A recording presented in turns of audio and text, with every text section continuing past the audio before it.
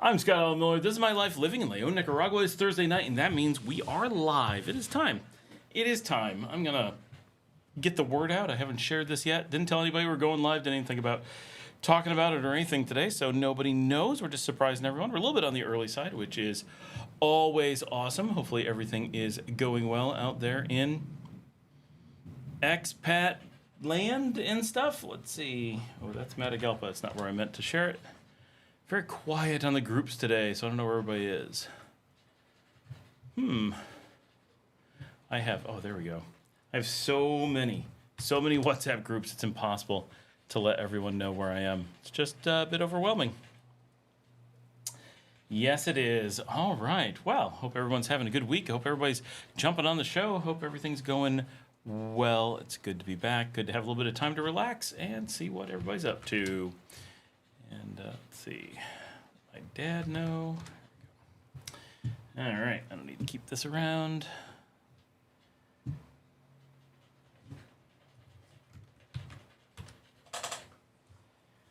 Whew, what a week.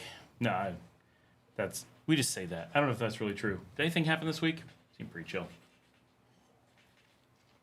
I had a busy day today, just at work, but not so bad. Good to be on the live and getting a little bit of chance to just chillax with y'all.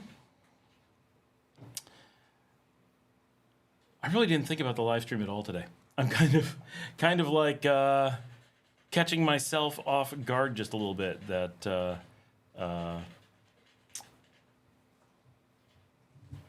not at all mentally prepared. It just kind of snuck up on me. I said, "Oh, it's 3:30." Started getting ready and hopped on. So here we go. KL7 is here. Hola, Scott from Eastern Washington. How's it going? I've been doing this for so long. I kind of just went live, and I'm like, did I forget something? I feel like there's something I need to do, but like the audio seems to be working, and the video seems to be working, and I think we're on. Luke says, "Hola, y'all." We got 8 people on already, so we're doing all right. John Mason, hey, Scott, new to your channel. I wish there was one of you for all the countries I'm considering. I wish I could go to all the countries you're considering and do the show there. That would be amazing. That was kind of originally sort of a part of my plan just a little bit. I wanted to go and do a lot more travel, but we kind of ended up in sort of the perfect place, and work has been busy for quite some time, and so I kind of just ended up being here a lot more than I had originally planned on. And so we've done a lot more Nicaragua content. I'm hoping with some changes, I'm hoping to be in Belize a little bit more often, hoping to be in Bolivia a lot more often, and get some more places. But let us know, John, what countries are you considering? Let's maybe I can get there. Mad audio scientist, in the building. At work while listening to the live stream. I am also attempting to do some work in the background, because why not, right? Like, I'm sitting at my desk, and you guys don't ask questions fast enough, so I gotta keep myself busy. My dad's here. Good evening. Mark Augustine is here. What's up, guys? Brent's here. Hi and bye. Need to go to work. Oh, wah, wah. Sorry, Brent. That sucks. So I was hoping today to review my situation and plans. Well, you're on the live. This is the perfect time to review your situation and plans live. Let's do it. Mark says, you've been to Bolivia before? Yes, I have. So I love Bolivia. I have offices in Santa Cruz de las Sierras, Cochabamba, and La Paz. I'm currently working, fingers crossed, working hard to get a permanent apartment in Cochabamba, which is already picked out, already mostly worked out. Just got to get some work stuff to shift around, and it will happen. But yeah, I've been working in Bolivia for a long time. My company is not officially based there, but its 2 largest offices are both in Bolivia. So we've been very connected to it for a long time. My eldest daughter's best friend is Bolivian from La Paz. And so that kind of hooked us up with Bolivia long ago. But absolutely love Bolivia. I've never lived there, but I do. I mean, I was on the phone with them for 3 or 4 hours today. And I do have some videos from both Cochabamba, well, from all three cities, but primarily Cochabamba and La Paz. I don't really spend time in Santa Cruz de las Sierras. It's not really my vibe, and it's a tiny office there. But the other two are where I try to spend time and look forward to spending more time. Absolutely fantastic in Bolivia. Long list. Ecuador, trying to do some work there now. Colombia, love it, want to get there, so close. Albania, super love Albania, such a cool place. However, I'm going to tell you, I prefer Kosovo. Now, I know what you're going to say, but Albania has all the beach and Kosovo has none. You're right. However, I found in many cases, I like going to the beach once in a while, but what I want to do all the time is live in the mountains. Kosovo has better mountains and is Albanians who live in the mountains next door. Like there's a super highway between them. It's so easy. Prefer Kosovo over Albania, but Albania is fantastic. Georgia, have not spent time. Ukraine, lived there, absolutely love Ukraine. I used to live in Kiev during the early portion of the war. And Ukraine was fantastic. I have lived, so you're new to the channel, you may not be aware. I'm originally from the United States, grew up in New York, lived in Texas for a long time, worked all over the U.S., including California, Virginia, South Carolina, Florida, everywhere in the Northeast, Michigan, you name it. Originally from the Rochester, Buffalo area, lived in Dallas for a really long time. Lots of work in Austin, family in Houston. Moved to, did a ton of research, travel a lot, grew up in a part of New York that Toronto is really kind of my home city. How is it kind of in my mind, like it's the nearest large city, not New York City, which is what people assume. I did live, oh my gosh, my wife is from Frankfurt. And her sister went to Oneonta, SUNY Oneonta. My wife went to SUNY Geneseo. Which I grew up within sight of Geneseo. My father, who's on the video, lives in Geneseo now. So, holy cow, Oneonta, small world. My wife and I met when we lived in Ithaca. So, wow. Oneonta, such a beautiful town. We did a ton of research. Canada was always like second home, didn't really feel foreign. We moved first to Spain, then to, no particular order, Spain, Panama, Nicaragua, Italy, Greece, Romania, and Ukraine that we've lived in, plus I've spent time and worked in many other countries. But those are the ones we've lived in, and love it. It's very different vibes.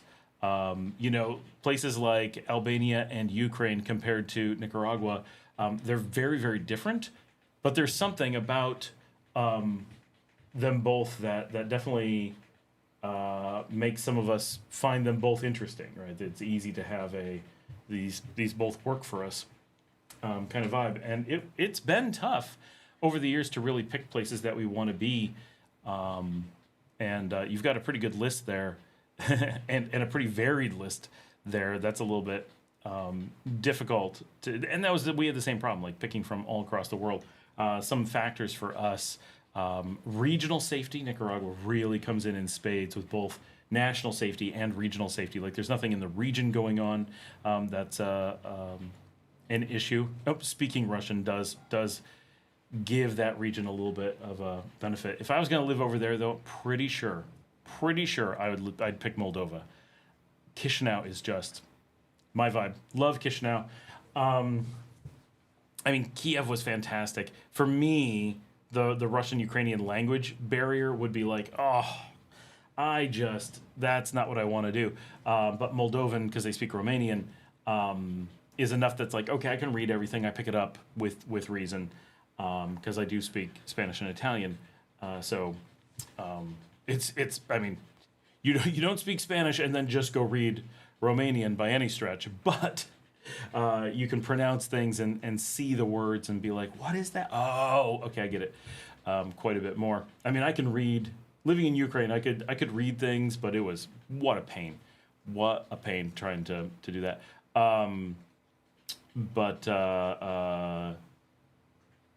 Nicaragua is, in many ways, lower cost, a lot less regional instability, that kind of stuff.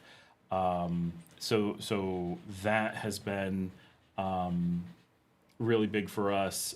My dad is in New York, so being able to go back and forth is really nice. Like our distance to the U.S., like we feel like we're in such an exotic location, yet we can be in the U.S. in 2 hours. That's big.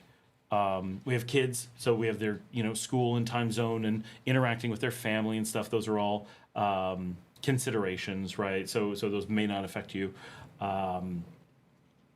We really like that it's Spanish because that's a language that gives us a large region to explore. Because we're not easily going to learn a bunch of languages. We're just not those people. But learning one for sure. So for a while we were speaking Italian because we lived in Italy and we're Italians. My wife and my kids. So it was like yeah, well, and so I learned Italian and. But that doesn't give you much access to the world, right? You've got Italy, which is fantastic, but that's it. Once you're in France, you're in France. But Spanish, we can go to Europe and speak Spanish, and Spain is my favorite place in Europe, although I have a lot of push to the Romanian sphere or the Balkans, like that region. I do truly, truly love, and I love the Greek islands. There's a lot of draw there, but I have a very strong, Spain is just fantastic. It's so close to Africa. It's so nice to be able to just take the ferry to Africa. I love everything in Spain. And so having Spain, and we're about to get a flight here from here to Madrid direct. So it's like, anytime you want to go to Spain, I need to be in Spain right now. Boom, we're there, right? It's not like hopping all around doing all kinds of things soon. So that's nice. But being able to go everything from, northern Mexico, which I probably don't want to go to northern Mexico, but central Mexico, all the way down to southern Argentina is so big. And it's all really cool. There's all this really interesting stuff and neat. And it's like, because we speak Spanish, we kind of get access to that in a whole different way. And that's a really big deal. It kind of opens this whole part of the world to you. And for us, like, we're not linguistic specialists by any stretch. Spanish is a very approachable language that we're able to actually, kind of learn and use. And my wife and I both took Spanish in high school, as many New Yorkers do. And so that stuff kind of added up for us from those perspectives that it really drew us to Latin America in general. Plus, just generally, like, Latin America is just generally safe and accessible in a way that, like, Europe is super safe and accessible normally. But when things go wrong, things go really wrong. If we were still living where we were in Ukraine, for example, it would be regular bombardment. So that's a factor. I don't want to avoid Ukraine because of that, but I think my Ukrainian friends understand that we're not looking to be in the middle of the action. Right? It's like, we got kids. It's just not a thing to do. So it's, it all depends on the things that matter for you. But this region really, really worked out for us. And I feel like Central America has a little bit of a, I don't know how to put this, like a little European vibe, meaning in Europe, one of the things, there's lots of things to love about Europe, but one of my favorite things is how many things are close to each other. And obviously nothing quite comes close to this, right? The whole France, Germany, Netherlands, Belgium, Spain, Portugal, Italy, Switzerland thing, right? Like, what are you doing this afternoon? I'm going to 8 countries. I'm going to sample food in each one. Boom, boom, boom. Wow, amazing, right? That's really hard to do anywhere else. But just in this little region, like, I can take a bus and by 2030, supposedly a train to Panama, Costa Rica, Nicaragua, Honduras, El Salvador, Guatemala, and Mexico. And Belize from Guatemala is a 2-hour little tiny prop flight, barely moving over the mountains, so it's not very far. That's a lot of places that are going to be connected by train that are currently connected by bus. I love that I can just hop a bus and end up in another country, and all of them are nice, right? All of them have cool things to offer, and like, we've only got Costa Rica between us and Panama, yet even though they speak the same language, Panama feels like another world. It is completely different culture, food, the weather's the same. Generally, they have a different storm, kind of like they have the similar daily storms like us, but they feel so different. I don't know. But they're very urban. We're very rural. They're South American. We're Central American. Like, the vibes are just totally different, but they're so close. I love that I can hop a bus. You know, I don't do this nearly enough. But like, what am I doing this weekend? You know what? I got a couple days off. I need to chill. I should take the bus to Panama, right? That's not something you can do in America, right? You're gonna take the bus for 3 days. You're gonna get to Canada. Woo, right? But here you can really get places, and Guatemala City is my favorite city. Definitely, if you're looking that kind of list that you're looking at, I would Guatemala for sure. Put that on your list, John. It's by far my second choice location. It is absolutely fantastic, and very close here, and technically within our borders. So that's one of the other things that I like a lot here, is that in Central America we have this Central American kind of like European thing where we can move all around. And if you have, and that's because we have one border. In Mercosur, in South America, they don't have a single border, but if you can get citizenship down there, you have access to all of South America as a single location as well, but with borders. But you almost always have to fly. The places are so big, it's crazy. Like it's like, what if South America is like, what if Europe were a bunch of Ukraines, right, in size? Like, oh yeah, you'd have to fly. You couldn't just drive from yeah. They're big. Argentina is big. Bolivia is big. Peru is huge. Brazil is whoa. Right, so it gets a little bit different because of that. And it always amazes me flying to Argentina, like flying over Bolivia. You'll be out there for so long, and then you'll be like, oh my gosh, we're just flying over Bolivia. Like, we're not even like, holy cow, it's a long way. These are big, big places. It blows my mind how close we are living here to Colombia and Venezuela, because it's like, you know, they're right off the border. Like, they're right there. And if you go straight south from Nicaragua, you're in the Galapagos Islands. Like, oh my gosh, that's where we are? That's how, okay. And then you try to go to like Bolivia and you have to fly over Peru. And you're like, well, I thought we'd have been there like a day ago. Sorry, Peru. It takes a day to fly over. You're just like, what? These are big, big places. But I think if you put Peru over top of the U.S., it's like the top of, I think both Peru and Argentina, and definitely Brazil, are so tall that they would be in Canada and all of the U.S. and parts of Mexico. They would spill over on both sides. They're so large. So it's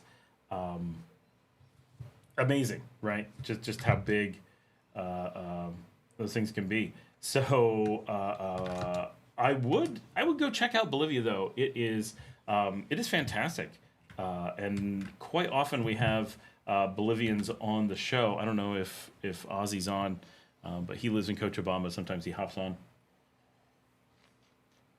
He's been on the show briefly with me in the past.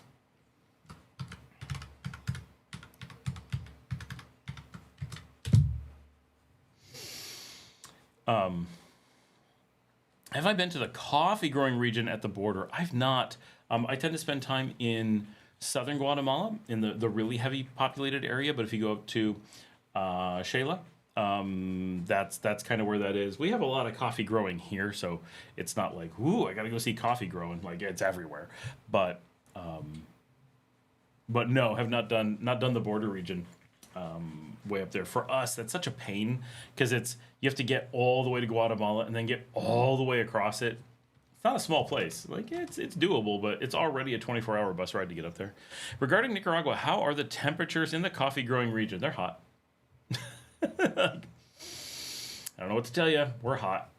So the coffee growing region obviously is cooler, but it is still warm. All of Nicaragua is warm. The Matagalpa, Esteli, Nueva Segovia, Madrid, Jinotega region is all cooler, but cooler compared to the hottest cities in Latin America.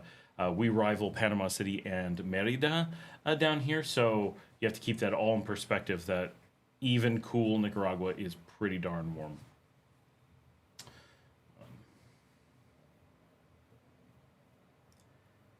I was talking to my CEO today, and she's like, I think you need to get a place in Tecpan.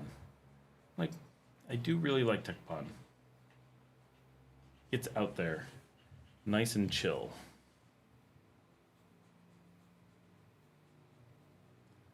I gotta find this crazy restaurant that I discovered out there. Well, this might be it. Oh, that might be it. Oh, that's totally it.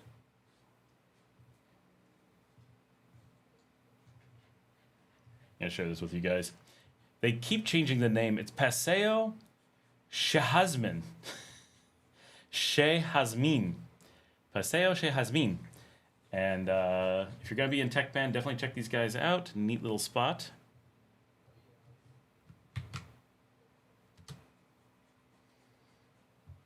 Temperatures are a big draw for Colombia and Ecuador.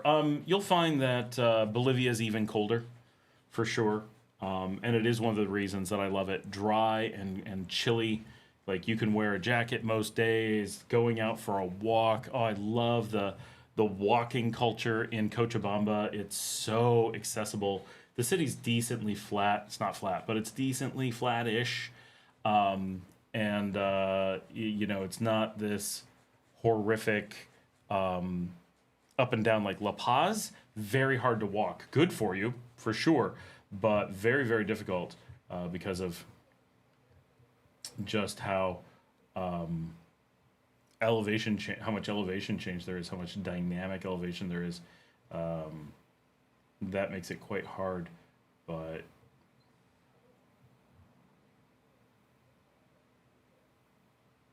oh my gosh, this place that I was just describing, it is now a massive, apparently, like, greenhouse system. None of that was there when I was there. That is what?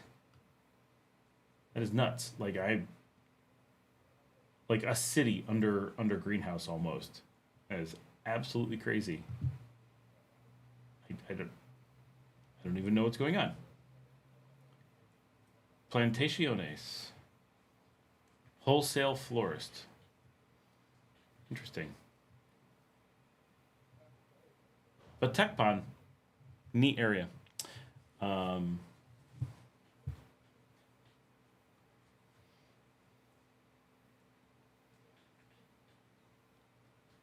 Yeah, I'm hoping to be in Ecuador maybe next year. Colombia is so accessible from here, but I never go. But it's like, if you only need a backpack, you can be there for $85, which is pretty darn cool. But from here, if you don't need a carry-on, you just need a personal item, you can get to Sao Paulo for $150. And if you're wondering how far that is, it's far. It is truly amazing how far that is.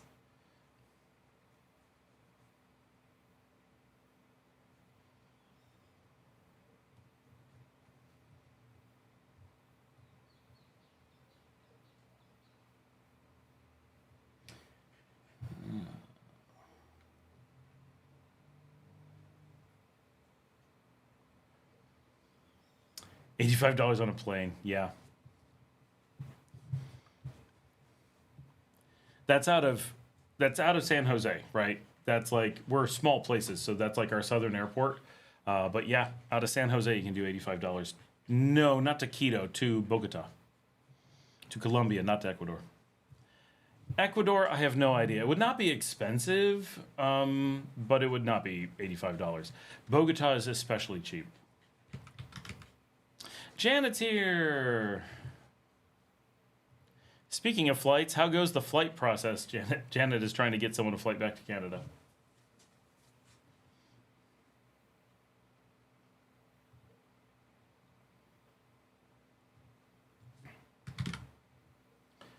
Yeah, so it's one of the secrets of living here. If you can get down to the San Jose airport, living in Costa Rica, pricey. But using their airports, cheap. I guess I used that backwards. Cheap. Cheap is good, pricey is bad, whatever. High cost, no good. I guess that's how you... Anyway, the secret here is living up here and using their airport, and you get just crazy deals if you shop around and know what you're doing.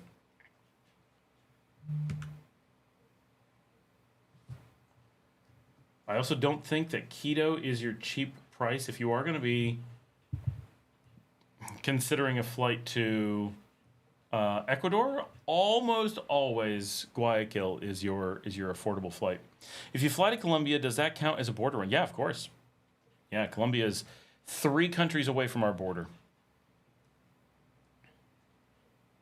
Here we go. Yeah, so Guayaquil is $146. So it's a lot more expensive. That's the same deal, not taking anything. If you want to take luggage, things get a lot more expensive. Just to give you a basic idea, it's almost always $100 extra for luggage. It's like the luggage is $100. Whatever price, whether you get $50 or $200. Excuse me. Whether you're getting $50 or $200, the additional amount for your luggage is always $100. Right? So expensive flights, it makes sense to have luggage. Cheap flights, it doesn't. So here's the thing I've thought about. But first, for Mark, he asked, we already answered, but he said, if you fly to Colombia, does that count as a border run? Yes, of course it does. But importantly, the deal to Colombia is from Costa Rica. You will have already done your border run on the way to the airport. So, I mean, technically, Colombia itself won't count as your border run because you'll already have your border run once you entered Costa Rica. Colombia won't count against you, but it won't count extra either. John says, is that Copa or Avianca? Those prices are Avianca. Copa does not have the hefty baggage fees, but does have a higher base cost. And typically, Copa, you're going to fly from Managua or Panama, not from San Jose. San Jose is too close to Panama, so it's kind of like having Bluetooth when the thing's right up against it. It's like, whoa, this is too loud. No, it's too close. You're not going to get deals between Costa Rica and Panama, but you can get them between Nicaragua and Panama. So different airport, Managua. But typically we don't get like crazy deals on Copa, but we get really good prices. So I fly Copa much of the time, including going in the other direction. Like if we're flying to America, Copa is a top contender. If we're flying to Guatemala, it's a top contender. Flying to Mexico, I'm looking at going to Mexico in February. That'll be on Copa. Now, partially because I'm meeting someone in Panama and hanging out and then going together. But the flight on Copa is 1/3 the flight direct on Aeromexico, going to its home city. Right? The flight's $1,000 on Aeromexico and it's $350 on Copa. Plus freebie layover in Panama City. Sign me up. And to John's point, there is a fantastic, I'm told, new Georgian restaurant in Casco Viejo, Casco Antiguo. When I lived in Panama, everybody called it Casco Viejo. Since then, it has migrated to its other name of Casco Antiguo. But that supposed to have an amazing new Georgian restaurant that everybody's been raving about the last year, and I've not had a chance to eat there. So looking forward to going to Panama and getting Georgian food before heading to Mexico City and doing who knows what in Mexico. Party up in Mexico.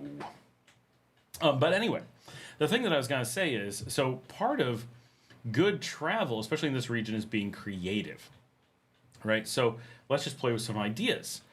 Because I was doing this recently, because I need to go to Bolivia on a regular basis. And because my offices, so for those who don't know, my offices in South America are 3 offices in Bolivia and 1 in Argentina. Buenos Aires, my CEO is in Buenos Aires. And I do have some customers throughout the region. And I do have a Portuguese office, but they're Portuguese, not Brazilian. Which is cool for work reasons, but not as cool. It'd be much cooler if I could fly to Brazil. I do love Portugal, but going to Lisbon is more of a pain, although with our direct flight to Madrid, that'll be much easier soon. But to get back on track, I need to be able to go to Bolivia more easily. So some cool options that could come up. Flying through Bogota or flying through Sao Paulo.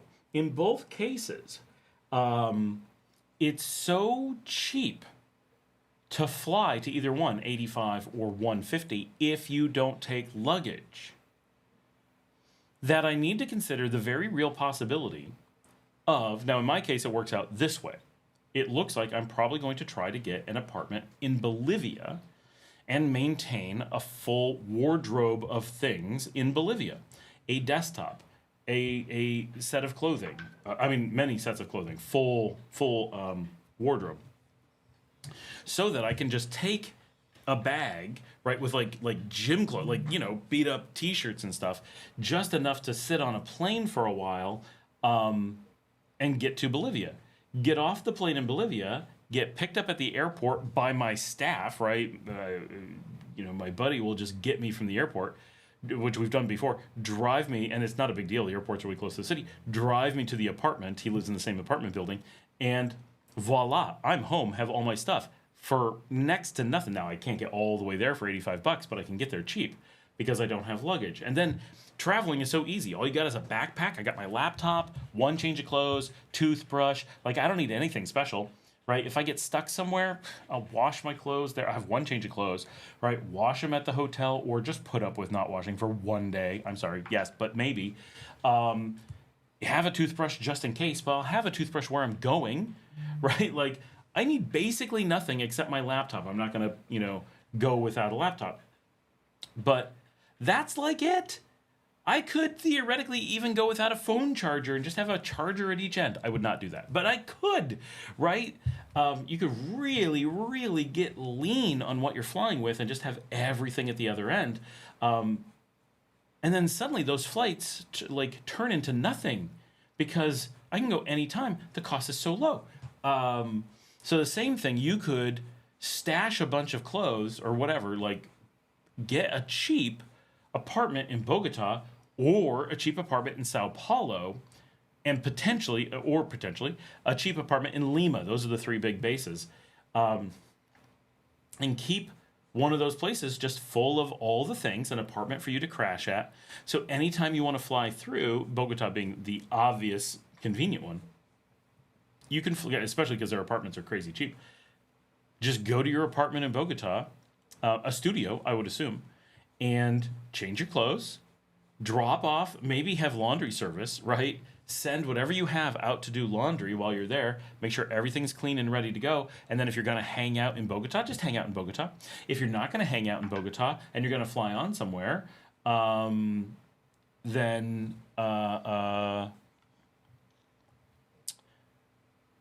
just pack a bag there and take your cheap South American flights to wherever you want to go. That you don't have to pay these high fees like you do coming from up here. And so there's, with some creativity, I mean, obviously you're not going to travel for free, but if you're traveling a lot, and you want to live in a really low cost place like Nicaragua, obviously just living in Bogota might be even cheaper. But if you end up finding that Nicaragua is the place that you really fall in love with, then some creative stuff like, wow, I could get reasonably, you want to be really cheap. So if you want to travel a lot, let's say you have a housing budget, you were thinking of spending $700 to $800 a month on rent, not food, that's extra, just rent. You have enough, you can be like, okay, that's half what I would do in the US. That's not bad. Okay. Well, I got a really nice apartment here in Nicaragua. Now, not for a big family, this is for one, maybe two people. I had a nice apartment here in Nicaragua for $180 here in Leon, right? And it just went, I had it for years. It just sold again at $180 because I gave it up and it went within a few weeks. Beautiful 2-bedroom, comfy, no major utility fees, everything all in with all the utilities was about $280, but that was only because we were paying for really high-speed commercial fiber. If normal people, you would get Claro cable and cut that down to $230. So $230 a month for a very comfy 2-bedroom in Nicaragua. And I mean comfy enough that you could live there and be completely happy. With internet, with your power paid for, your water paid for, and that's a gated community, so you don't have to worry about squatters or something. If you're gone, the owner is 2 doors down in an attached building. No, you're good, right? Well, you spend about the same, $230 to $280 in Bogota, and now you're looking at under $600, and you've got 2 places, one in Nicaragua, one in Bogota.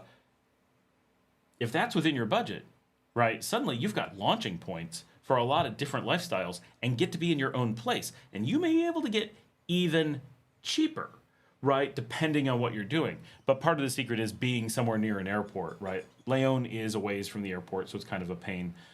If I was going to be in Colombia, almost certainly I'd want to be in Bogota because I love having an airport nearby. And Bogota, come on.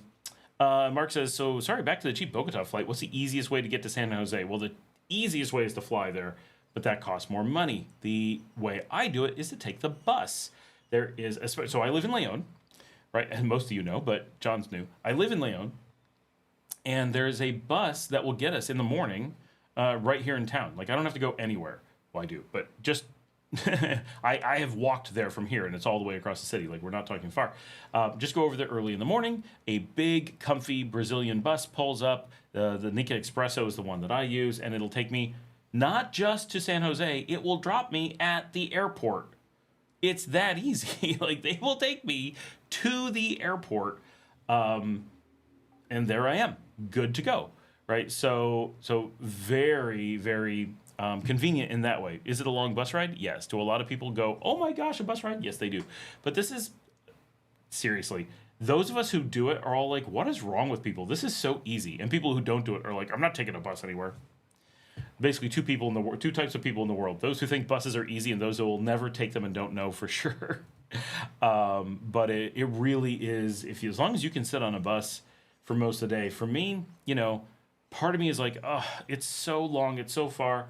But another part of me is like, I'm just zoning out. Like, this is my chance. My brain shuts down. I do some Duolingo on my phone. I stare out the window. And, it's a beautiful drive through Nicaragua, then a beautiful drive through Costa Rica. They stop a couple places. You can shop. You can get dinner in northern Costa Rica. They always stop at a place before they turn into the mountains. So you can see the ocean in the distance while you're eating at this buffet. Honestly, I like the buffet a lot. It's quite tasty. I've been there so much, I know the buffet. And then they just take you so they'll either go to 810, which is a bus terminal, kind of downtown. Not my favorite part of the city, but whatever. It's safe now. When I first started going there, it was a war zone, but now it's pretty good. But the airport, my gosh, I mean, it pulls right into the airport driveway. And they're like, here you are, enjoy your flight. So it's really, really nice. Did I answer things? Did I get distracted? I like the bus anyway. Cheap flights in Colombia. I was thinking the Coffee Triangle, Manizales, Pereira, and Armenia. Cool. Nice area. I've not spent time there. That would be cool. 180 in a gated community. I should be clear. It's not a gated community. It's a gated apartment complex. So it's only 4 apartments in a really tiny little neighborhood. So it's not, the entire neighborhood would barely be a gated community. It's so small. But it's a nice little sought after barrio sub neighborhood by a really high end high school. And it's a tiny little gated thing. So it's gated, like really secure. So obviously you have your own locked doors and stuff. And then it's gated so that the 4 apartments have their own private area that is gated. So it's gated, but it's the part that's not necessarily correct. It is definitely gated. It's not exactly a community. But yeah, 180, 2 bedrooms. I've got a video on it if you search on it. It's nothing fancy, but it is a very comfortable Nicaraguan style. And Norman from the channel looked at it and wanted it. It was gone the same day. Like, he was like, oh, I think I want this, and it was already gone. But I know the owner, and it's a beautiful spot and nice owners, right? They mostly take care of things. Once in a while, we had to do a little bit of maintenance ourselves. But seriously, at 180, like, oh my gosh, the towel rack isn't mounted the way I like. You know what? Mount it yourself, right? Like, be happy you got this place for 180. But we had it for 2 years, and absolutely, it was fantastic, right? Just great location, 1/2 a block from the bus, so you could just walk up to the end of the road. It's like 2 buildings away. It's like a large building, but it's like a house with a yard distance, not a block. That's how far it is off the main road. That's where the city bus comes by. So if you want to go downtown, you would walk whatever that is. I mean, I could make the run in 20 seconds probably. You're on the bus, and for 20 cents, you're downtown at the main plaza, even though this is way out in the outskirts. And if you go an actual 2.5 blocks towards the city, which if you're super lazy, you could take the bus for 20 cents, or take the 5 minutes to walk it, and then that's the beach bus, goes the other way and takes you to the beach for like 35 cents or something. And of course, taxis will come by, and it's within the Pedidos Jaw delivery zone and all that stuff. It doesn't have a lot going on around it, but it is a very safe, little quiet neighborhood that's quite nice. Nicole says, I'm looking for something like that. Everyone is. Once you see the apartment I used to have, I showed it to someone who was, that's how I found out about it. I wasn't looking for an apartment because I have a house. And I was showing it to somebody, and they didn't take it. And I'm like, my gosh, they're out of their minds. This is the freaking best spot. And so when they didn't take it, I'm like, I'm going to take that. Like, that's just, sometimes when people come and visit, I just want a spot, right? For utility, for whatever, at 180, it's just worth having. So it's kind of, that's how I ended up with it. And then eventually it's like, you know what, we don't use it that often. We were using it a lot when Marcela lived in Managua. She would come visit all the time. So she stayed there all the time. She and her kids would live there, and she kept her stuff there. So it worked out really well. Now she has a house here in Leon, and doesn't need it. So we found that we basically never used it then. Does that bus make other stops in Nicaragua? It does. It actually originates in Chinandega. We're the first stop along the way. We're not the terminal. We're the first stop. It might pick up in like Nagarote or something. I actually don't remember its path between here and Managua. They do a pickup in Managua in Los Robles, and then they do a pickup in Jinotepe, and then I think a pickup in Rivas. And they might, if you call them, they might do a pickup at the end of the road for San Juan del Sur. They won't go into San Juan del Sur, but La Virgen is where the road from San Juan hits the Pan American Highway. I'm pretty sure if you go out there, you can flag them down and they will pick you up. You have to have a ticket, but if you go and get a ticket and pay attention, I think you can do that. But don't try that without knowing what you're doing. The others, it's just a regular stop, and then they go to the border, and then I know they stop in Liberia, in Costa Rica, at the airport and at downtown. But they actually have a stop or two on the outskirts of San Jose, but I don't know anything about them. I kind of zone out while I'm like, I don't know the region well enough to be like, oh, that town. No, it's just something in the general San Jose region. John says, I'm fine with buses and a good chance to meet locals. It is. There's like no tourists on the bus, no expats. I'm not sure I've ever ridden the bus with another expat before, other than like, my kids or my wife with me. John says, I have a friend here that is from Pereira. I never hear it pronounced. I know Eric used to live there and visits every winter. He owns his mother's house there and another house that he bought for his retirement and rents now. Very nice. Leon isn't that close to the beach, is it? We are the one city in Nicaragua that has a beach in the city.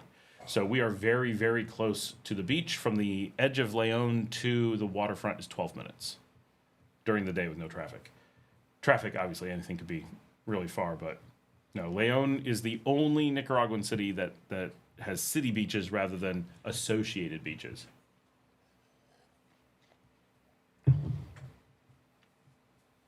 It's close enough that I live in the city of Leon, and I have walked to the far point of the beaches, because I have a hotel that's most of the way down the beach, and I've walked to it for dinner before. It's a long walk, but I did it as a video one time. And I did it on a broken foot. So I did the walk from Leon to the beach on a broken foot. I think that's decently close. It was also very foolish, and it hurt a lot.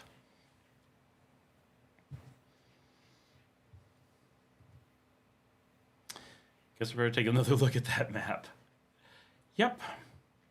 Now, obviously, the far side of Leon, because, the width of Leon is only slightly less than the distance from Leon to the beach. Like, I'm going to zoom in a little bit, see if I can figure this out. If you go from the very farthest east to farthest west of Leon, and then look at the edge of Leon, yeah, the distance across Leon compared to the distance from the edge of Leon to the beach, it's about 1.5 widths of Leon to get to the beach. Two out rallies. If I look at it long enough, I'll see words. Greetings and salutations. Scott, what do you pay for the beautiful house you live in to purchase, not rent? No one knows what it would cost to purchase, because this house has never moved before, and they're unique, right? There's very few. it's rare unless you're looking at like a very, very basic barrio house or one of the what we call Nika houses, the construction complexes. Houses are 100% unique, and there's no predictability. Even living in the house, we don't know what we would pay to buy it, and we would be off by potentially as much as 200% in any given direction. It's never sold, ever. No house like it has ever sold in the city, so there's nothing to go on. There's not trends. There's not that other house in another neighborhood. What would I pay for it? I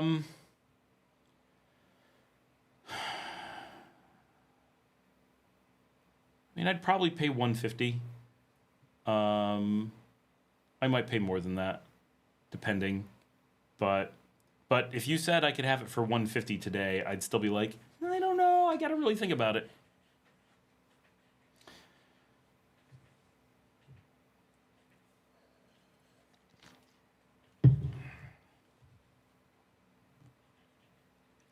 Because the big thing is you really have to compare like what else you can get for similar money and what you can build and then have exactly what you want rather than yeah, John, go for it. May I outline my finances expected for your review? You know, with houses, if you're buying something that's, so this is an older house, right? There's a lot that's great about it. Like there's tons that I love about this house. Don't get me wrong. It's tons that I love. But there's things that I'm like, you know, I'd really, as a renter, like cool, whatever. But as an owner, I feel like, oh, no.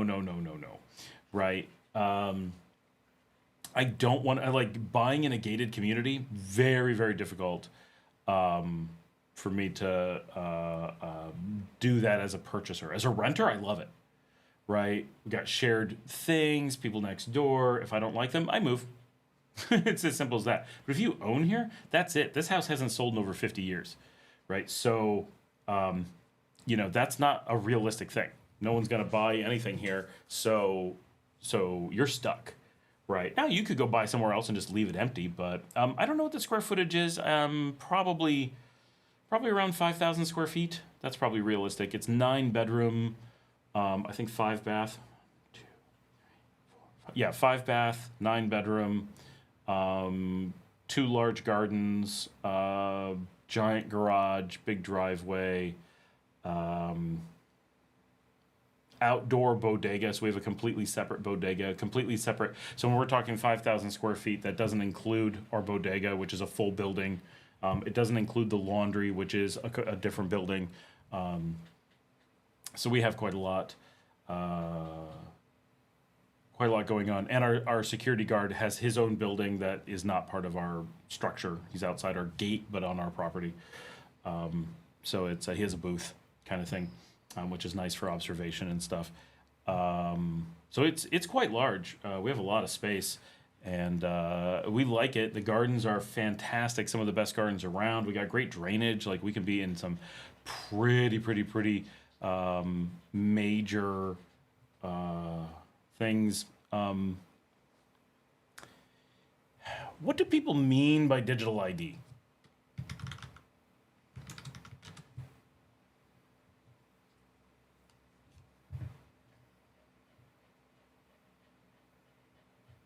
Like,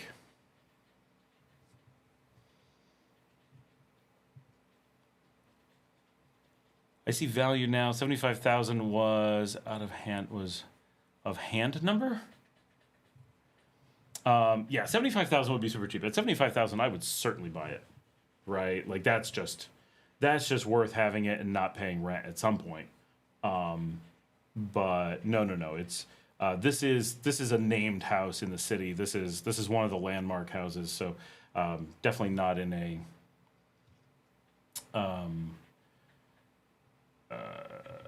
not going to be one of the cheaper ones, right? It took years just for us to be able to rent this house. We're the only people who've ever been allowed to rent it, and that required a lot of pulling stuff.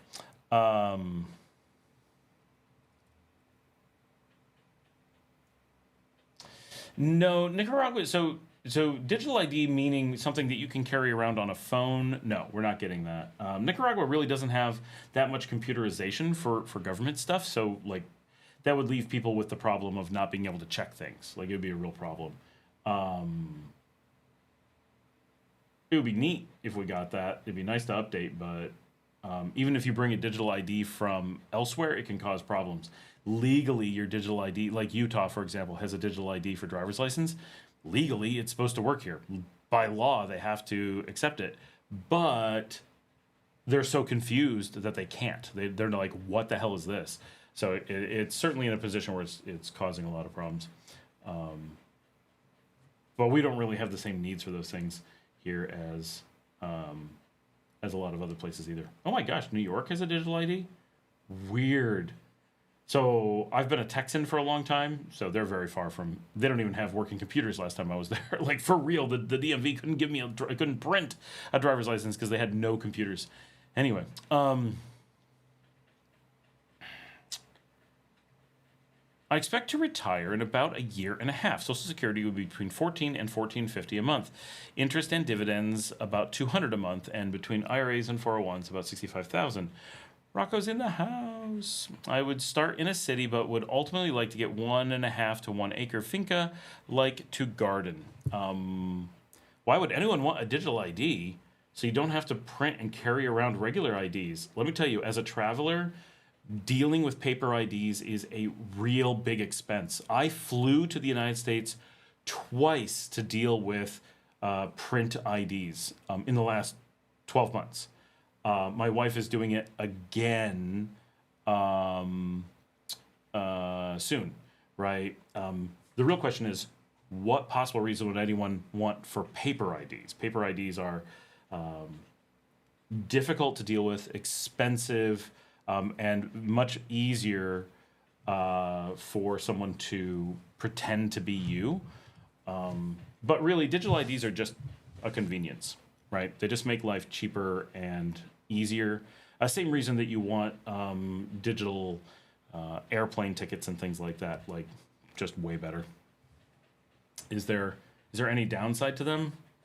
Not that I know of, other than agencies need to have working computers to be able to use them at all, except they don't. It's just like, for the most part, like a picture of your ID on your phone. So if you're willing to look at a piece of paper to take as your ID, why not look at your phone? Obviously, that your phone could have the battery die on you, and then you need an ID and you don't have your phone. That would suck. But the same thing if you just lose your ID. That would suck too. But I've never heard of anyone with a downside to them. They're only make life easier.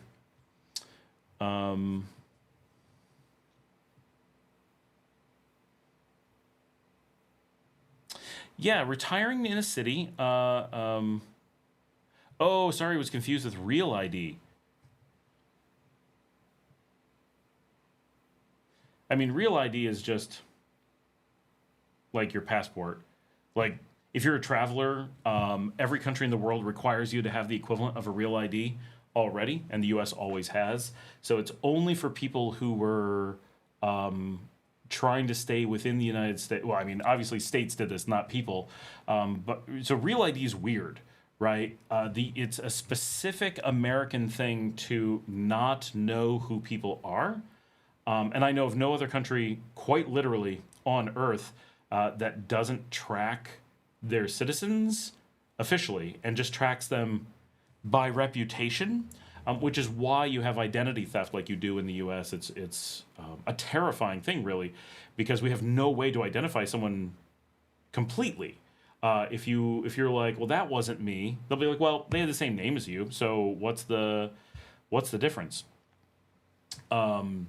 It's right. It becomes an opinion of who's who rather than an actual identity, a way to communicate about who is who. So Real ID moves it into they're actually tracking normal stuff. So I wouldn't think of it as the Patriot Act. I would think of it as catching up to the 18th century. It was just the America was backwards to a degree of absurdity with that. But anyone who's ever had a passport, you already had Real ID all along. It's anything you've heard negative about it, It's pure someone's trying to scam you. They're creating fear, uncertainty, and doubt by making basically they do this like America's a wild west. We have no tracking. We do nothing. We know nothing. And it sounds good until you realize that means the government can accuse you of things anytime they want. And there's nothing you can do. That wasn't me. Well, how do you prove it's not you? Because how do you prove you are you? You don't exist, right? It's a scary system and benefits no one. Real ID has no downsides, pure upsides. Not a lot of upsides, but it's pure upsides, right? Don't fear Real ID or digital ID in any way whatsoever. They are common things for scammers to try to create fear and try to get people to panic, but the whole world has done this 100 years ago. Not digital IDs, obviously,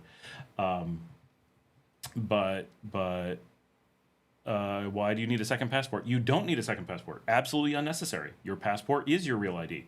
Real ID exists solely for people who don't have a passport. I've had a Real ID since I got my first passport. So that's it. There's no requirement in the United States for a Real ID. That's, again, right, people are creating these fears, trying to make it sound scary. Trust me, if you've ever heard anyone give you it's scary around either real or digital IDs, two different things, stop and be like, whoa, there's no possibility of there being a scary thing or even an inconvenient thing with this. There's no downside. Something must be wrong, because all Real ID is an actual ID. The real thing that should be scary is, why are they giving out like driver's licenses if they're not sure who you are? But definitely, like once you've thought about being an expat, you're way past. You've already got Real ID, because every country in the world required you to have Real ID to come into their country. They just didn't call it that. They're just called IDs. That's what's funny, is in the US, they're using the real term. What we had before wasn't an ID. It was a kind of ID. Everywhere else had IDs. Now that the US has made what we used to have and called them IDs, they're actually referring to the new ones as Real IDs to point out the fact they're really IDs for the first time. It's pretty funny. It's not actually a new form of driver's license. It is it's a state identity license that most states combine with their driver's license, but that's just a convenience, again, per state, and is the state level ID is recognized as an actual ID. Prior to having Real ID available to the states, the only Real ID you could get was a passport. It is an option, state by state, for the state level IDs to operate like a passport, minus the permission to travel internationally. But it does include the passport-like controls, which all other countries have in their cedulas, right? So my stuff here in Nicaragua, I have a Real ID as recognized by the United States for Nicaragua, right? And it's not, I have a U.S. passport, but I have a Nicaragua Real ID. That's correct. You have to use a passport to travel in the U.S. if you don't have a different Real ID, correct? And that's been the case for quite some time. They announced that in 2000 when Bush put it into law, and they gave him 25 years, quarter century, to get the country up to accepting that we needed IDs to travel inside the country by air. It's for getting on flights and things like that. You can travel around the U.S. without it, no problem. It's just in order to know who you are getting on a plane. So digital ID, then digital currency, social credit score, climate credits. No, David, it's the opposite. It's completely the opposite. So digital ID is nothing like digital currency. No, it's not a slippery slope. They're not related. Digital ID is just a convenience. Digital currency is a different thing, right? Digital currency isn't a digitized form of regular currency. It is a real currency, but it's not digitized regular currency, right? It's or it could be, but none of that is going on. And if that's the case, then there's, again, no downside, right? Digital ID is purely convenience. Social credit score, totally unrelated, totally. So watch out. People are, I talk about this a lot. When you're an expat, you're looking to be an expat, people will target you for scams watch out. If you feel like anything in society, like, yes, there's like big broad things in society that are truly scary, but all these like really normal, convenient, obvious, have to do it for business, it's just the natural flow, it's the same as the rest of the world stuff, if in any way that triggers some kind of like, this is inconvenient, this is scary, it's a slippery slope, go, whoa, guaranteed someone is trying to make you scared, and that's a setup towards taking advantage of you somewhere else. It may be that they're straight up looking to scam you, maybe. Or it may be that they've been scammed and they're just repeating it because they're scared and they don't understand what they're saying. Or it could be that they're setting you up because they're trying to manipulate you into, for example, having the opposite political opinion than you would have if you were making your own decisions. But whoever's telling you guys these things, watch out for those alerts, right? So expats, the group of people who are looking at moving abroad, are a very high risk category for being scammed. So even if you aren't personally a high risk person, by being interested, especially in a country that's very not like the US, this puts you into a algorithmic category that's very easy to target and say, these are the people most likely to, one, be reacting in a panic way, and second, that they're moving means there's a lot of potential turmoil emotionally. Not negative, but just change. I'm looking at major changes in my life. I'm looking at switching things up. And that causes our brains to go in kind of a panic mode. And we become very susceptible specifically to fear, uncertainty, and doubt, scams. And so you'll find people going after to scare you with real ID, digital currency, all these things. Now, I talk a lot about why digital currency is dumb and doesn't do what people think it does. Yeah, but that doesn't mean you should be scared of it. It just means you shouldn't invest in it without really knowing what you're doing. And it's not an investment. You shouldn't be trading it unless you really know what you're doing. If you know what you're doing, by all means, go trade it. Don't tell other people to go trade it. That would be foolish. But if it's something you're interested in and you know what you're doing and you have enough money to play with it, then by all means, enjoy that. And maybe you'll do well, maybe not, but you know the risks that you're taking, right? But these aren't things to be scared of. None of these have a component that could be causing paranoia. None of these could be actually triggering something.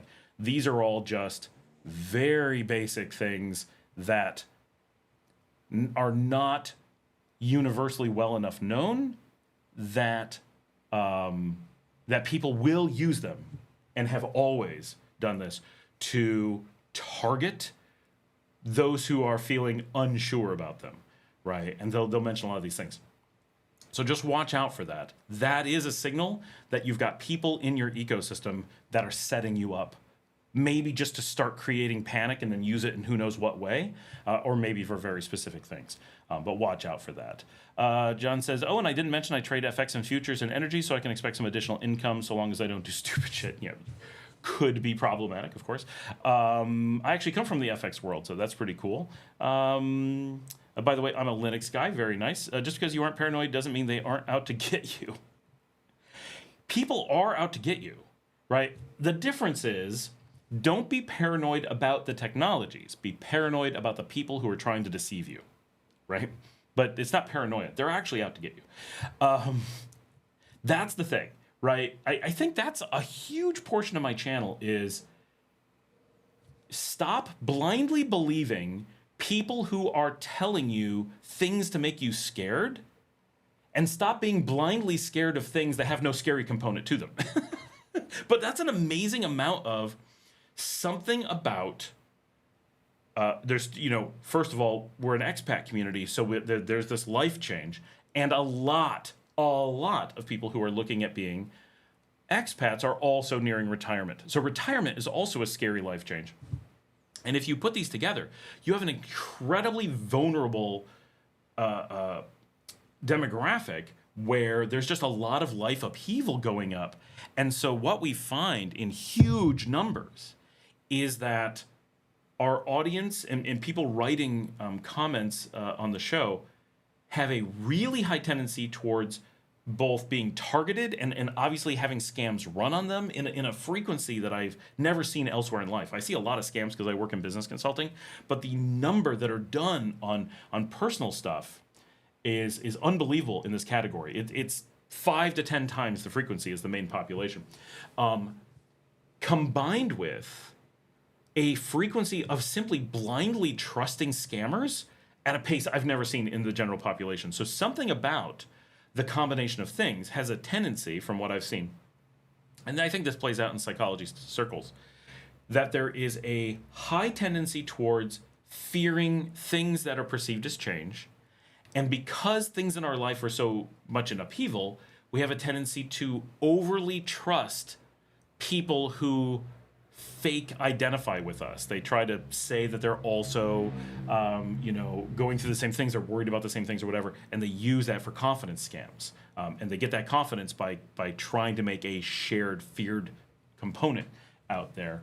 And so specifically, very important, watch out for these things. Watch out for the people who are trying to make you feel scared. That's who you should be scared of immediately.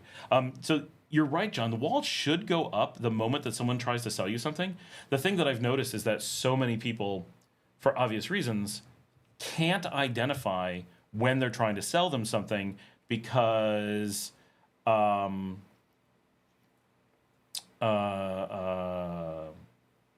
they don't do it directly. They're not like, hey, you should buy this thing I'm selling, right? They'll do things like just try to sell you on gold, right? Oh, the world is scary. The US dollar is going to collapse.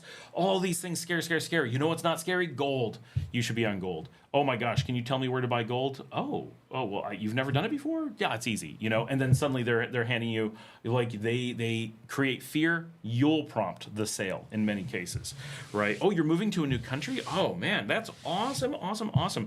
Don't worry about everything you hear about the getting deported and it'll be fine, blah blah blah. Suddenly they're like, I have to worry about these things? Can you get me like a good lawyer and stuff? Oh, I guess I could help you with that, right? And people think I prompted them for a lawyer, and they prompted a fake fear. They created a panic that I then responded to, and it may not work 100% of the time. A good scam doesn't, right? What makes it a good scam is that it's very hard to track that they just did a sales process. They created the need for you to then need them to sell you something. And then they actually make the money by giving you a fake lawyer. The lawyer collects 10 times as much money as they actually need to. They set you up further with a fake real estate agent. And what people don't realize is that in situations like this, there's so many international protections once you start doing this, that they can have big, big sets of collusion even. Some people just do this individually. But you can have whole communities. This is what happened to the person whose husband got put in jail here. Her whole gated community got together and targeted them and provided references, person after person after person after person. All these expats who wanted to make a quick buck created this massive level scam and took them for hundreds of thousands of dollars, and nearly killed them, right? So and none of it was because they were in Nicaragua. None was because they did something wrong. None of it was because of anything real. It was just a group of expats running a big scam, and that fear took hold, and they were afraid to ask for a real lawyer. They were afraid to ask for help. They were afraid to post anywhere. They were afraid. They kept it secret because they had been told everything was scary.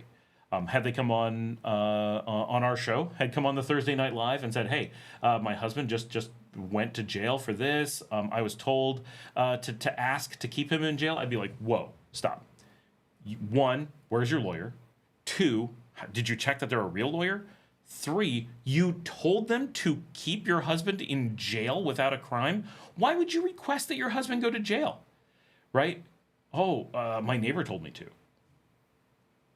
And then for 72 days, no one ever said you should request that your husband not be in jail anymore. Like, seriously. But they got them scared to the point where they went into panic response. And they had a fight or flight, in this case, flight, and just flailed and did crazy things. And if you were in the US or Canada and did the same thing, similar things would happen, right? The police would be like, they didn't do anything wrong, but we're required to get bail to let them out. There'll be, $100 bail. And being like, no, can you keep him? Well, we can. oh yeah, please keep him. I don't want him on the street during any of this. We're afraid that something's going to happen. Please just hold him in jail. You could kind of imagine the U.S. cops being like, well, if that's what you say to do, right? Okay, we're not mad at him. He didn't do anything. We don't think he did anything. We're just following some procedure. It was just an overnight hold. You really? No. But so it's really easy for those kinds of things to happen. You gotta be a little bit careful. By the way, John, I don't know if you are just saying you're a Linux guy because you think, wow, this is a smart guy. He must use Linux, or you actually looked me up and know that I wrote Linux Administration Best Practices, available on Amazon. Ding.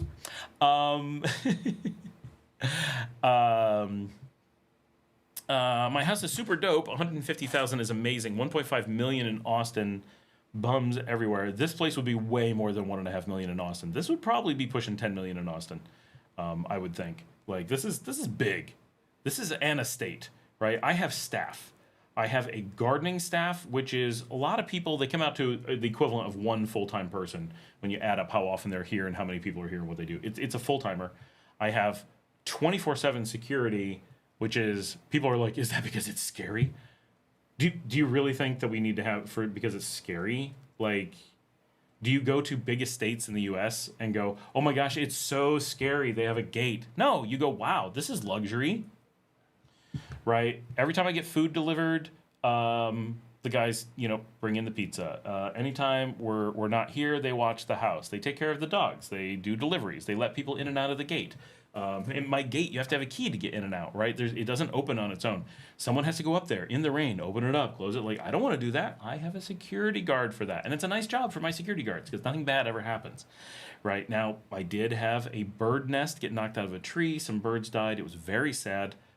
That was super gross. And security guard took care of it. My security guard also takes care of if any wild animals get into the house or anything like that.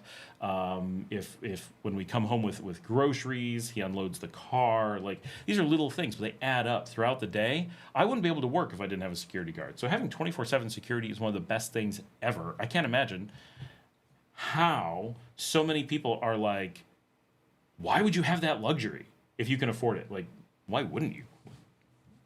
Wild. I have a full-time maid and cook, so we always have food. Like right now, I'm on the live stream. I don't have time to deal with stuff. Cooking dinner for my kids. She probably already did. Makes dinner for my kids. Takes care of all that stuff. I have a major domo.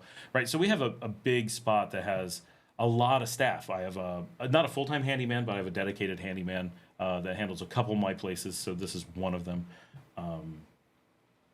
It's funny when you step back and you're like, there's actually like 8 people who are dedicated to working at your house. It's like, yes, there actually are.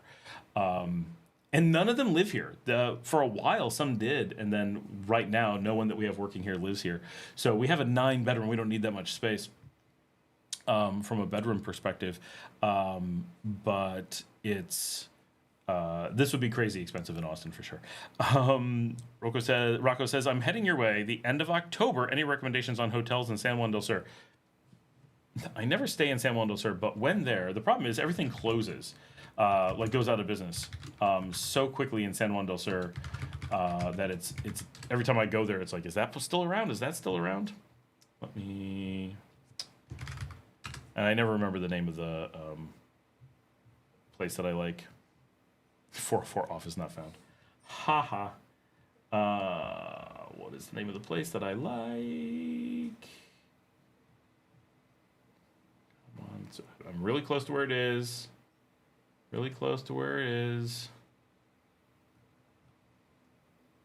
It's funny that there's a place called La Reina del Sur. For those who don't know, that is a famous narco soap opera. The Hotel Alcazar. That is the place that I like to stay. I will send you a link. Assuming that they're still open. It's basically on the beach. In your way, I've watched many of your videos. Oh, awesome, thank you. But I'm not a heavy-duty Linux guy. I just got fed up with how annoying Windows was, so I've tried many distros, but Mint is my daily driver. I used to use Mint. I really just stick with Ubuntu. Like, keep it easy. That's what I've got an Ubuntu laptop here, a Mac desktop here, and a Mac laptop here. But I use a mix, but no Windows. I have no Windows. Can you adopt me? Manjaro is quite nice. Dio Gio, hi Scott, saying hello from Central Florida. 600 a month, waterfront with kitchen.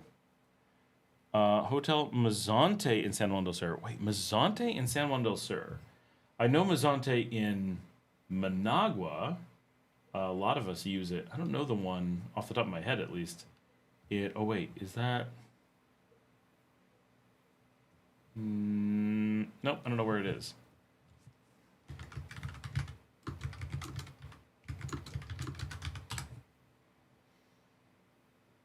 Oh.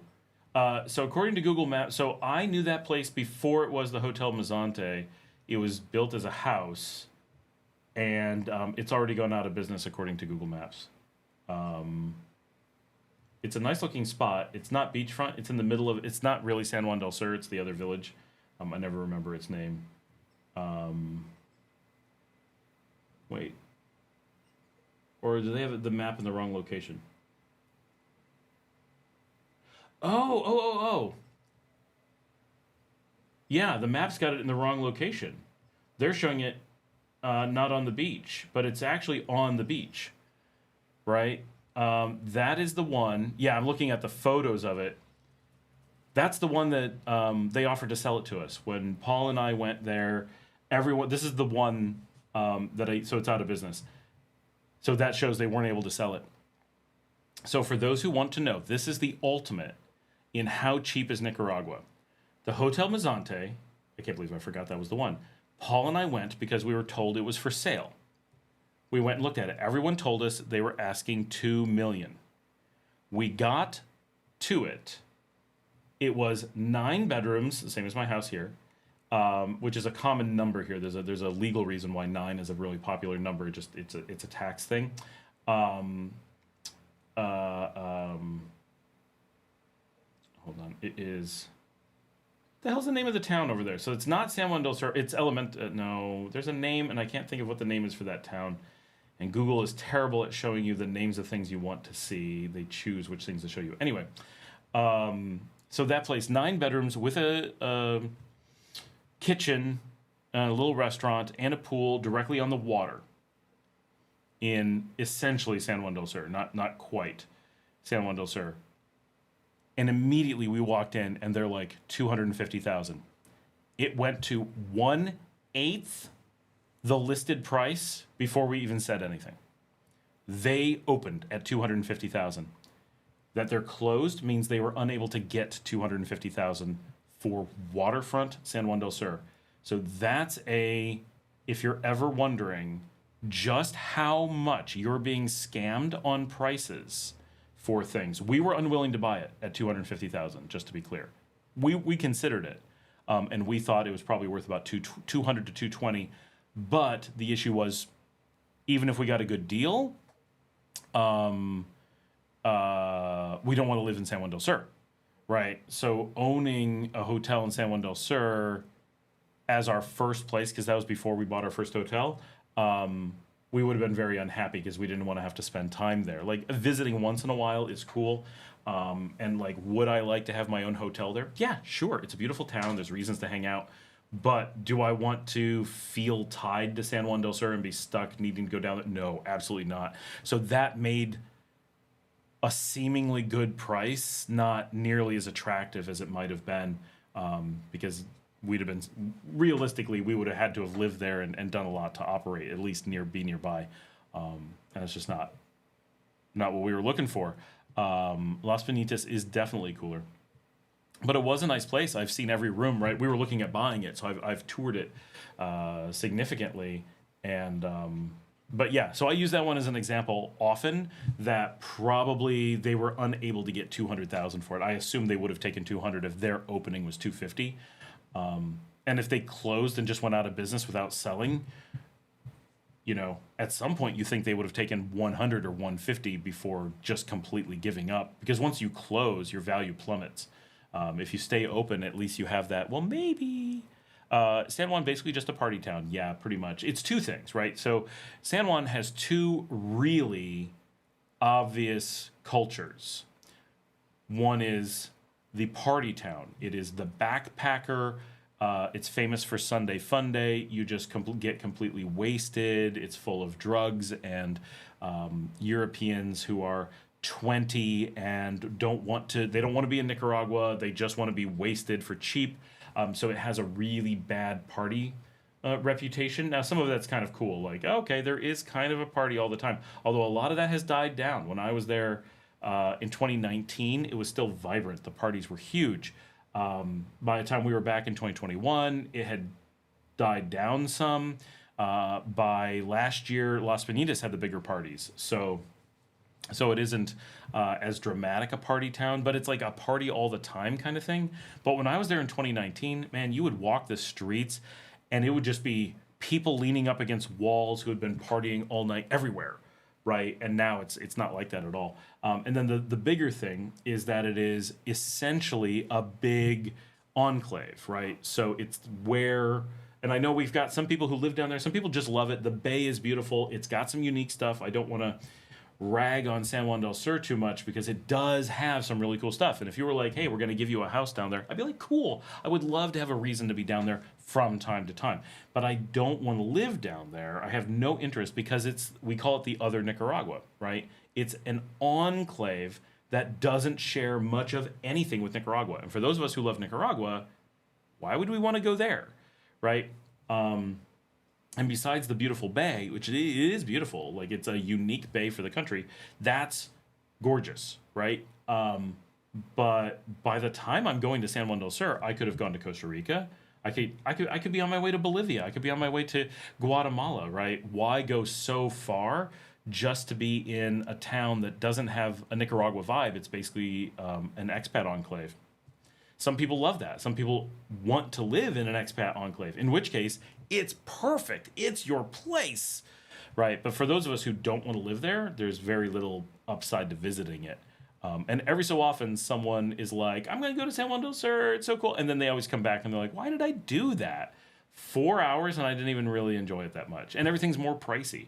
Right? My wife did it, I don't know, a year or two ago. And she was like, why the hell did I go there? She's like, none of the restaurants does she like. Not that the restaurants up here are great. Like, trust me, it's a struggle. But she's like, I didn't gain anything. Like, for much less time, way easier, could just zip into Managua and have lots of awesome restaurants and things to do. Like, it just, yeah. So the biggest thing is that it's an enclave town where there's loads of little gated communities. And it's kind of a neat culture, right? All the expats come down. And before we lived here full time, there was a bit of us being like,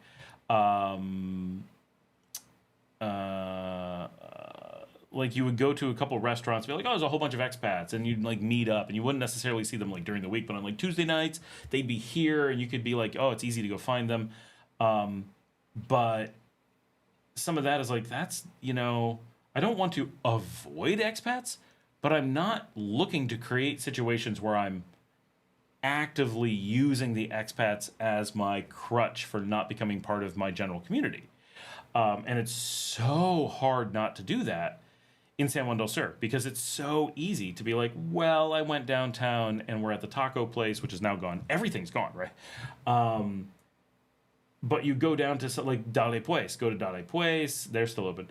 And there'd always be a few expats there and always a few tourists. And you'd always have someone you could talk to in English and always have, and it's really hard not to just either fall into that pattern or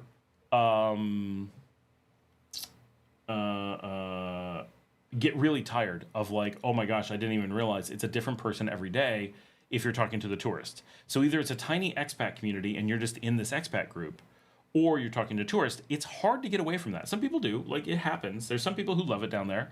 My co-admin on the Nicaragua expats forum lives down there and he likes it, but he's kind of an anomaly that he's really into Nicaragua, likes the country as a whole, and wants to live in San Juan del Sur, whereas the majority don't quite go that way. The majority, for sure, prefer to live apart. And so if you go down to San Juan del Sur and talk to people down there, quite often they're like completely unaware of the rest of the country. It's like super weird. They'll be like, oh, I don't know Managua. Oh, I've never been. They'll probably know Granada. They might know Ometepe.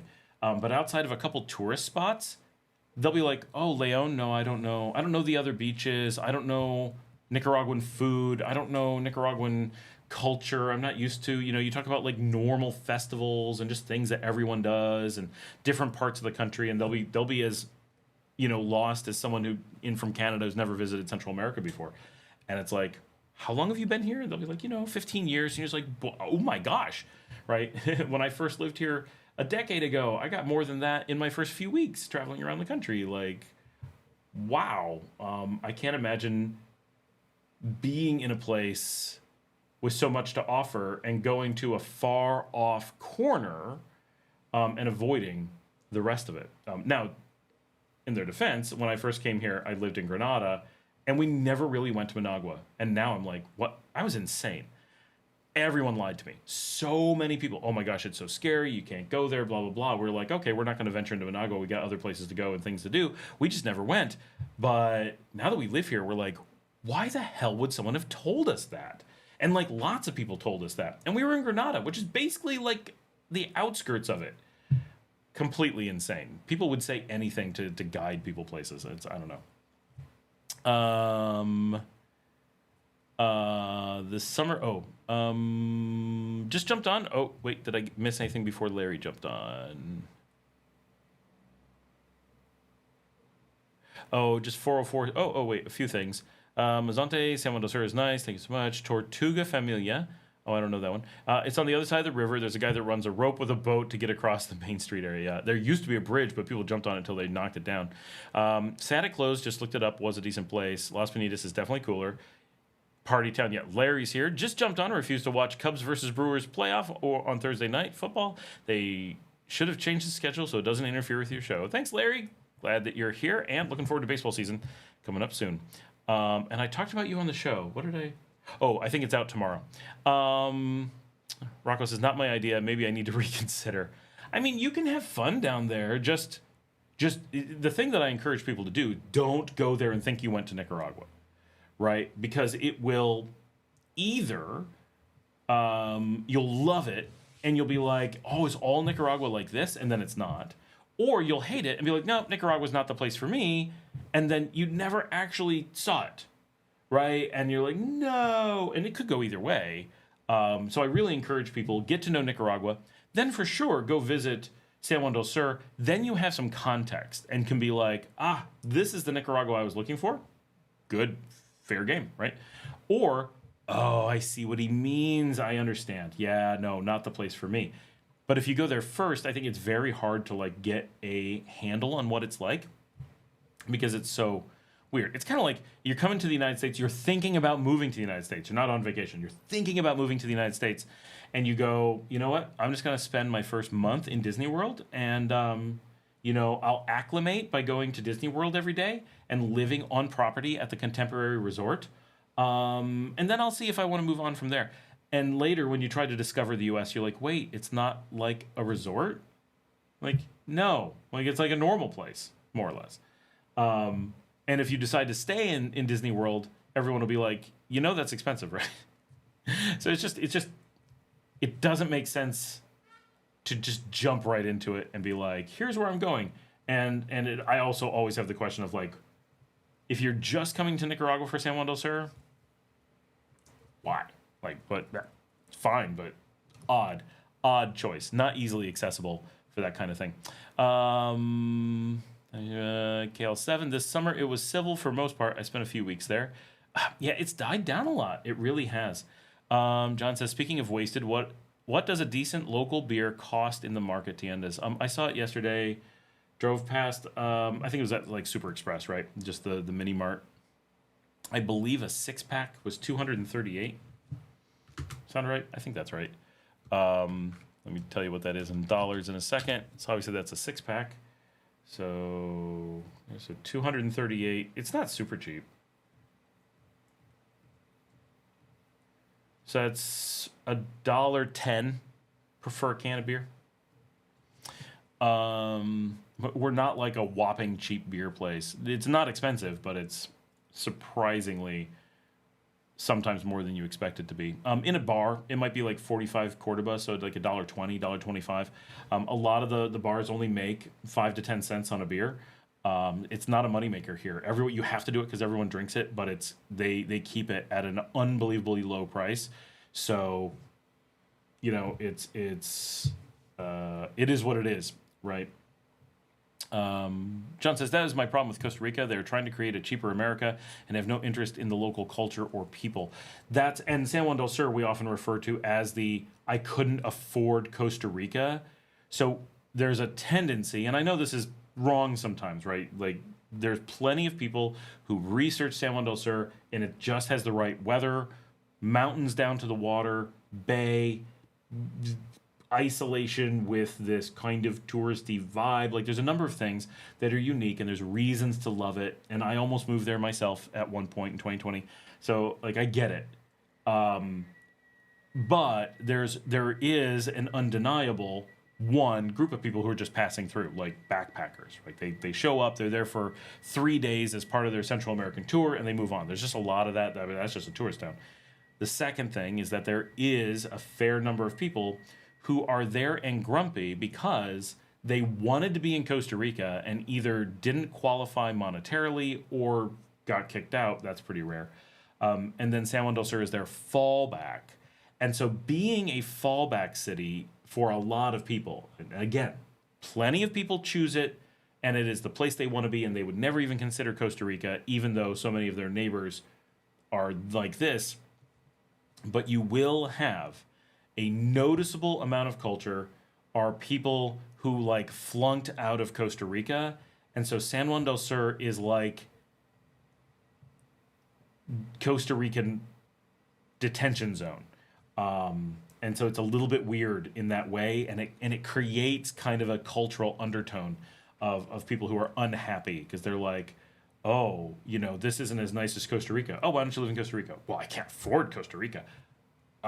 You can kind of see where the grumpy comes in. Whereas, like up in Leon, if you're coming to Leon, chances are you researched it and you said, I want to be in Leon, not I ended up here. Right, there's and San Juan del Sur has that struggle of everyone knows the name, everybody knows its name, boom, boom, boom, and so people who aren't doing any research go, well, I'm going to check out Nicaragua. I'm just going to go where you go to San Juan del Sur. Now, when I first came here and made the same mistake, it hadn't established itself yet, and Granada was the place to go in the same vein, and so it was the same thing. I went to Granada without doing any research. We knew we didn't do any research. And we're like, but then we toured around and went, oh, we went to the wrong city. We should have done research. Or this was us doing research, right? And we adjusted. But so you also have a lot of people who start there and then just never explore the country and think that that's everything. And a lot of the people are like, there's more out there. I never even crossed my mind that there's really more out there. They kind of feel like Southern Rivas is the whole country. And often they're flying in and out of Costa Rica. So they're really seeing this isolated zone, which is pretty rural in reality, as kind of representative of the country, and it never occurs to them that like Matagalpa, Esteli, Chinandega may be big, flourishing, interesting places that they want to check out too. So that cultural undertone, even if there's plenty of people that are not actually like that, it's enough that you get a vibe from it that you have a tendency to not be able to easily avoid. And I just saw that Ed, who lives in San Juan del Sur, just donated to the channel. So, Ed, thank you so much. I really appreciate that in the midst of a conversation about San Juan del Sur. Jessica says, hey, Scott, I just found your furniture shopping video going to Masatepe soon. Hope we find something beautiful. It's amazing. The thing that I recommend often doing there, just have it custom made. Go look at things and find an artist that you like and then talk to them, and they'll make whatever you want and ship it wherever you want in the country. It's pretty cool. Larry says, I love that taco stand. Did you say it's gone? I don't believe that the taco place has closed. Wait, which taco place was I talking about? Oh, yes, that one I think closed. Ed might know for sure, but I'm pretty sure that taco place, the one that was like, what was it? Naked Taco Tuesdays or something? That place I heard has closed. The Cerveceria closed. El Social is for sale. Republica's for sale. It's been rough. The number of places that I know from having been there that are still open is getting few and far between. 404 says Masatepe is great. Just make sure you shop around and don't stop at the first seller you see on the side of the road. Go on a Sunday and grab a nice sopa on one of the roadside restaurants. There's a lot of restaurants down there now. More and more are opening. John says there was a guy in Cuenca, Ecuador, that was there like 3 years and didn't know enough Spanish to buy things in a mercado. Ecuador has it much worse than us. So Ecuador, especially like Cuenca and a few places like that, and Costa Rica, have this what the hell's the name of it? I lived near it, but not near enough that I've never been there, but I lived near it. Hold on. Now I always, is it no. Oh my gosh, I don't even know its name. I'm completely failing at having been a Panamanian. I was never a Panamanian. I lived there. And there's a really famous enclave in Panama that is like 100% English. Everything in it is American fast food. Like, it's really ridiculous. I have eaten there. Like, I've gone there to go to the grocery store because once in a while when living in Panama, I'd be like, you know what, it'd be nice to have this, American thing or whatever. And we would go there. Coronado, I just found it. So Coronado, Panama is this unbelievable enclave, and everyone speaks English, and there's no Panamanian culture, nothing. It's absurd. But it's nice. Like, if that's what you want an English-speaking enclave and you just want to disappear and never become a part of the greater society, okay, Coronado is super cool. And it definitely has a big population. It has, a Wendy's and a Burger King and what all do they have? It's been a while. They've probably all changed. Oh, there's a big new mall now. Man, I've been away from Panama for too long. KFC, just everything's right in a row. McDonald's. It's just funny. Oh yeah, there's the grocery store we used to go to. The Central Commercial Coral Walk. Boy, it's been a long time. I may be in Panama in several weeks. February. That's several weeks for sure. I miss it though. I miss every place that I've lived. Right, like you just have like this. Oh, remember when? But like Cuenca is famous for this enclave living and people who never adapt. Costa Rica is famous for that. Coronado is famous for that. San Juan del Sur is much less than those places. Like it's bad, but you tend to learn Spanish. You tend to get some amount of culture. Compared to some of those, like they get pretty dramatic. We pick on San Juan del Sur for Nicaragua, but it's not at all the same. So those get pretty bad, and that's one of the reasons why I tend to avoid Ecuador, Costa Rica, like nice countries. There's plenty going, and of course you can get away from that stuff, obviously. But like if you go to either one, and then go to someplace like Nicaragua or Colombia or something, everyone's just like, oh, Ecuador, oh. And you're like, no, I lived in it. No. Like, it's one of the things I love about living in Sutiaba here in Nicaragua. I can be anywhere in the country, and people will be like, oh, Leon, you live in El Centro, like in all the fancy old colonials. I'll be like, oh, no, I spend a lot of time down there, but, I live in Sutiaba.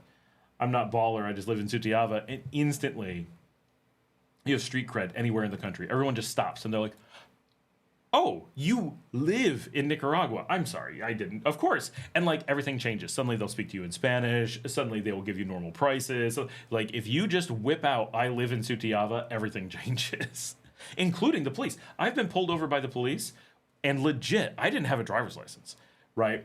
I mean, I'm not like a crazy dangerous driver. I was not drunk. I had my small children in the car. Real small. I had my kids in the car. I was driving a beat up farm truck. I was heading to the coffee shop. I had all my insurance and other papers. It's just that my American license had expired and they hadn't sent me the new one yet. So, yes, I was completely illegal, 100% my fault. But I got pulled over and they were like, no. And they made me get out of the car and cross the street and stand there and talk to a sergeant and all this stuff. And they're bringing people over and they're like, what are we going to do with them? And the law says I'm supposed to go to jail, right? Not prison, just jail, and take my license. And I'm there on the side of the road, and they're looking at stuff, and then they looked at my cedula, and the guy and the sergeant's like looking at my cedula, and he's like, Sutiaba? And we're in Sutiaba, right? We're not far away, like we're on the other side of town. And he's like, so down there? I'm like, yeah, I live in Sutiava. And he just kind of looks at me and he's like, all right. That was... And then I said, well, since I'm already out, do you mind if I go to the coffee shop anyway? And he gives me this look and then rolls his eyes. He's like, fine. So they actually let me drive, just not very far. But like the amount of I'm from Sutiava versus I'm from Leon, the city or whatever, it's noticeable how you get treated differently in different places. But even in Managua, right, people know instantly, oh, Sutiava. Cool, right? Might as well be from a hardcore barrio in Managua. D. Gilbert, I'm way behind on reading stuff. D. Gilbert says, how we doing this week? Doing all right. I've been busy, but I'm always busy. Getting lots of good work done. Did a little walking around, filmed the market yesterday. That'll be up tomorrow, I hope. Lots of rain this week. I'm trying to think. Mostly I've just been working, hanging out with my kids when I can. Marcela has fully moved to Leon, so she's been around a bit. Hospital's open. Not a ton of stuff going on this week, I don't think. But doing all right. Andrew O'Neill, I love this show so much more than Thursday Night Football. Thanks, Andrew. D. Gilbert says, how do I get on a private call with you about relocation to Nicaragua? I was checking all over your pages and couldn't find anything. So I don't really advertise anything for that.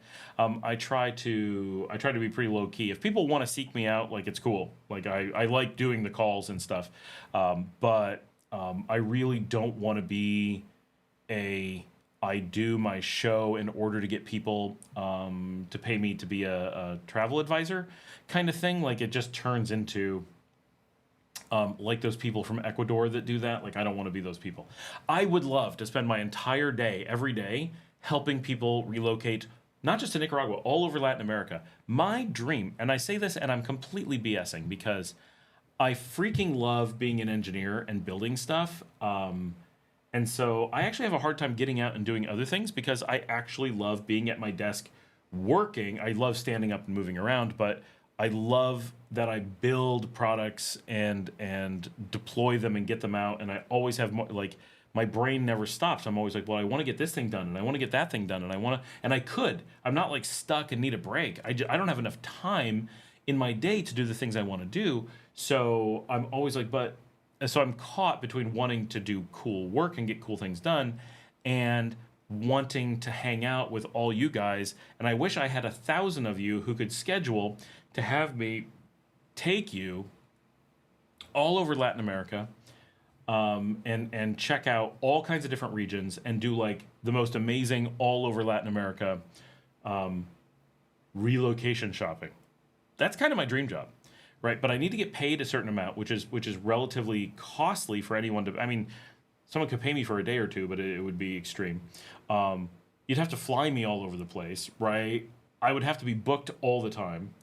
And the other thing that I like doing, like while I love travel so much, I also really like being home with my kids and my dogs. And my dog is right here sleeping in the bed next to me while I do the show. And my daughter does the cover of the show every week. And so on one hand, so I really am stuck in life that I want to spend all my time doing relocation stuff and traveling. And I also want to be home doing engineering and just hanging out with my kids and my dogs. And I really wish there was enough time to do both all the time. Most people get like burned out on people and are like, I need a break from people. I only need a break from people so that I can get work done, not because I actually want to be away from people. And I only don't want to be traveling because I want to be home with my kids and dogs. If they were home, I would never want to be home at all. I'd be like, why even have a home? I don't need one. So I have this dichotomy. Anyway, that was a lot to avoid the question. What I do, D. Gilbert, is for an hour phone call, 12 coffees. Just shoot me an email and coordinate.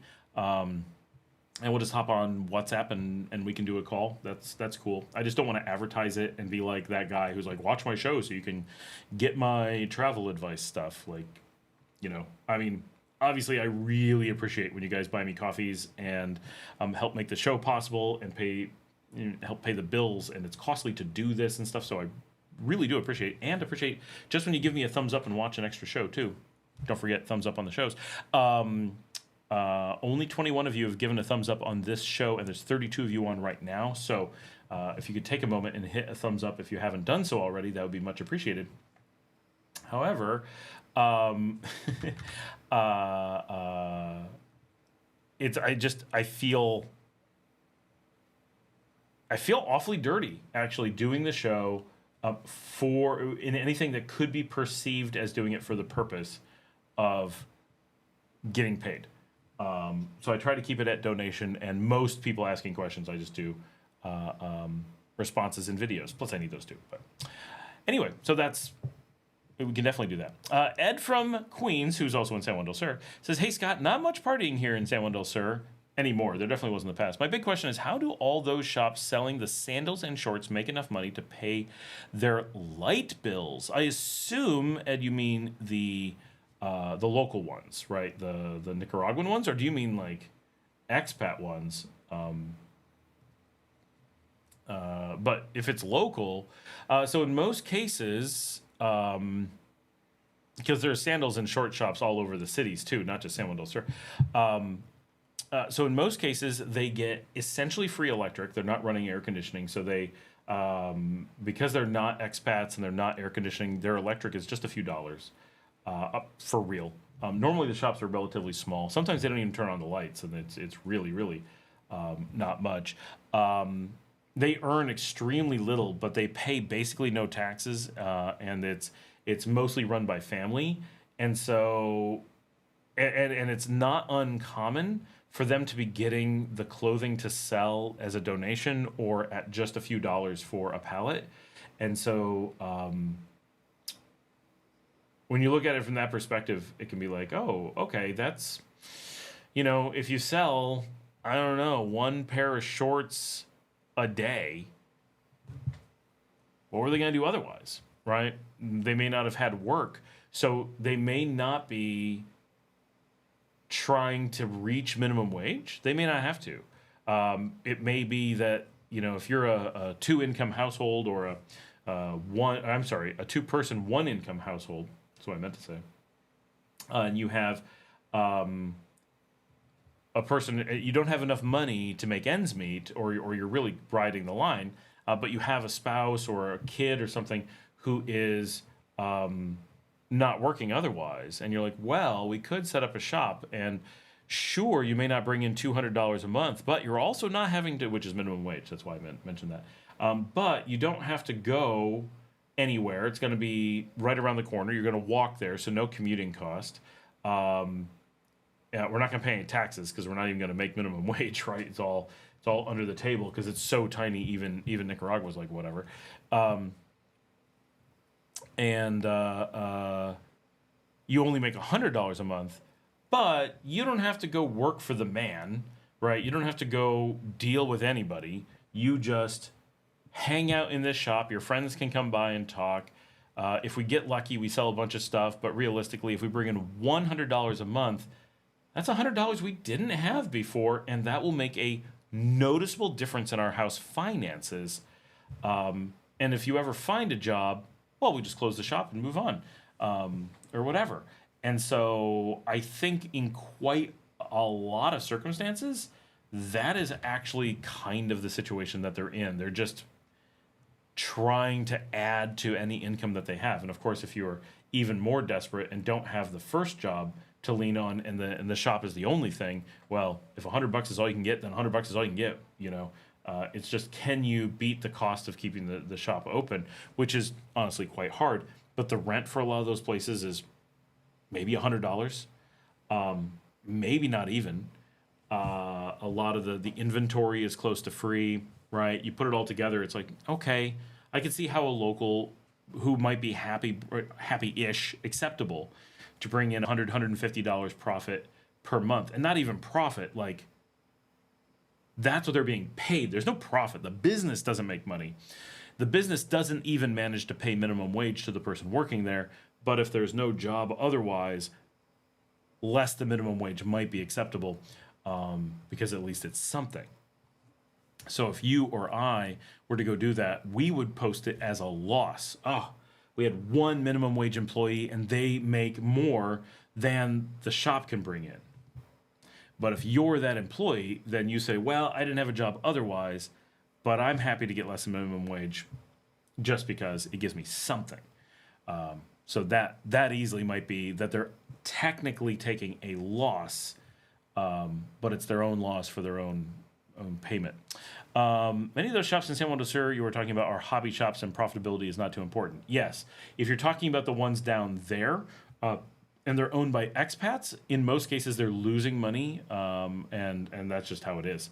Lots of people lose money in their businesses here and just keep going. And people are always asking me like, well, they're doing okay, they're busy, and you're like, well, they're busy. That doesn't mean that they're making money. It's not the same thing. And in many cases, they're not busy, right? Also a problem. Gold when eaten. Same thing in Cambodia. Beer is seemingly based on American prices. I mean, we buy beer. I mean, what's a beer in a bar in America? You can get it down to a couple bucks, but I think these days getting below like $3 would be really hard. And here, if we go out to a bar, $1.25 will get you a beer. And I'm talking Tonya here, not going bargain on Frost. Oh, excuse me. I don't even have a beer. It's early yet. It says Granada is a great town. I like Granada. I just don't like living there. I really like visiting there. It says I heard the Nacho Bar was sold and under renovations. Larry, that is the name of the taco place we were talking about. The Nacho Bar, and it was sold. It would be nice if that was under renovations. How much is there to renovate? It's just a open space. Rocco says Cuenca is awesome. I have not been to Cuenca. I do want to check it out, but it's very low on my list because very expat enclave. Tiffany does great things. Hola, strangers. Hope all is well with the families. How you doing, Tiffany does? Good to have you here. John says, speaking of trucks, I've seen, I don't even know how to pronounce them, but K trucks on videos. Are they affordable there? Pretty much everything's affordable here. Unless you're talking about something really like luxury, like, oh, I want to get a Corvette. Well, that's going to cost you more than other places. But if you're looking at like cheaper things, we generally get cheaper things cheaper than other places. So I haven't priced out those particular trucks, but most trucks are pretty cheap here. Vince says 5. I don't know what that is, but hey, Vince, how you doing? 404 says rapid transit terminal coming to Marcata, Israel in Managua. Rapid transit terminal. What does that mean? Rapid transit terminal. So I never use Mercado Israel, but they've had the I've been there for the interlocales, but what's the rapid transit terminal? Oh, you mean the new buses. The new buses that are using the I did know that. That is pretty cool because Israel is just off of the new highway. Luke says Barrio Guanuca, Matagalpa is the Sutiaba of Leon. It kind of is. John says, so I said I wasn't a hardcore Linux guy, but I do own an IBM System X3650 M4 and a Dell R320. I once owned an IBM AS400 that took 11 racks in my house.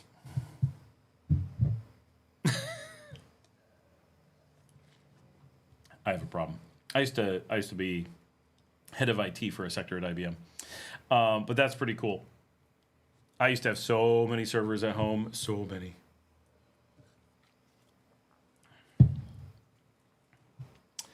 MP Marvin from New Jersey. New to this platform? Well, welcome. Glad to have you here. But I watched many of your videos, but I have a question. Have you done a video about what a vegetarian or vegan choices are in Nicaragua? Well, it would be a really short video because there's very few.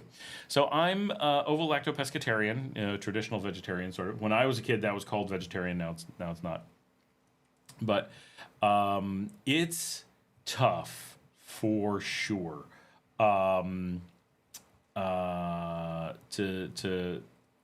to really find something good. It's here in Leon. We have one vegan restaurant, and they're quite good, but a little bit pricey and just hard to get to in town. Very few restaurants have vegan options, especially super hard to find. Pescatarian, you're okay. A lot of places serve fish and seafood. You can always get, if you eat, eggs and stuff, which doesn't help the vegans. A lot of places do breakfast, and it's just cheese and eggs and rice and beans and bananas or whatever. So that kind of stuff you can kind of get away with some. Outside of that, enclaves tend to have a little bit. There is Casillos, which is vegetarian. It's just cheese with a lot of onions and milk and tortillas. And Managua is starting, but Managua used to actually have more vegan and vegetarian than it does now. I think we've lost ground in many ways, and Europe is talking about legislating things to try to harm the vegetarian industries to promote beef sales. Like, so many places are going backwards these days, but it is tough here. That is legit. It's one of the reasons why I love Bolivia. Like being in Cochabamba, so much delicious vegetarian food. It's fantastic. Now I do my own where do you get veggie patties? I have multiple recipes, and I have my own chef. So she makes them in the house. And at the beginning of every week, she makes a variety of that kind of stuff, breakfast sausage patties and hamburger patties and different things, and then just puts them in the fridge or in the freezer. And then throughout the week, if I want them, she just, I can order a hamburger anytime, so just whip it up and bring in a veggie burger. So that's kind of how we've done some of that to get around it ourselves. But it has been very hard. There is in Tepe an amazing vegan restaurant, but I have to pick many cities away to come up with an example of one these days. We used to have one on Jean Paul Genis in Managua that I loved. Not there anymore. Didn't make it, and very sad because it was fantastic and had a lot of stuff, like good variety. So you'll have to be creative, especially if you're going to do vegan. If you can do vegetarian and you're willing to get the eggs and cheese and stuff, you'll get by.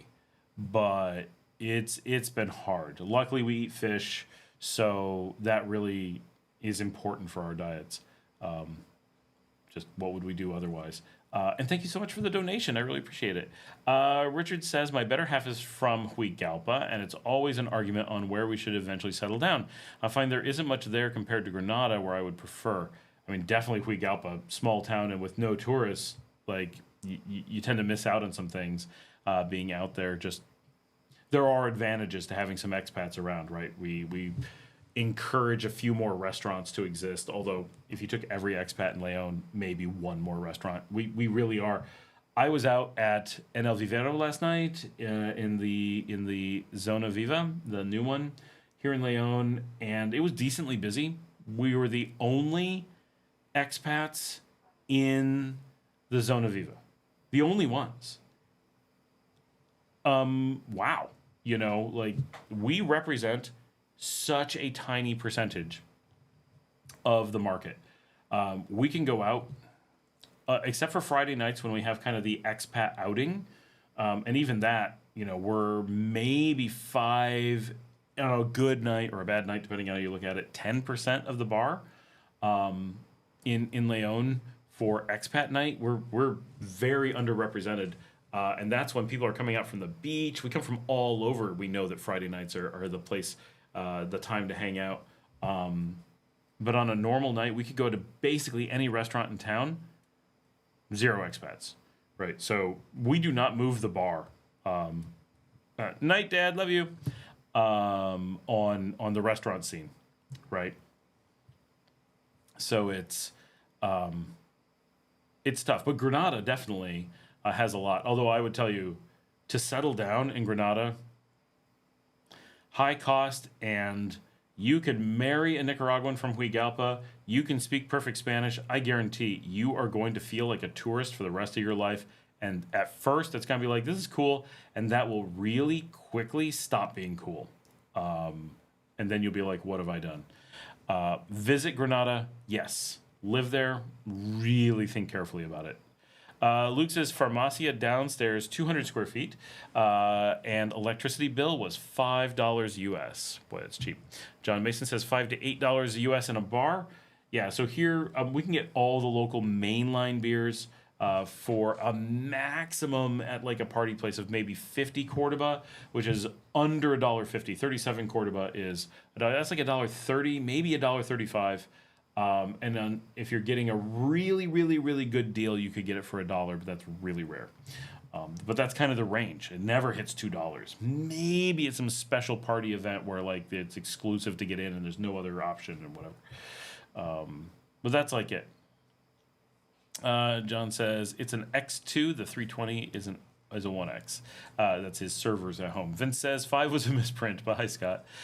Sierra Immense says hi. She's one of our most recent members. For those who have not seen, we've had this for quite some time. We don't have that many members. Didn't expect to have that many members, so it's tracking as expected. But we do have membership for people who would like to be a member of the community, either through YouTube, or you can do it through Buy Me a Coffee. In both places, there is a subscribe option or join option, and you can become a member. So she's here. Anyway, hi, Sierra. Thanks for all the fantastic info. I would love to hear about how the biodiversity and daily experience of flora and fauna compares in Nicaragua versus Costa Rica. Thank you. I mean, they're famous for it, right? But we're a bigger country. What's really different is that we have a heavily populated Pacific coast and they do not. So what you have a tendency to get in Nicaragua is a lot less biodiversity on the Pacific, and I think you get a lot more biodiversity in the east. Like, you're not going to find like a panther or anything out here, but out east, you can find just about anything. As you head east, you're going to start running into monkeys and sloths and, all kinds of wild things. Every so often we see stuff and be like, whoa. I think on average, we're very similar, right? Costa Rica and Nicaragua share the same jungle. Costa Rica's done an amazing job of protecting their wildlife down there, but we're such a small area. Anything that they have just wanders into Nicaragua, right? So I think overall they're pretty close. The difference is that in Costa Rica you have a tendency to live closer to nature, and the perceived natural state of life in Costa Rica is much more, I'm a part of this biodiversity experience. Whereas in Nicaragua, we have a tendency to be like, this is Nicaragua over here with all the people, and then there's just the Nicaraguan jungle out there with all the biodiversity. And it's much more apart. So as a country, I think that they're going to be really close to each other. But I think as your interaction with that aspect of the society, I think you'll find that you'll feel much more connected to nature in Costa Rica. I think that's valid, right? Costa Rica is really excellent for that. I love some of those things there, and I love their mountains and stuff. They've got a lot of cool stuff going for them. But it's not that we don't have that diversity here. It's just we keep it over there.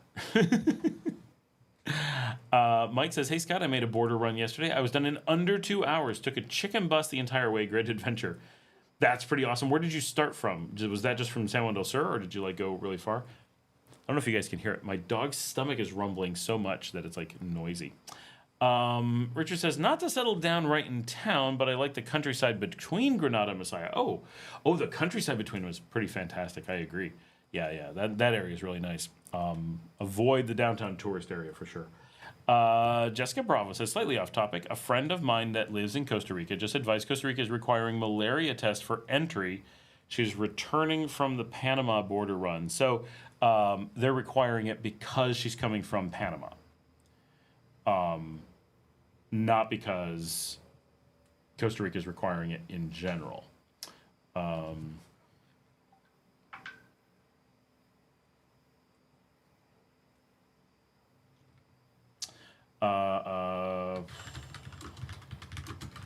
So it's Panama is generally considered. Let me double check this. It's been a little while. Here's the current list. At risk. Costa Rica, not at risk.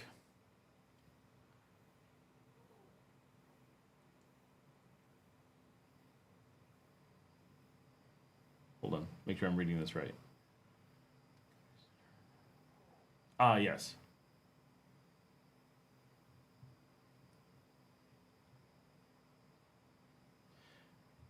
And double check. Yes, Panama. So this is I'm going to send this link. Hopefully this comes through. Everyone who is a traveler, especially in this region, should have this list. This is a standard list. This is something you were expected to have. This is the list of countries that the WHO determines are at risk of yellow fever. So real quick, in this area, Venezuela, Trinidad and Tobago, Suriname, Peru, Paraguay, Panama,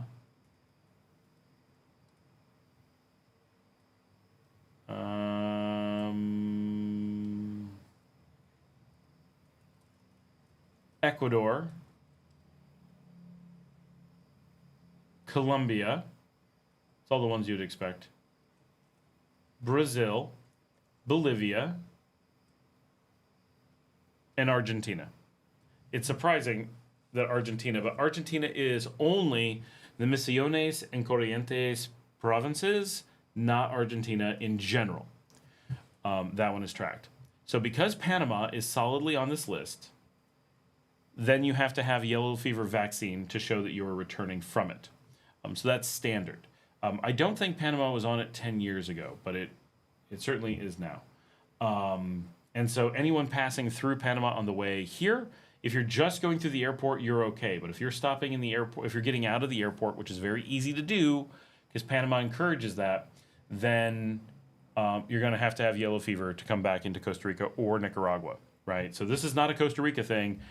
Everybody in the world requires that you have that yellow fever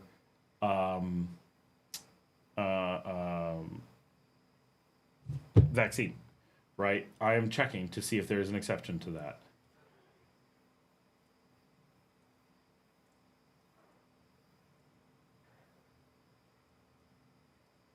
No. There is no country on Earth that does not require yellow fever if returning from one of the countries that I mentioned or their counterparts in Africa. Now, so once in a while, someone doesn't think of asking you for it, but that's universal. So if you're going to be doing anything in that region, like I go to Panama, I go to Bolivia, I go through Peru, I have an office in Argentina, but I don't normally go to those provinces. I'm planning on vacationing in Brazil this year. Any of that, you put any of that together, and you're going to need to have yellow fever. So all of us here have a tendency to have yellow fever because we want to have easy access to those countries. So that's just a general thing to be aware of. But that's not new. And I'm sorry. Wow, you said malaria, and I just went on a whole thing about yellow fever. Need to have, requiring malaria test for entry. Malaria test. Okay, no wonder you're asking. I've not heard that. Holy cow, I didn't know that anyone was having a malaria outbreak. Wow. Where do you even get malaria test for that? Now, people have been in Costa Rica here from the last few days, so that's something to do with Panama. If you're coming to Nicaragua, we don't have malaria up here. We can. I'm not saying that we're like malaria free, but there's no outbreak up here. And there hasn't been at all. Ed says the busy spot in San Juan del Sur is the local Chabat Center. They have 50 bus people for Saturday night dinner. The Jewish New Year had over 100 for dinner there, mostly Israeli backpackers on break from the army. Yeah, there's tons of Israeli backpackers. There's something about backpacking Central America is just a cultural thing. Not like you have to do it, but it's a really popular thing. The last time I went to Guatemala, I would say 2/3 of the bus was exactly that. Recently discharged from the Israeli army because they have a mandatory service at a certain age. I don't remember the exact age, but it's a really popular thing when you get out, I guess because it's like really exotic but pretty accessible to come backpack Central America. And so you run into a lot on those if you're on the backpacker path, which San Juan del Sur certainly is. Mike says we left Matagalpa at 3 a.m. I did the exit and re-entry. Just 2 hours at the border. I like taking the bus because you meet some amazing people and eat food. I rarely get a chance to eat. Had my first casillo. We have casillos everywhere here because we're in the casillo zone. They're leones. I love casillos. They're really good. You have to really be into milky onions, which sounds crazy, but they're really good. I still have a map of Panama up on my screen. I'm like, I need to go to Panama. Where do I want to go? What do I want to do in Panama?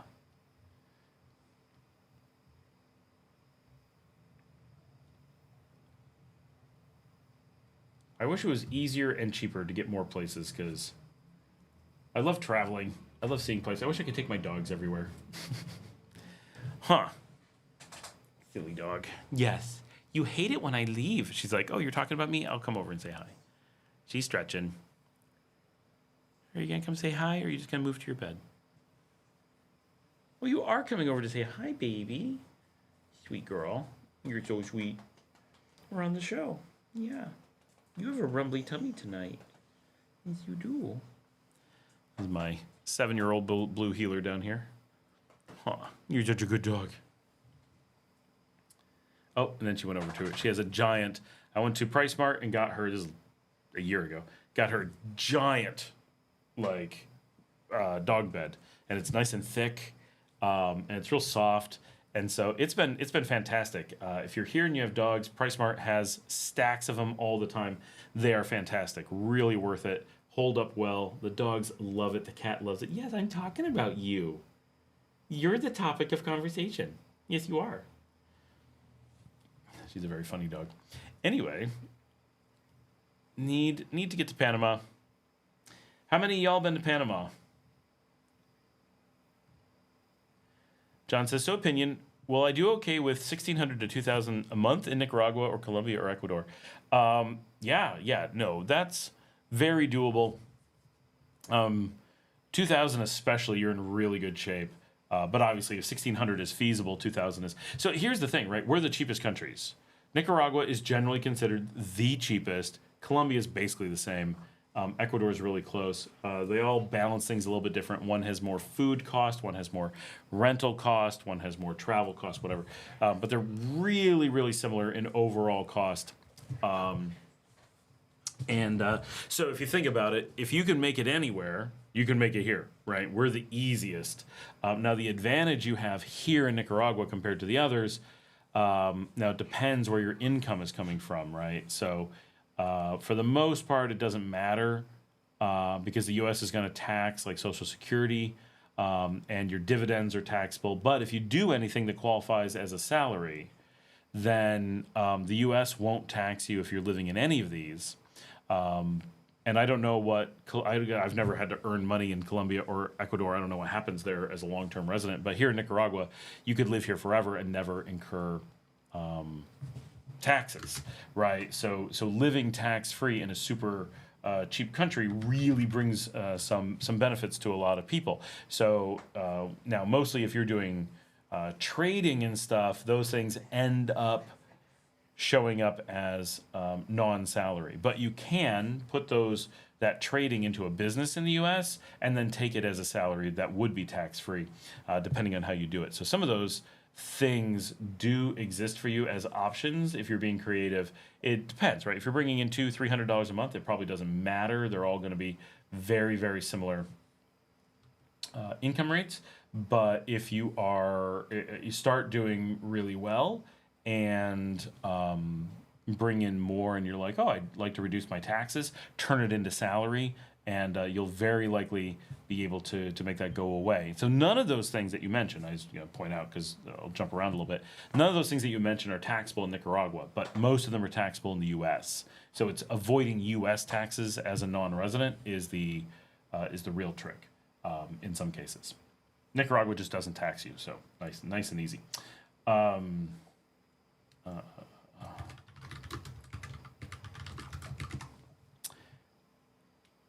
Yes, you can do it as a business and pay yourself a salary, and then you'll be tax-free, unless you're wildly successful, in which case you won't care, right? You'll have so much money that you'll be like, take my taxes, you poor government who needs my help. Speaking to the U.S., right? Nicaragua will never tax you no matter how much you make, but the U.S. will once your salary portion tops $130,000 a year, which is just $11,000 per month of salary. You get tax-free from the U.S. Then you start paying your taxes above that. But at $1,600, so let's go back to your real question. At $1,600, you'll be lean, right? But you can get like I said, I had a nice apartment that I really liked for $180. And the electricity was $10. The internet could have been $35. Not for me because I'm crazy. You're going to be trading. You may want to get fiber, right? So we were spending like $50 to $80 for the fiber. I pay $80 here for sure for the same fiber. And but you don't need that much for trading. So I think you can get it for $50 or $60. So pay a little bit of a premium to have the best connection and the best support. water might be $2-3, right? So very affordable. If you shop around and find the right place, you could have a whole for $250, pay your rent, and let's just say $300, pay your rent, and now you've got $1,300 left per month. That's pretty good. There's a lot of people trying to live here. I've got one person on my show who's trying to live here at $500 a month. I've got another person who lives here with a car at $800 a month. You're talking about your monthly expenses being like without having to pay rent, because we already shaved that off, being pretty close to or more than double what some people are living on total. Now, are you going to be like, making it rain everywhere you go? No, but you'll be doing fine. There's a lot of things you can do, and if you get up to that 2,000, then that's all just gravy at that point. And I think in all those countries you'll be in really good shape, pretty much across the board. Elvis Gonzalez says, one of the best chain restaurants in Nicaragua is Mi Rancho. Every time I go to Nicaragua, I always go there at least one time. You know what's funny is my wife has never eaten there. They are really good. They do a great job, and they weren't a chain when I first came here. Now they're a chain, but they earned it, right? So they're pretty cool. They don't really feel like a chain, but they are, and good for them. There's now even one in the Gallerias. But go to the one in Catarina or near Catarina. That's the place to go. Ed says, I do not follow the rules of Judaism, but there are 2 kosher restaurants in San Juan del Sur. There's 2 kosher restaurants in San Juan del Sur? Wow. John says, I can do it as a business. Oh, yeah, we said that. KL7 says, yes, 1,500 should be sufficient. Mark Shippey says, do they have medical marijuana there now? We do not. It's never going to be, I guarantee there's never going to be medical marijuana. It's going to be illegal until it's legalized. It's going to be a jump. I'm certain of that. They won't do a halfway step because it doesn't make sense, really. Like, if it's okay to use medically, it makes no sense to not be able to just use it, right? That's like, well, we're okay with medical beer, but not beer. Like, come on. That's just... In the U.S., they did that because they were skirting laws and dealing with political corruption, but we don't have to deal with that here. So here, it's just a matter of getting the lawmakers to go, 1, this is a priority that we're going to worry about, and 2, we're going to change the direction that we've gone, which I think could happen, right? I think it's very possible. A lot of people are interested in it. The public opinions are shifting, so we'll see. I'm hopeful that's the direction it's going to go, but I guarantee they won't make the middle step. They will just set a date and legalize it if they decide to make that the case. They may not legalize marijuana, but legalize marijuana products like hemp and stuff like that being used in the country. That could happen, but if you're going to be ingesting it, it'll be either all illegal or all illegal. I'm sure. Ed says there is a shortage of decent places to live in Nicaragua. There's no shortage of decent places to live. There's just a shortage of housing that you would find decent to live, I think is what he means, and I would agree. There could be way more, and it would make a big difference. John says, my profit target is $200 per day, and I occasionally knock out 3,000, and of course, not every day is profitable. That's a pretty good day. TJ says, I pay $90 for fiber, 500 meg, and TV. Very cool. Goldman says, do you require return tickets to do a CR border run? So I do not. My business partner just did this last week. And because he has his cedula, now we have our perm cedulas. I don't know about Luke's cedula. I've never done this with another type, and we didn't know it with ours.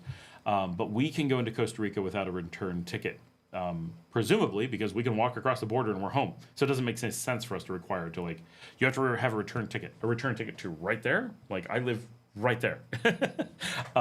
So he said they were looking, as soon as they saw a cedula, they didn't ask about a return ticket. But under normal circumstances, CR requires you to have a return ticket, yep.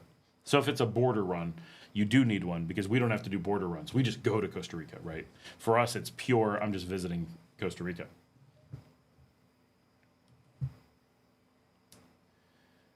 Elvis says, my wife got sick from eating something 2 years ago while on vacation in Nicaragua. She spent 2 days in the hospital. Wow. I was worried about the bill. To my surprise, her bill was $0. Yeah, the public hospitals actually don't have a charging mechanism. There's no bursar's office or anything like that. Like, they just It is as a thing. Do I as a visitor need it? Yes, you as a visitor. Anyone who is not local, I believe it's the same for Panamanians that they don't need. But apparently they need to produce malaria testing. I don't. Anybody going into Costa Rica that's not from the region has to have a return ticket or an onward ticket of some sort. Always. That's just Costa Rican rules. Diego Romero says hello. Hey Diego, how's it going?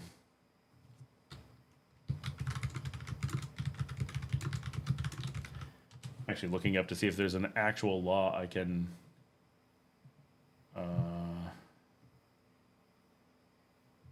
Like, do they state that we don't need one, or do they just like, we don't need to see their onward ticket?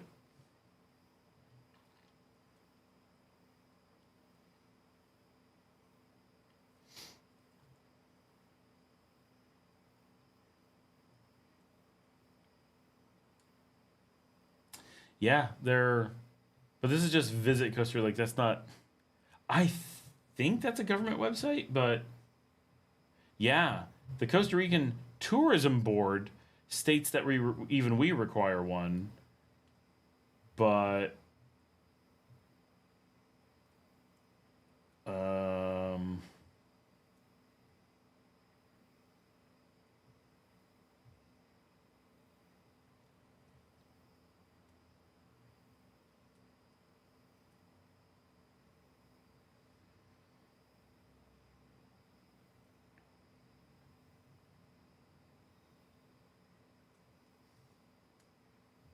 yeah, no one mentions that we don't need one, but we just don't, right? It just doesn't come up. Here, someone says, according to Costa Rican immigration law, all non-residents must have a ticket, but they may consider us a resident because we are part of the former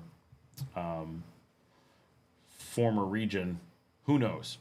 Who knows why they do it? I don't know. I don't have deep insight into Costa Rica other than this is what common sense would say. It does make sense. Why would they need an onward ticket when they can just walk us to the border? Is the expat community in Leon really growing this quickly? From Dirty Chivo. It is. I mean, we're the hot new destination, it seems. We're constantly seeing people come in, but it's also, you have to remember, we're a very small community. Compared to other parts of the country. So like if you're in Granada or San Juan del Sur, they have huge expat communities. So to grow it really quickly would be difficult. Here in Leon, we have a tiny community, a real one. Like there's actually a community, but it's very small. So the growth is really noticeable here. That it's happening at a pace that we've not seen previously. So. Yeah, it's very real.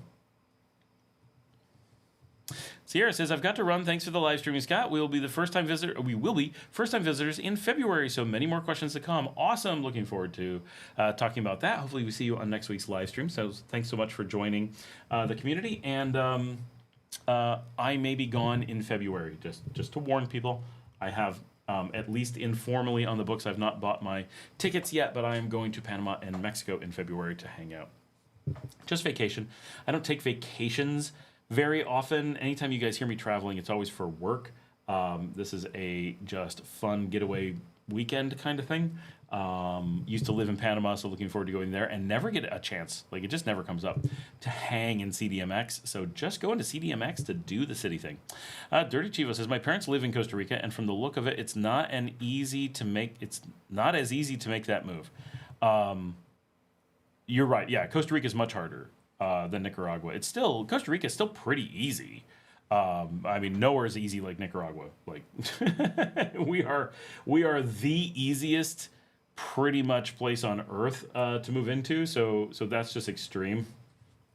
But Costa Rica, even though they're not as easy as us, is still one of the easiest in the region for sure, right? Are they easier than Panama? Probably. I don't know. Panama's awfully easy. Are they easier than a Honduras or El Salvador? Maybe. I don't know. Actually, the entire region is so easy.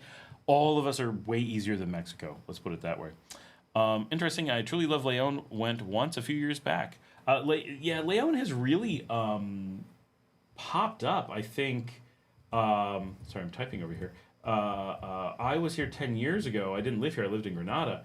And visiting Leon, it was like, this place, no one lives here. It felt like no expats had ever visited, right? And by the time we returned and lived here, which is only 5 years, it felt very different. There was a solid small expat community that we knew and stuff. What makes Nicaragua easier are our immigration laws so lax. Yes, the immigration laws here are the easiest on earth. We're not just easier than Costa Rica, we're easier than everyone. This is like, in theory, there's another country somewhere that's as easy as Nicaragua. Nobody's easier.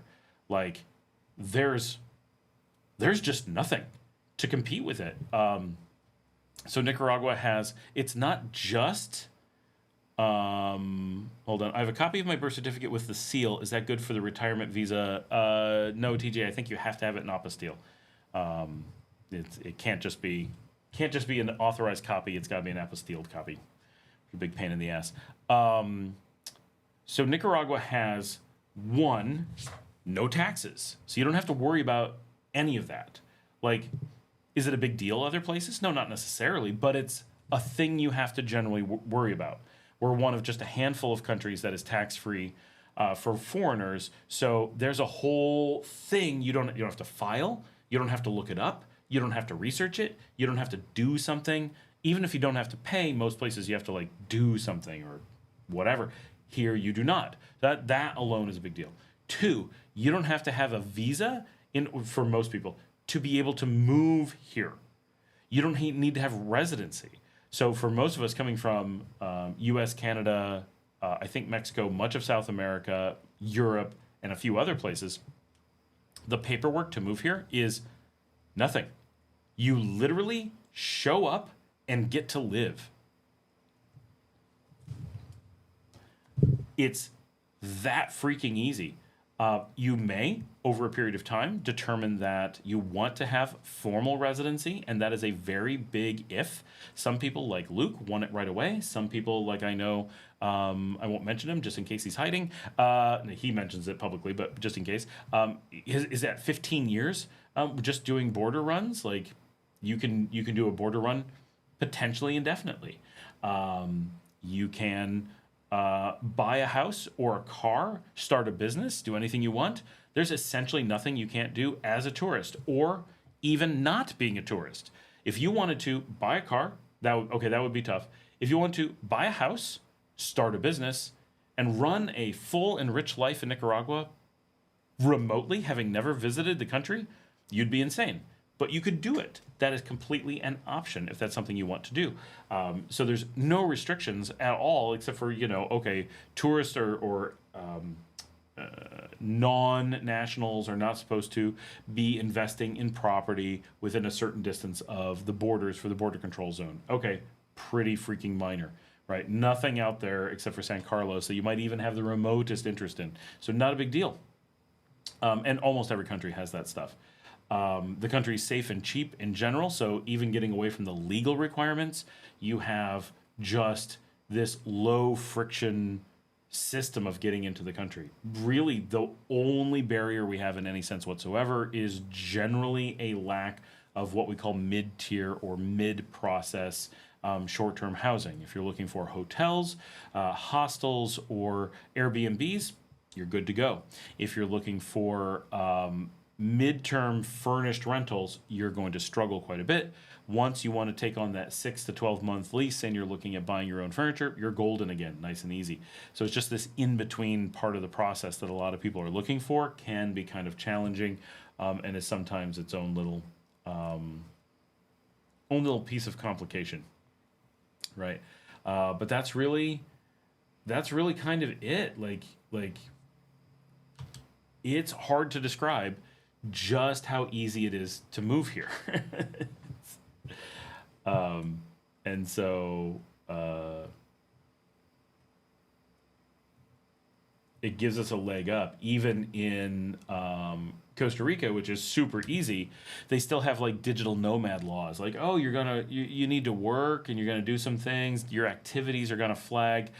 You have to get this visa. That's easy to get, and it can do a really nice job, but you've got some taxes to pay and a visa that you have to have, and it's just nothing. And in Nicaragua, it's quite literally nothing. So basically, take anything you can imagine in any other country as being easy, and chances are Nicaragua, if you're like, and every time someone says it, well, Costa Rica does this, you're like, you realize they're copying Nicaragua. We were doing that first. Yeah, Costa Rica is nice and easy. That's great. But just because they're easy doesn't mean we're hard. We're leading the pack in easy. This is our jam. Running an install command here. Boom.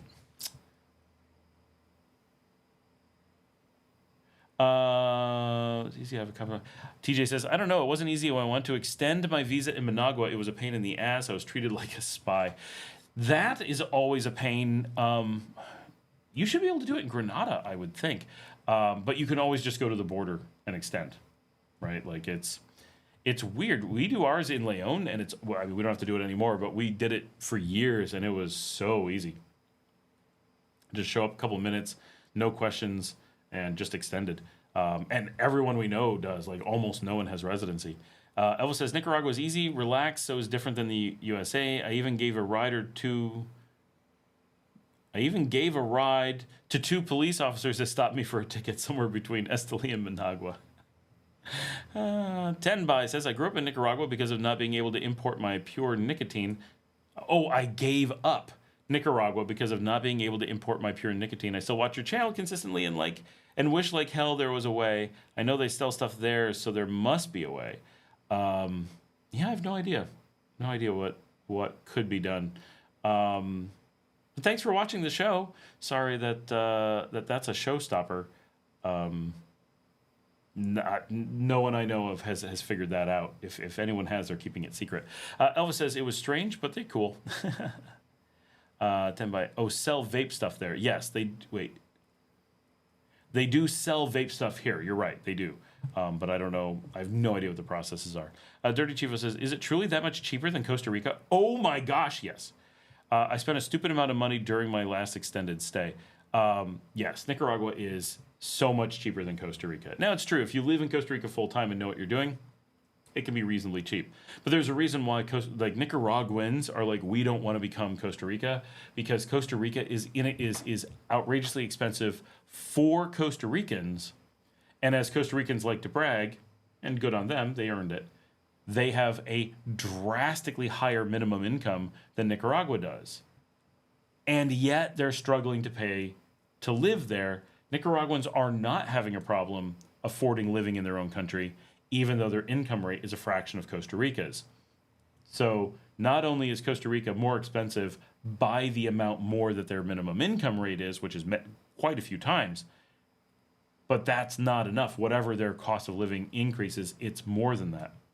If you travel between them, you notice real quickly how much more expensive it is. Every little thing costs quite a bit more. Now, they have some really nice fancy things that Nicaragua doesn't have. There's lots of reasons why things would cost more. It's in high demand, and it is a wonderful country. So it's not like, oh, they're just expensive. No. You're getting stuff for your money. There's a reason why people might choose to live there.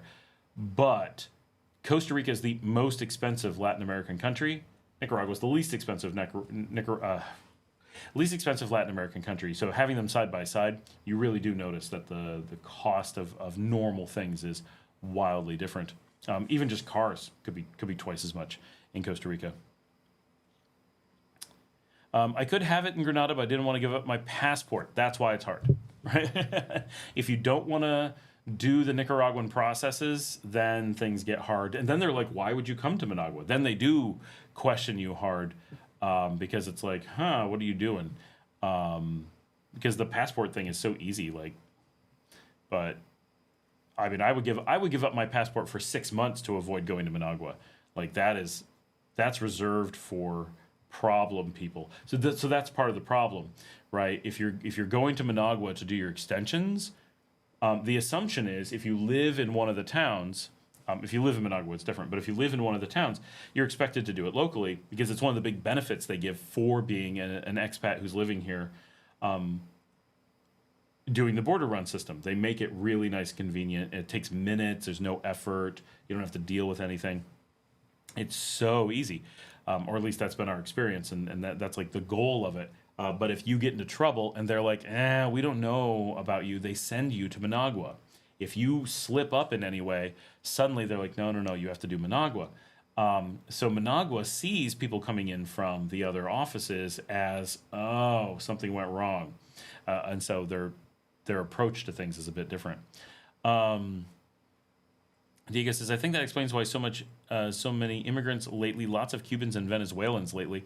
Mostly that's just because of problems in those countries, right? The U.S. is going to war in Venezuela. Cuba is in a crisis. So they need somewhere to go, and we're partners with those countries, so we take refugees. Tim says, I just did an extension on my visa at the Migración office in Esteli. I think you can probably do it in any city, any regional capital. Yep, they're all supposed to be able to. I assume Messiah too, even though it's super close to Managua, but I don't know. How do you get your birth certificate apostille? That depends on the state that you're from. You have to ask your local government. Every state in the U.S. has a different process for doing it. Nothing's nationalized. So I don't know. I had to do New York and Texas. New York, I want to say we did it online and they just send it to you. And in Texas, it was not online, but really easy and dumb. You had to go into one office, get your birth certificate, cross the street, go to, I think you got apostilled at like the FedEx office. Like, this was insane. And then you go back to the government office and they like sign it or something. Like, it's insane. And you're like, there's no security on this. They're like, oh no, there's no security. They're like, this is dumb. The U.S. doesn't believe in official documents, so we don't care. And you're just like, okay. It's super weird. Diego says, Costa Rican food prices and pharmaceuticals are crazy expensive, right, compared to here. TJ says, a lot of locals that I know have been to Costa Rica to work because they pay more. Yes, and I did that on a video recently, or I don't know if it's live yet. I'm pretty sure it must be. Yeah, they pay way more in Costa Rica, but the cost of living is much higher. So the real thing is not that they pay more, it's that they have more jobs. Nicaragua has a job crisis. There aren't enough jobs. So being able to get any job helps a lot. Same as a lot go to the U.S. and realize that it's outrageously expensive, so they live really tough. Oh, okay, TJ, go to Austin, and it's at the State Department, and they'll explain. They like sent us across the street. It was so weird, but it wasn't hard. It was just super weird, and we did it all in maybe an hour. It was just confusing. Dirty Chivo says, yes, especially eating out. It was unexpected. But they do have so many good restaurants. Ben Lander, power outage at the stadium. Match delayed in Managua. Oh, no. That's terrible. Elvis says, have you ever read the book Blood of Brothers by Stephen Kinzer? It's amazing, 100% accurate, but I have not read it, but it is on my list. Diego says, Scott, by being in a LATAM country for so much, do you watch soccer more or like it more? I like it more than most Americans. The real thing is I don't really like sports. I try really to get into baseball here. So I'm very big on Leon baseball. So Larry and I will be going to the opening game in a month, less than a month. Hopefully we're getting front row seats. Like, we're big on supporting our local team. The thing that I like here is that I get to support my local team, right? It's not like, so I grew up in like Rochester, New York, and the Rochester Red Wings and the Rochester Amerks and stuff. Like, they weren't our hometown boys, right? They were just people who got jobs and moved into town temporarily while they worked at this game. And so it's like, this is lame.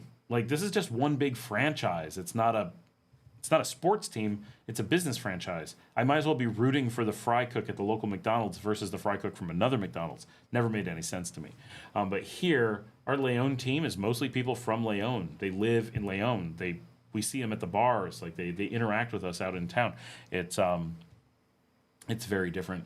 And so I really enjoy baseball, especially here, because we don't have a soccer team of any note here in Leon. But we go out for baseball all the time. So I try to be part of the community, and I watch Nicaragua national soccer, and I'm definitely going to go up and take you guys along on a video at some point to Train to Norte when I get a chance.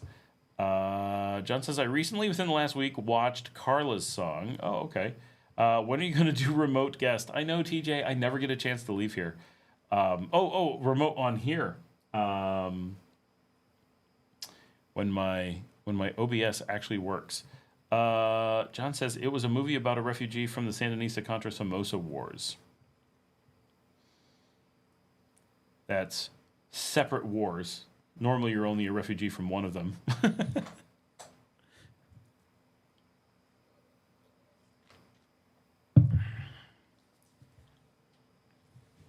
How do I not know that one?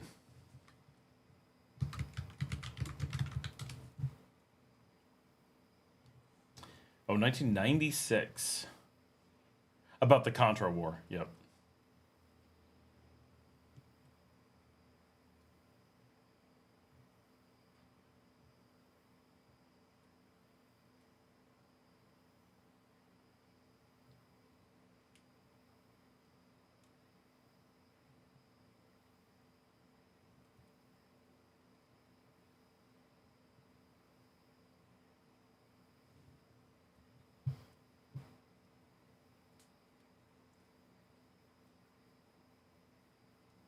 Oh, interesting. Yeah, I don't know that movie. Well, go see if I can find it.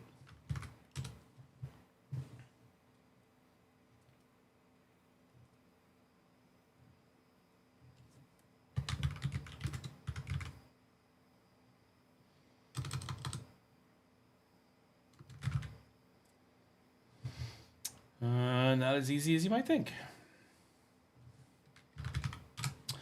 I would say it's worth watching. Okay, cool. Yeah, TJ's getting it too. Let me know where you find it, TJ.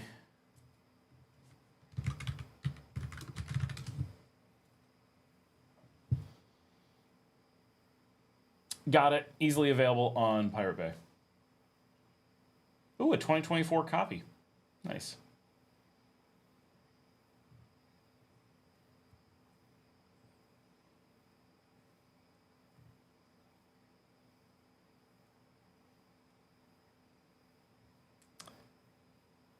There we go.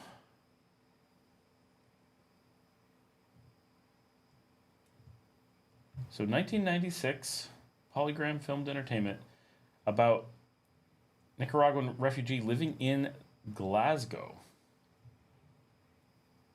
It's got Robert Carlyle? That's crazy.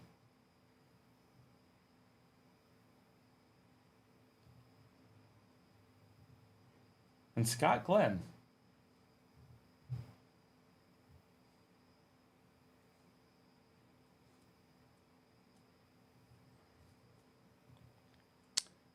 There we go. Downloading. Should have it shortly.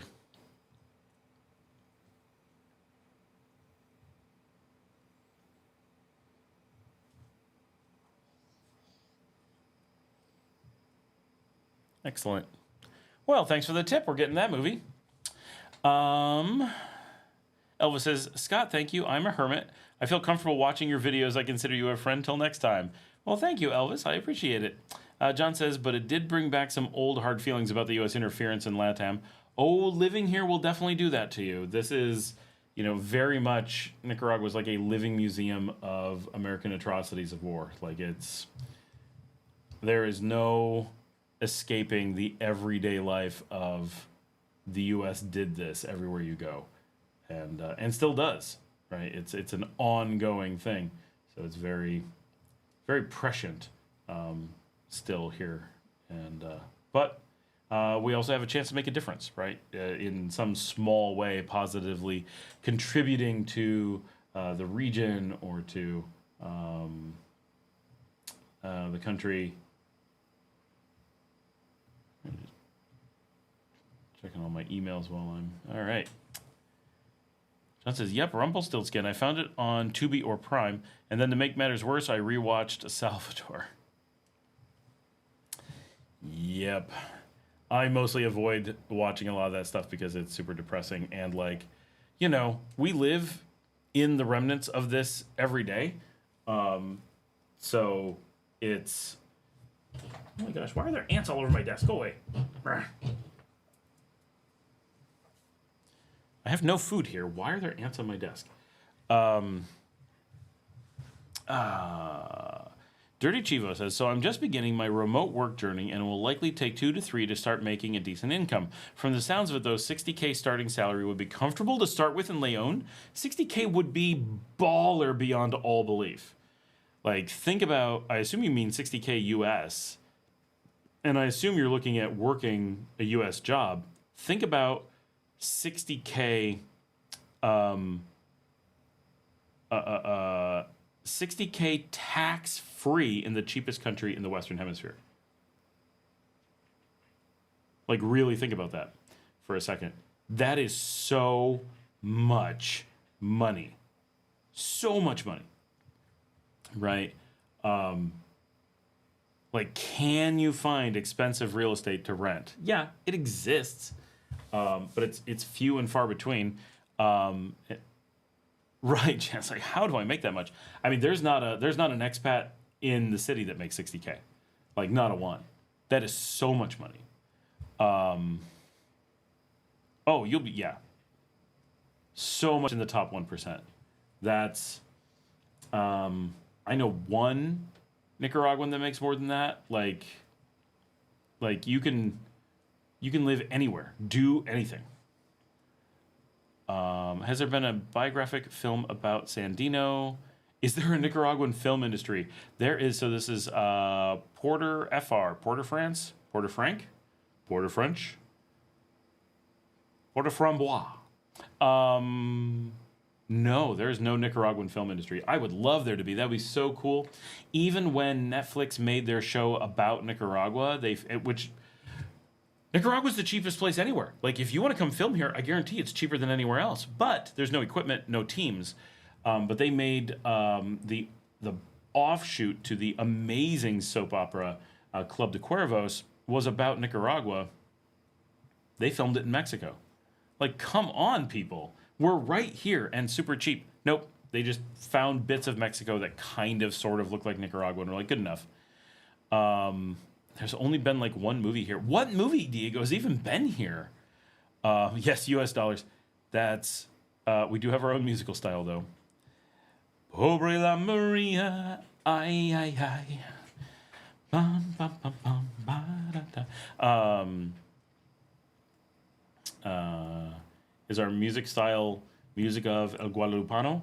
John says, after those films, I made my son watch Shock Doctrine. This is cheering me up. Yeah, no. 60K is nuts. Like, I mean, I'm not saying don't go make 60K. Go make 60K. But really, stop and think about how much money that is. That's crazy. You know, so I have a 9-bedroom estate. Okay? 9 bedrooms. I have the largest house of anyone I know. I have the largest house I know of in Leon.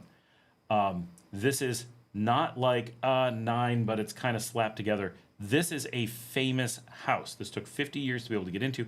I don't pay $800. Right? So if you're making $60,000, you got $5,000 a month cash. There's no tax. Right? Every single dollar you earn is yours. You don't have to commute anywhere. You live at home or you work at home, right? So let's say you found some way to foolishly throw $1,000 of that towards your rent. You've got $4,000 a month. Right. A family of 4 on $500 a month is. I know people who have a family of 3 on just over $200 a month, right? And when you're talking those people making $500 a month, they have to pay tax. At 60K, you're not paying tax, right? It's $800, maybe $850 a month is the barrier for a family to hit middle income, right? So these are crazy numbers. So if you paid $1,000 of which the only places I know that cost anything like that is when you're renting out entire giant places that could be businesses in the Colonial Center, and you're getting gringo priced, and you're still just renting out some place that really should be a business and not really a home, with loads of space, and like you're just being crazy, right? But okay, you got that kind of money, nothing wrong with doing that, right? If that's what floats your boat. But I have 9 bedrooms. I have 2 giant gardens, dogs running all over the place. There is no data center in Managua. The nearest data center is in Costa Rica. And it's so if you, TJ, if you want a data center that behaves like it's in Nicaragua, you have to get one in Miami. That's the nearest data center to us by fiber. The nearest one to us by land is Costa Rica, but the one in Costa Rica does not connect to us. So all of our data center stuff goes through Miami. So for those of us who run services for Nicaragua, all of it is hosted out of Miami currently. Am I trying to convince people to put one in? Yes, I am. I'm making that push. I'm trying to get, but that is an uphill battle. But there is a company that runs data centers and has all those skills to do that here in Nicaragua. It's just convincing the powers that be that it's something that they want to make happen. But it's amazing that the resources for all that stuff is here. It's just everybody else gets their stuff from here. Like giant U.S. data center companies get all their stuff from here.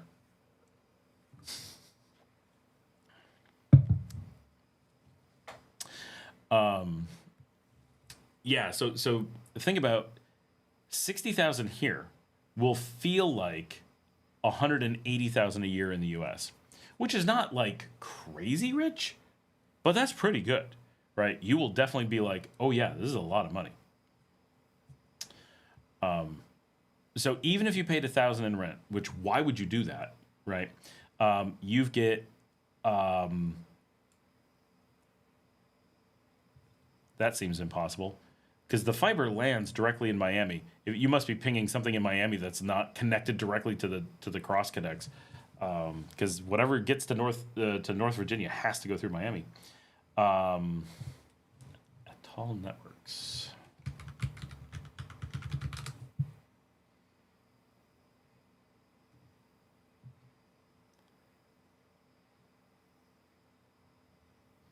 They claim to be in 196 countries. Odd to have never heard of them, and can't get, okay, there we go.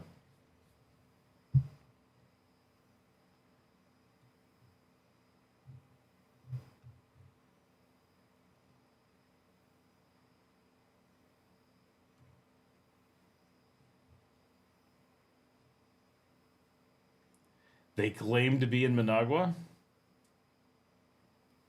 They claim they're in Managua. That feels really unlikely.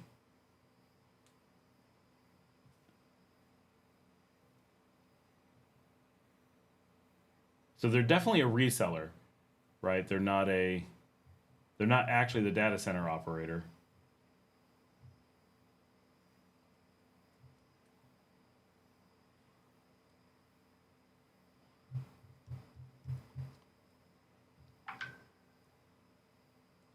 They say dedicated data center. They do not give an address. Wait. Managed hosting infrastructure delivering comprehensive systems access, Nicaraguan bandwidth configurations, and, brace yourself, enterprise Fujitsu Primergy hardware. But be careful, located in Central American facilities. They're hedging. They call it Managua Hosting Infrastructure, but then carefully say that they're located in Central American facilities. I'm pretty sure they're hedging their words to say that they're in the region, not in the country. And they're not giving an address or a picture.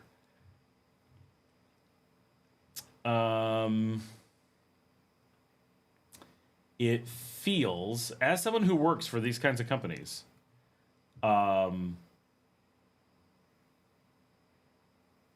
they also say they are a web hosting company.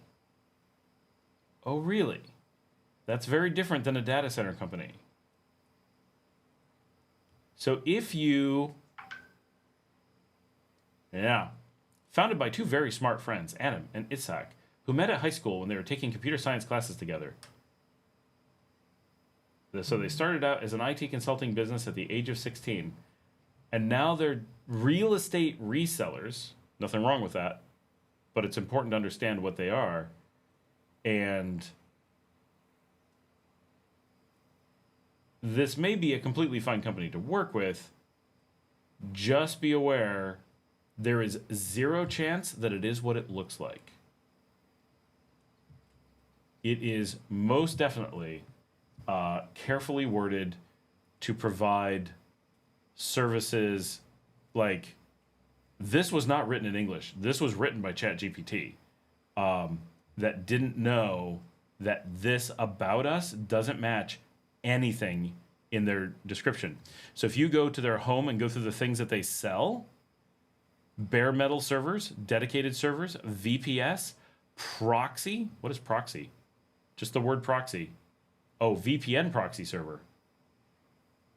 Okay. Services. Okay.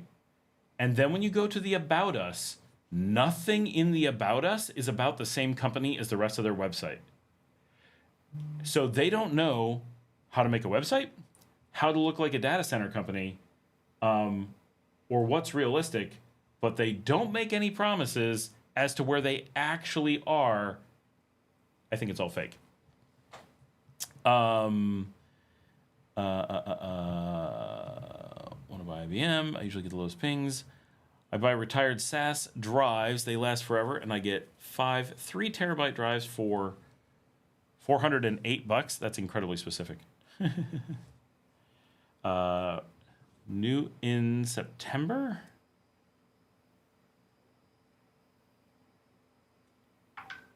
John says, just have to tie up a slot with a SAS controller and get cables. $40. What kind of stuff are you putting on a server that you still want SAS drives?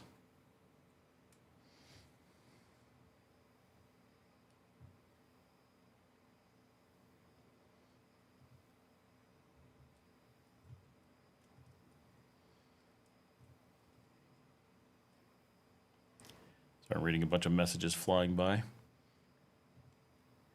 And it's funny that we're talking about data centers, because one of the reasons I'm always busy is because we're short a shift on data center support. And so I'm actually watching a group of data centers while I'm babysitting them on Thursday nights, because I'm able to do it while I'm doing the show.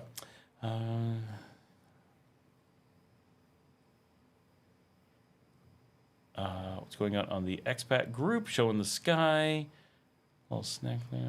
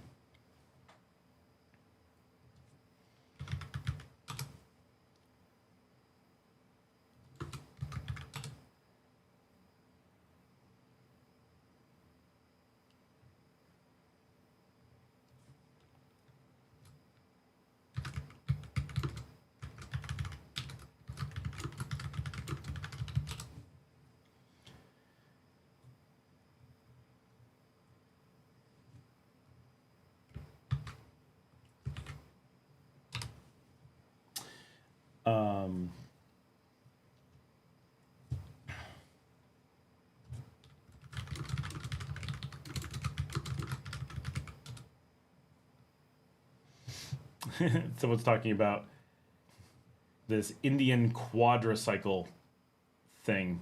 It's ridiculous.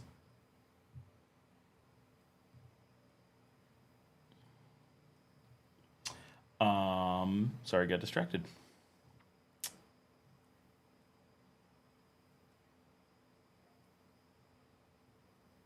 So do you have to worry about torrenting there? No, it's completely legal.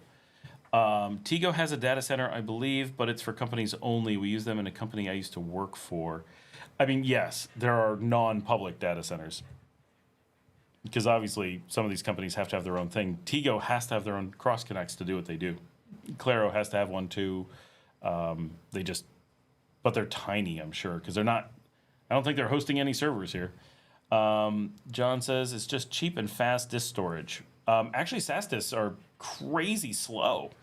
That's why I'm wondering. Like these days, those are so slow. It's hard to imagine a server scenario where you'd want anything so slow. I stopped buying consumer grade drives long ago. Never had an enterprise drive fail on me. So I operated the only 80,000 year study on drive failures in RAID 10 arrays. I've had so many drives fail on me, enterprise drives, that we replaced one every few hours. For a decade. It's just part of, how many do you replace per day? It was just a constant thing. But the thing about, enterprise drives is that they're so slow. SAS is a super, it's faster than SATA, but you're still in a very legacy connection system. So if you had 100 SAS drives, you still wouldn't have as fast of drive as the one drive in my laptop, for example.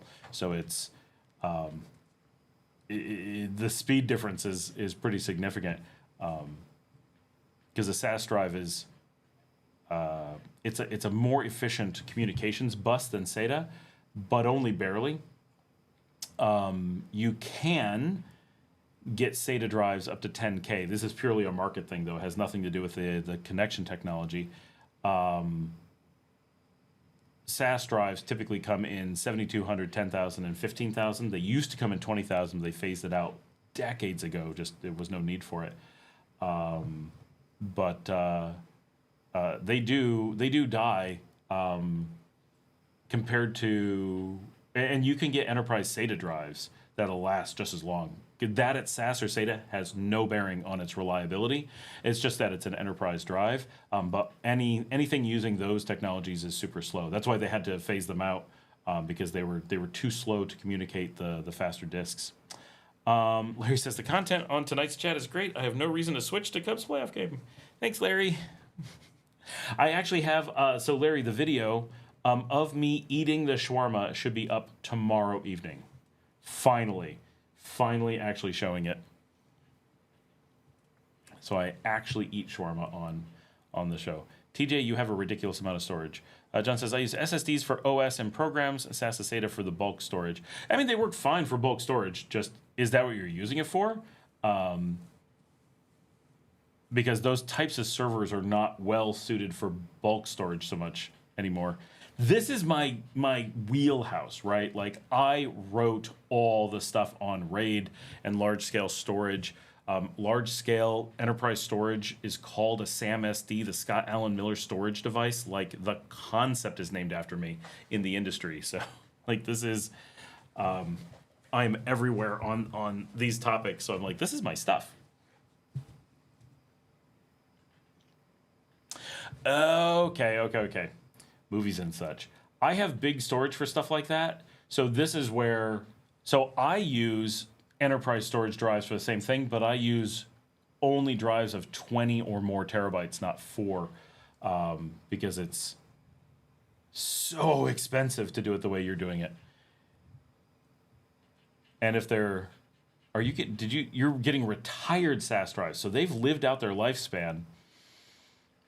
And so you're getting 15 terabytes for $400, heavily used. I'm getting 20. I think I get 24 is where I find the sweet spot. I haven't ordered in a few months. Hold on. Let me just give you a kind of feel. So it's not, it's not like crazy difference. Okay, here's the ones that I bought. $350 for 20 terabytes. That's what I bought this year. So it's a little bit less money, and it's a bit more storage, but it's brand new enterprise drive, so expected to have a much higher lifespan, and it's only a single bay, so I can, in say 4 bays, I could have 80 terabytes. To do the same, you have to have tons of servers. Oh, 5 for $48. You had $408 earlier. If you remember, I said that's oddly specific. Okay, 5 for $48 is a pretty good deal, other than the fact that they're retired drives. Those bearings do wear out. I like having the. I mean, that's not bad, but that's a lot of slots you got to maintain. But that makes sense from a per terabyte standpoint. SSDs for OS. Yeah. Larry says that's Academy Award winning. I will send to your man Hamad. Let him know it's gonna. I mean, it's just me eating a shawarma, which sounds really good. I wish I had a shawarma now. When's he gonna be on Petito's show? I'm gonna check again. We're gonna live check. You can tell him we keep checking on the show because someone is honking outside. So I just want to point out, live on the show, my security guard is going to deal with someone honking outside my gate right now. This is, otherwise I would have to do it. I'd have to stop the show and go deal with someone honking outside. So if anyone ever says, but he's got a security guard, life can't be safe, now you know why. The hours on them were pretty low, just a few hundred hours. How do you get a retired drive with a few hundred hours? That means someone bought them and retired them in the first week or 2 weeks. Like a typical, the expectation on a SAS drive is that you would retire it after a decade. That's scary that someone's retiring it so quickly. The expectation is they bought it and realized what they had bought and then were unloading it. Actually, that's probably a big thing. I bet there is a giant market in people buying SAS drives because 10 years ago they were told this is what an enterprise drive is, and then they get them. So as someone who does this kind of consulting, we do all the time have people who are like, oh, we spent all this money, we got all these drives, we're going to do all this raid, and we're like, you do realize that is 1% the performance of the laptop you're connecting it to. Right, and they're like, it's a server, it's supposed to be fast. And we're like, that's why we try to help you buy servers and stuff, is that they have this expectation, and they do it specifically because they're like, well, we were running our business off of an old desktop, and then we decided to spend $10,000 on a server, and for some reason it's slow. And we're like, because your server is slower than the desktop you retired. They're like, that can't be, it's a server. We're like, those words don't mean what you think they mean. And a big thing is that they buy spinning drives in servers, and we're just like, oh my gosh, in this day and age, like what workload do you need a server and spinning drives? Because like a database or whatever will do way better on a single cheap NVMe M2 stick than it will on 100 enterprise drives in RAID 10. So it's he still hasn't gotten Shenandoah open yet? Get him hurrying. I want my shawarma. It's weird. Like, how can Petito's job be so hard to update? I mean, I realize everyone has problems with it. Like, it's bad. I'm going to make it a competitor to it just because I'm sick of not being able to get food. I can't get Pizza Hut. Other people can get Pizza Hut. I can't order Pizza Hut. I'm blocked, apparently. I ordered it too much.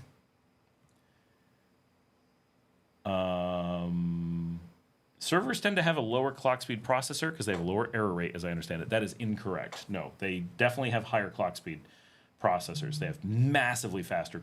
So first of all, clock speed is not a measurement of anything, so never look at that unless you have identical chips and you're comparing one to another.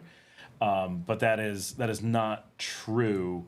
You definitely get faster clock speeds always in servers than on desktops. Desktops are second tier. You only get slower stuff in servers when people are scamming you, pretty much, or use stuff, of course. Like there's exceptions when you know what you're buying, but it's OTG says I'm waiting on the deals on Black Friday to buy another 20 terabyte. That's a good idea. I should probably do that. Although I'm doing okay. Like, I'm not really getting that much more. I spend a lot more time, like, getting better versions of the things I already have. Really what I need to do is actually watch some stuff. And I watch a lot of, like, 1930s stuff, so it doesn't take up very much space. What up? I made a typo. Server part deals. What do you think about Ugreen NAS? I know that name. Hold on, let me go.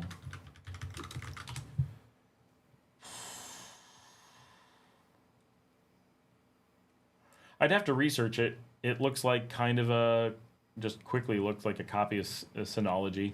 Oh, I've seen them around. I've never used one. My NAS days are kind of behind me. So, I mean, having lots of them is behind me. I have a Synology NAS sitting back here, but I don't need it. I'm going to be custom building my next storage unit. This was handy at the time. The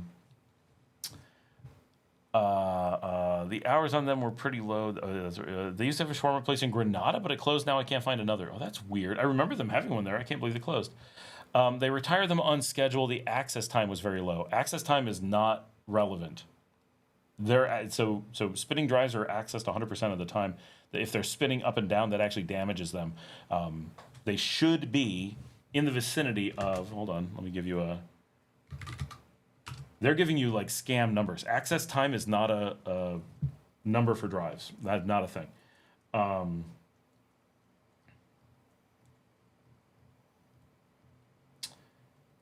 Retiring those should be between like 90 and 150,000 hours. If they're retiring them under 90,000 hours, something's wrong. Either they bought them by mistake or something's wrong with the drive when they're unloading them. So be wary. I think they're just scamming you on numbers. They're just making up a number to make it sound good. But that's not a real thing. Retire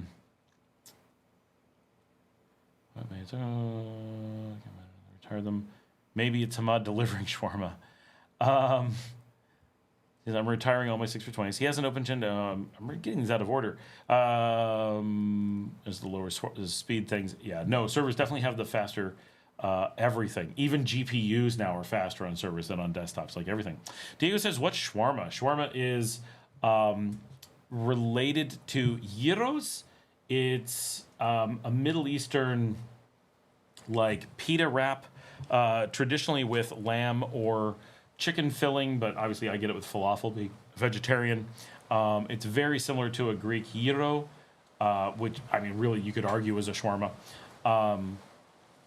So it's kind of like a taco from the Middle East. And we got heavy rain here in Leon. Can you hear it? John says, I always buy used equipment. I run Linux. I get the always buy used equipment because you just get deals. Not sure how Linux matters. If it's production, it's Linux. Rule of thumb, if it's Windows, it's not a production server. There's actually an argument that you can't call it a server if it's got Windows on it. But you would also run Linux if it was brand new, because if it's brand new, obviously it's like better gear. Why would you put Windows and cripple it? You would want it to be really good. Larry says, he told me when he opens Shenandoah. John says, truth be told, I have never even maxed out one of my computers. Not recently, anyway. TJ says they still have a Mediterranean restaurant, but they actually just had a shawarma place that closed. Oh, gotcha. Do you hear how loud this is? Our promise to you. Hello, good sir. We still planning the itinerary, planning to figure out a place near Chinandega and Corinto if you have recommendations. To stay or to eat? To sleep. I could have just read one more line. So when I stay in Chinandega, I stay baller. I'll find another place.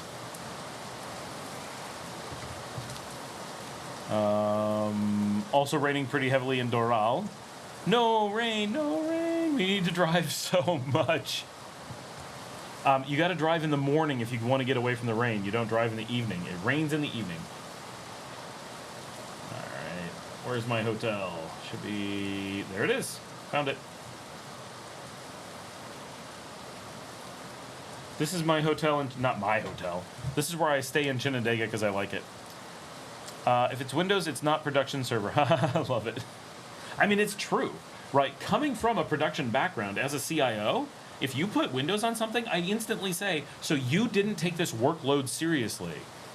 How could that be production? How do you argue that something running Windows could be production ready. You can't. There's no argument for it.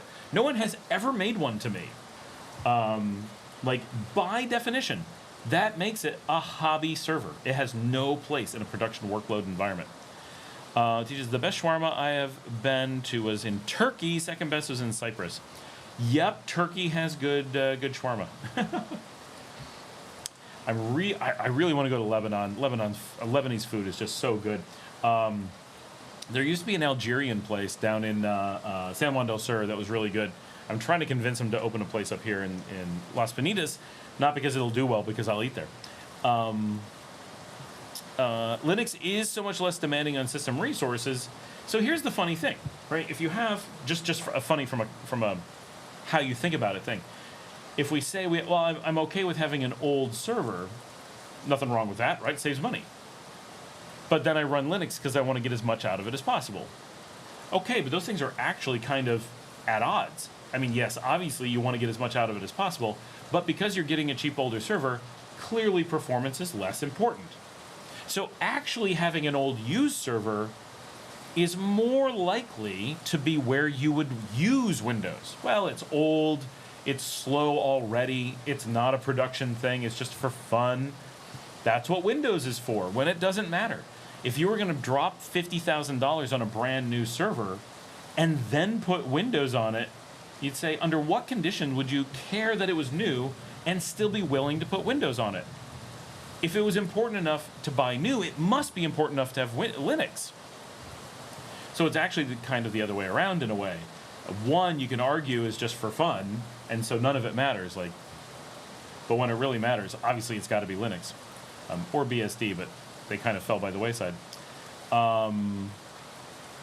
So much more with Linux, right? So in the real world, very rarely do you actually care about every last bit of performance. The world has really moved away from that. If you think about a lot of enterprise workloads run on Ruby, Python, PHP, they're all fine, right? Nothing wrong with them. But do any of them get maximized performance? No, not even slightly, right? If you actually cared about really extreme performance, you'd be running on Go and Rust, C, Java, C# would be okay. And so you'd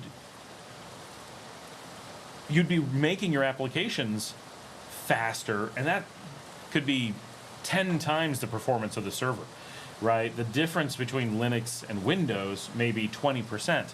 The difference between a fast and an old server might be 100%, but the difference between Ruby and Go might be 1,000%, 2,000%, 10,000%. And so which one is going to really matter? Well, those things.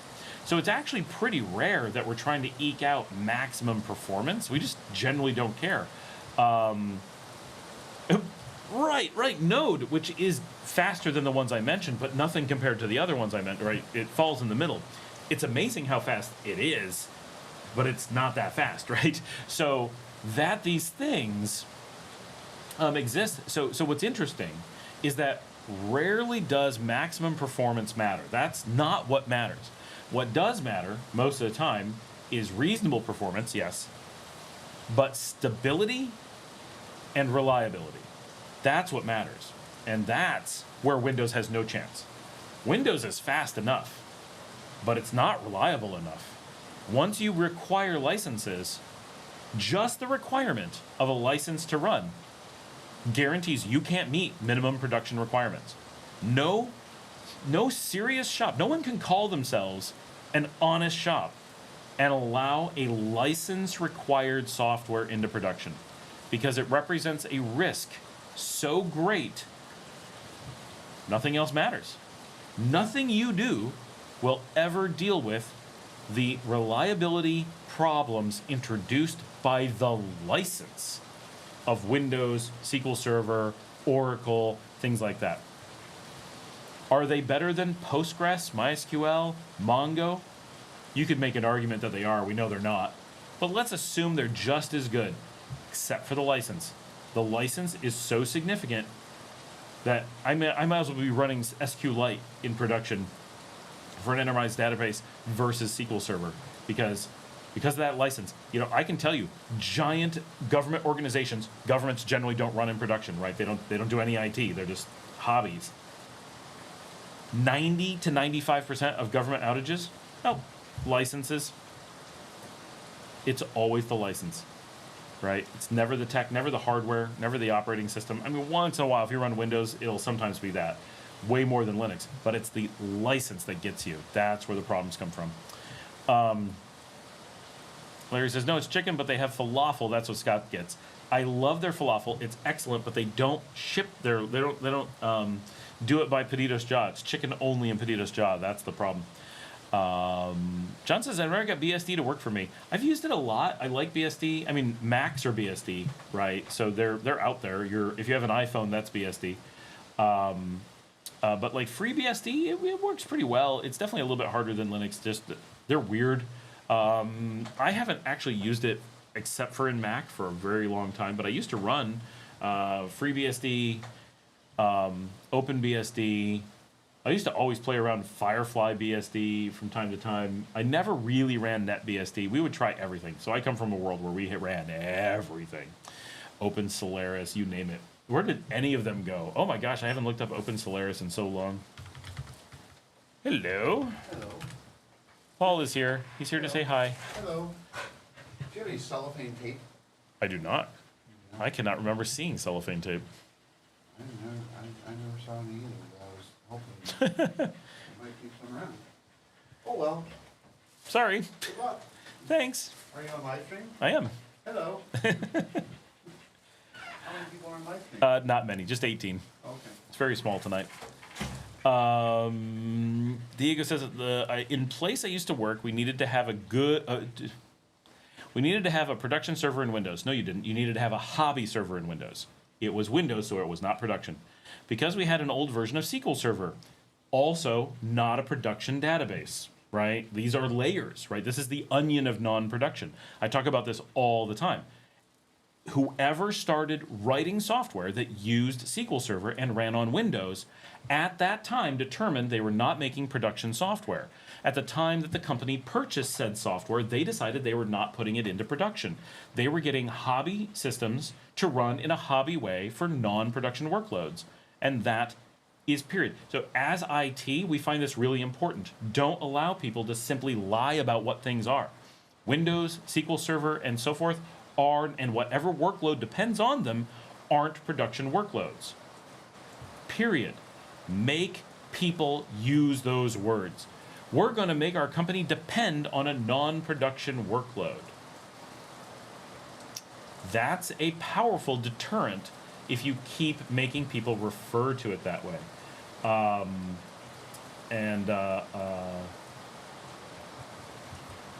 It's a game changer, right?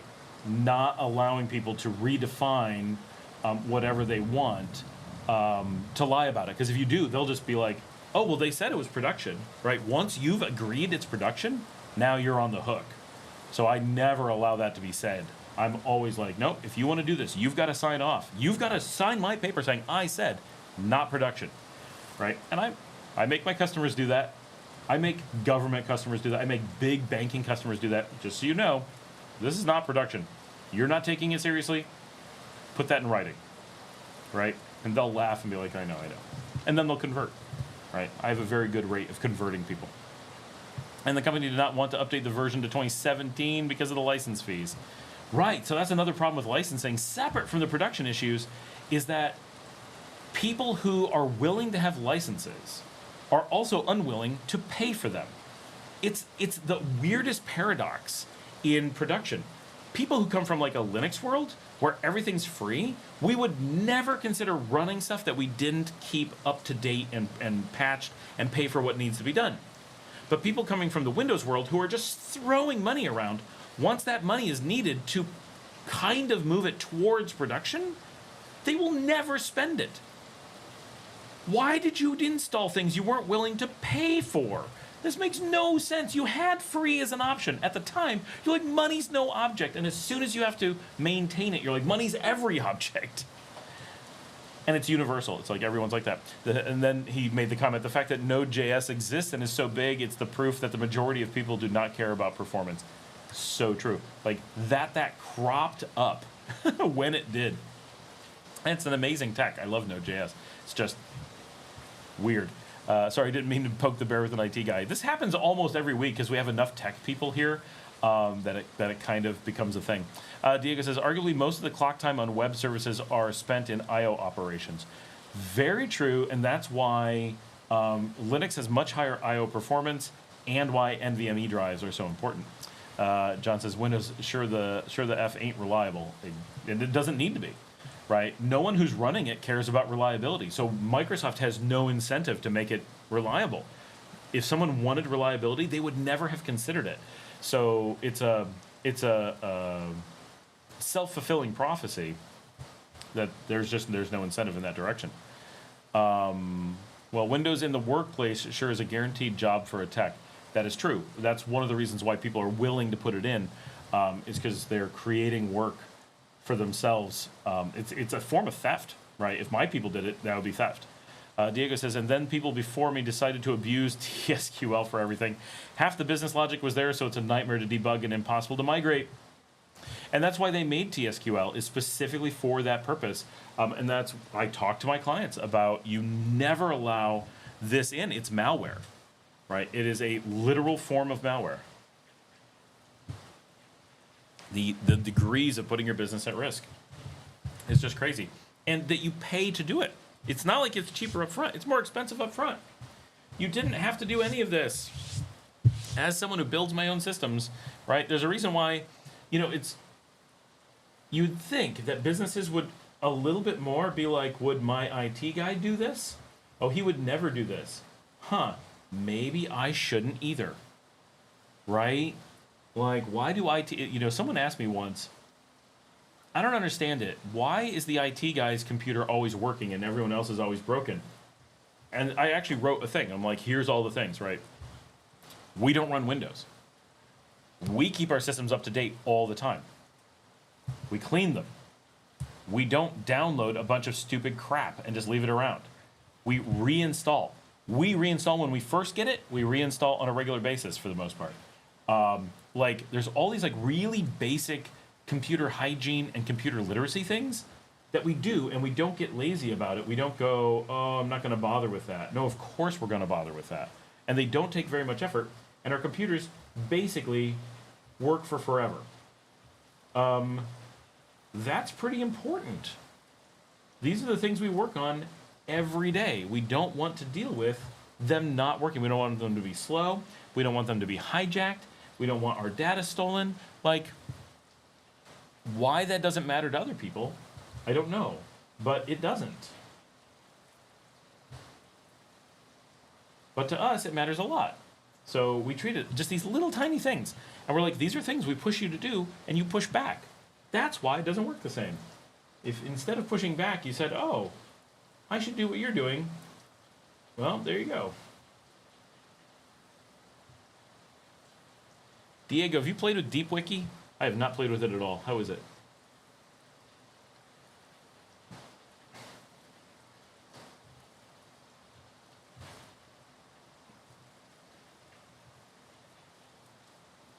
Oh, this is fun. So I'm working on making my own classic video game, kind of for fun.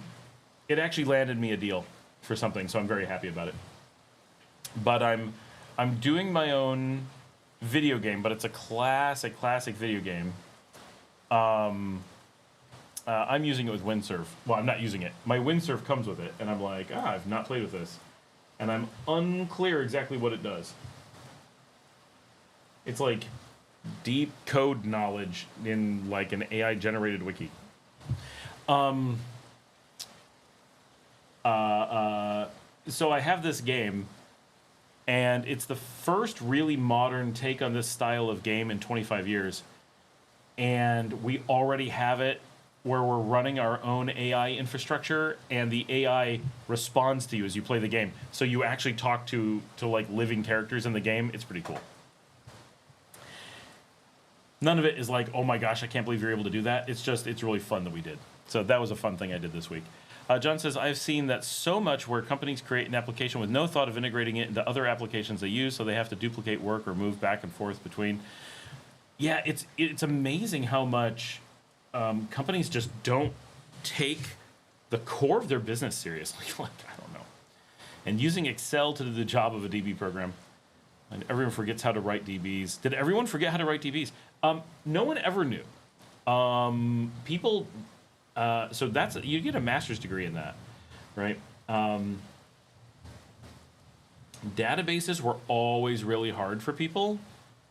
And so normal people never did them. The thing that you see that's different is today you have a lot of people who are not computer literate and work with, there's so many more people working with computers than used to. So you're just seeing a lower bar. Like every job now has a thing. What's amazing is I haven't seen anyone use Excel in years. I haven't seen anyone open Excel in years. In DBase too. You know what's funny is Excel so Diego says Excel as a database is so common. What's funny is Excel is actually a front end for real databases. You could hook Excel to actual databases because it's meant to be a database front end, and it does have its own database. It's just a really pathetic little one. It's like a shitty version of SQLite. Jessica says, okay, last thing for me to bring up tonight. I know it's been reviewed in the past, but internet. In your previous video, I learned that Wi-Fi is just Wi-Fi, so I've been hunting fiber optic. However, I'm struggling and wonder if you or any of your viewers know of a good service that services Mombacho area. Claro, IBW, Teco have not gotten back to me yet. Unfortunately, no. So the problem is that every neighborhood has their own thing. The Mombacho area, like outside Granada by the volcano? Are you in like the little development there? Like the Nicaraguan houses?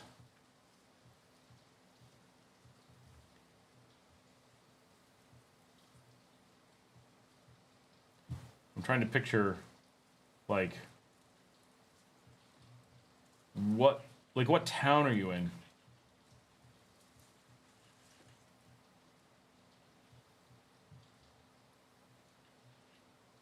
Casa Sultana. I think that's what I'm thinking of.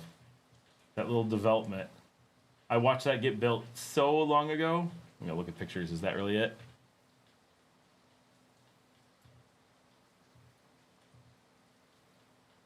Well, that's cute. I think that's the neighborhood, but Google Maps is so useless. That has to be. Yeah, the challenge, Jessica, is going to be that everywhere, like every town, you've kind of got to research on its own.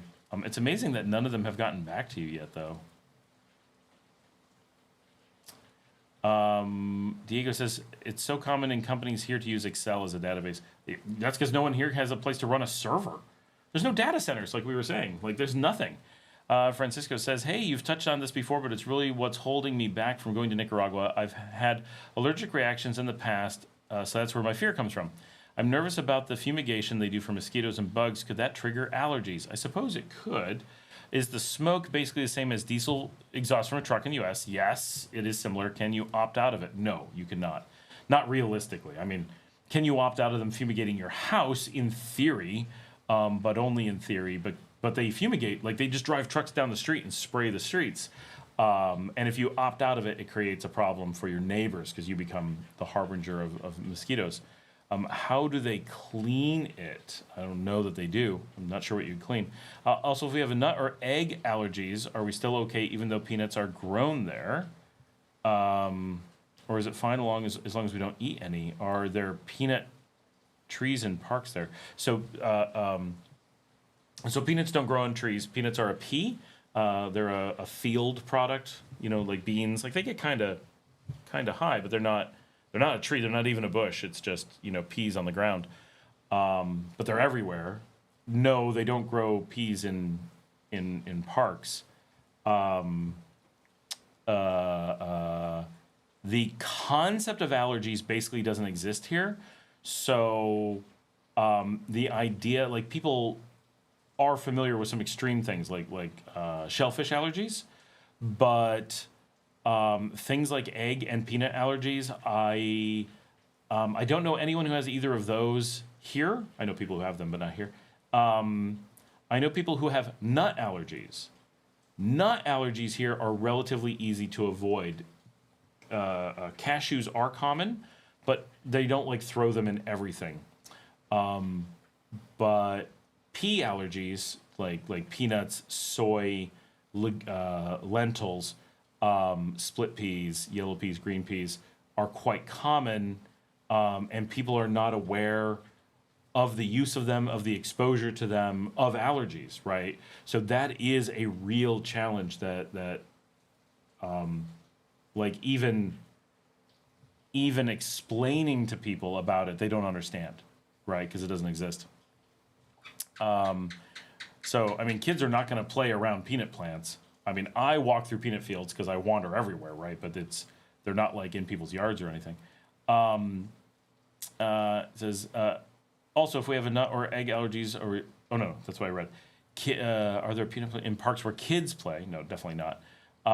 Lastly, are there indoor AC in places like bowling alleys, trampoline parks, or is it rare in Nicaragua? So places like bowling alleys and trampoline parks are super rare. Those are very high-end exclusive things that are going to be at like the Gallerias.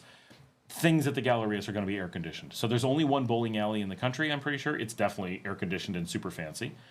There's only one or two trampoline parks in the country, definitely air-conditioned. They would be so hot if they weren't. Like, it would be unbearable. Air conditioning is relatively rare here, although, like, we went out to dinner last night. We had to sit outside. The air conditioning was so strong that we couldn't go in the restaurant. So it's starting to become a thing, but it's still pretty rare. But things like that, yeah, got to be air conditioned. You'll definitely have air conditioning for that. I saw an episode where they smoked in the houses, which is what I'm referring to. They smoke all the houses. You do not want a house that they don't smoke here. I realize that could be an allergy trigger for sure, like or I think it's less, that specific thing is less likely to be an allergy reaction as much as a irritation reaction, but that could be pretty severe regardless, or it could trigger like you know what it's called, asthma, right? Those kinds of things could be triggered by that. Because it's diesel fumes, it's very unlikely to be an allergy. But you also don't go in the house while they're doing that. Diego says you can refuse fumigators entering your home. That is true. But you can't necessarily refuse them fumigating your home. I was fumigated in Granada with the doors closed while I was home. They didn't warn us. They just fumigated the house. Maybe they're not supposed to do that. It was actually an emergency for us. We couldn't find our way out of the house. They fumigated it so fast. It was coming out of the sinks. It was coming out of everything. And our house was open, and we still couldn't find the doors. And we had like a swimming pool in the middle of the house. We could have fallen into it. It was a drowning hazard. Like my wife injured herself. She crashed into walls and stuff because we were blind in the house and couldn't breathe. It was really extreme. That's an extreme situation, but it happened to me. But you definitely want your houses fumigated. You just want to take your animals, take your kids out of the house, let them fumigate, go somewhere, come back when it's settled, so you're not covered in bugs. That's why the country doesn't have bugs everywhere. So it's one time being like, no, it's I can't do it right now. Yeah, that'd be one thing. To never do it, you'd be pretty upset. But even though they don't do our house, they do our yard, they do our neighborhood, they drive by with the trucks, just come down the street and just spray it over the walls because they need to do it everywhere because every inch of the country could be harboring mosquitoes and they're potentially dangerous. So they're pretty serious about the fumigations. If you're in an allergy kind of situation with it, it will be essentially unavoidable. Diego says there are a few little places to do stuff indoors, at least in Managua. I know of one of the bowling alleys in the country and 2 trampoline parks. You know of Escape, of course, which is awesome. Great bowling alley, but it's like literally the only one. Oh, there's a skate park. I didn't even know there was that. What did you pay for that house with a swimming pool? Oh, it was a decade ago, and we got totally ripped off. I think we paid like $1,000 a month. And I remember my Nicaraguan friends are like, you paid more than $300? What is wrong with you? Like, they saw you coming. You got gringo priced like crazy. But We were new and we were in Granada, so it's gonna happen. Did you have to go and clean all your clothes and everything after, like cups and dishes? I mean, we do this all the time, right? We just leave our cups in the cupboard. If we leave cups on the counter out, we will clean them. I mean, you just rinse them off. It's not poison, right? It's an irritant to the insects. So it's not like you can't ingest it. I mean, certainly don't intentionally ingest it. But it's more like it's dirty than it is like it's toxic. Which is why they just spray it on everything, right? No, we don't go and re-clean our stuff in the cupboards or anything. We don't worry about that. Diego says, I think there's another bowling alley in Club Terrassa. Really? I gotta go check that out. I've not heard that. I've never gone there. I keep wanting to, and then I forget about it. It's one of those things that's like, oh, that looks interesting, and then the moment you're not there, you completely forget about it. And you drive past it all the time, and you're like, that looks really cool, and then you forget about it.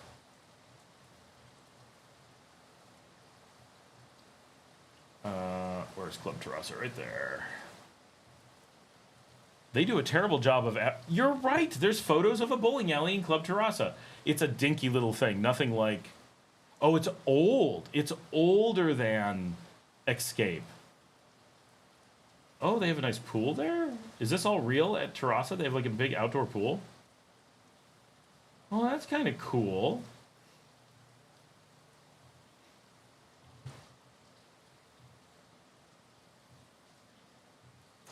They keep way too much of this stuff hidden. Like, there's things I would use in Managua, but it's like, it's so hard to find out about stuff. If you live somewhere and you have lots of time, it's like, okay.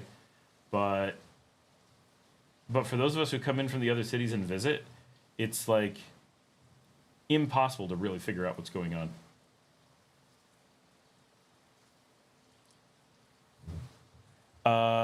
D-Gilbert, I know you said how safe Nicaragua is. Remember, no matter what, it's safe. So anything else you ask is irrelevant because it's safe. But are there any drug and gun-related incidents that arise with foreigners? We do have problems every so often with the expats doing a lot of drugs. You don't really have gun problems with foreigners because they have no way to get them.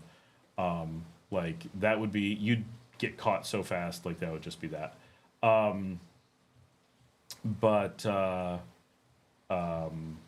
There was actually a robbery this week, and armed robbery, but the guy didn't make it. I think it was a off-duty, was on the street, and the guy tried running for it after holding a place up with a gun, and they got him on the street. Like, so they just left him on the sidewalk for everybody to witness. This is what happens.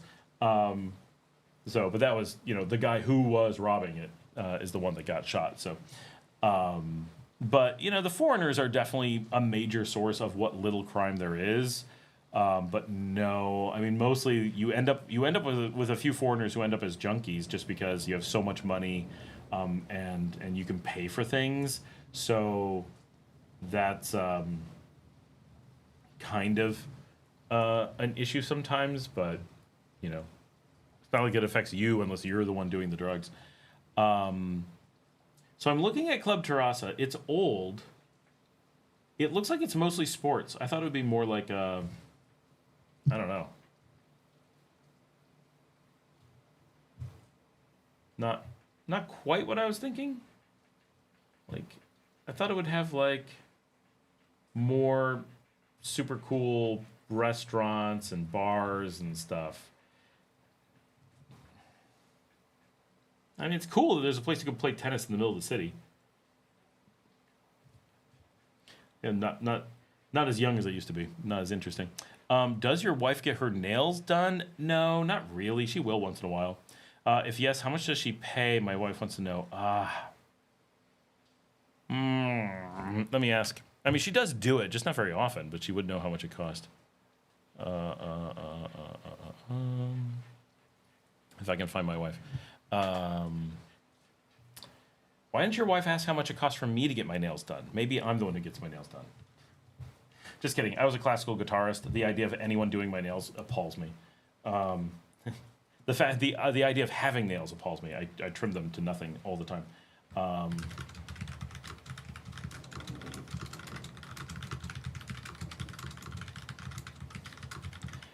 My daughter's got their nails done, and the one they did damage to her foot, and she's had a major medical issue now for almost 2 years. So we really avoid anything like mani-pedis, just in general. Our doctor is like, "Why would you go and get mani-pedis? Like, that is such a bad idea." Our doctor was like yelling at us. He's like, "That is so irresponsible. Those are not medical professionals. They don't know what they're doing." He's like, "If you need to get something like that, go to your doctor." I'm asking, my wife is responding, so I'll get to that in a second. Would you say Nicaragua is a good, cheap spot to be with family and kids to save money and slow travel elsewhere? It is, for sure.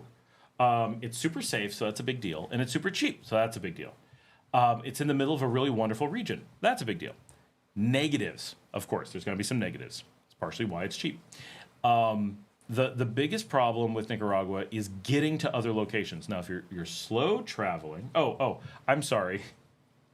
My wife did not have the answer, but her bodyguard does. Her bodyguard says it's between 300 and 1,000 Cordoba, depending on what you want. So that's between like $8 and $30.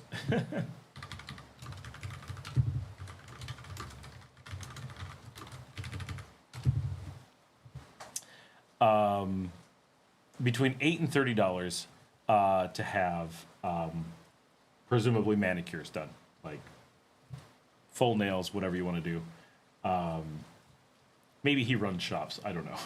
I'm like, why does he know? His cousins do it.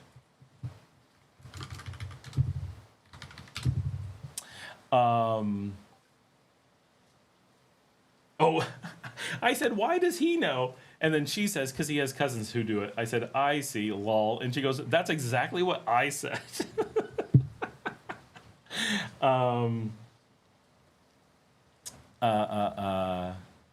Okay, so it is a good, cheap spot, for sure, right? And that's one of the reasons that we chose it, was having lived around the world. We decided that good and cheap would be a perfect spot. So it has the things that we want, right? Safe, cheap, very free to do whatever we want, like really, really good freedoms and safety, right? So you put all those things together, and it's like, oh, this is fantastic. And we love that. I think I said that twice. And we love it here, right? So so one of the things that we said is not just do we want like safe and cheap. Of course, that matters a lot. But we also want the place that we are based to be a place that we love. And so we did a number of countries. We went to 40, lived in 10, lived in 8, and then decided Nicaragua should be our base. And we do hope to get out and do more slow travel. We've kind of gotten into Nicaragua and just love it here so much that we never go out and do anything else.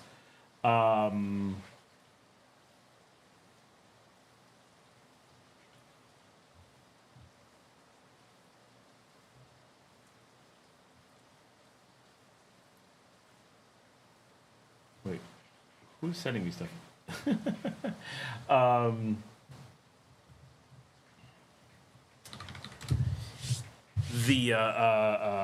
The downside is that getting to other places is difficult from here.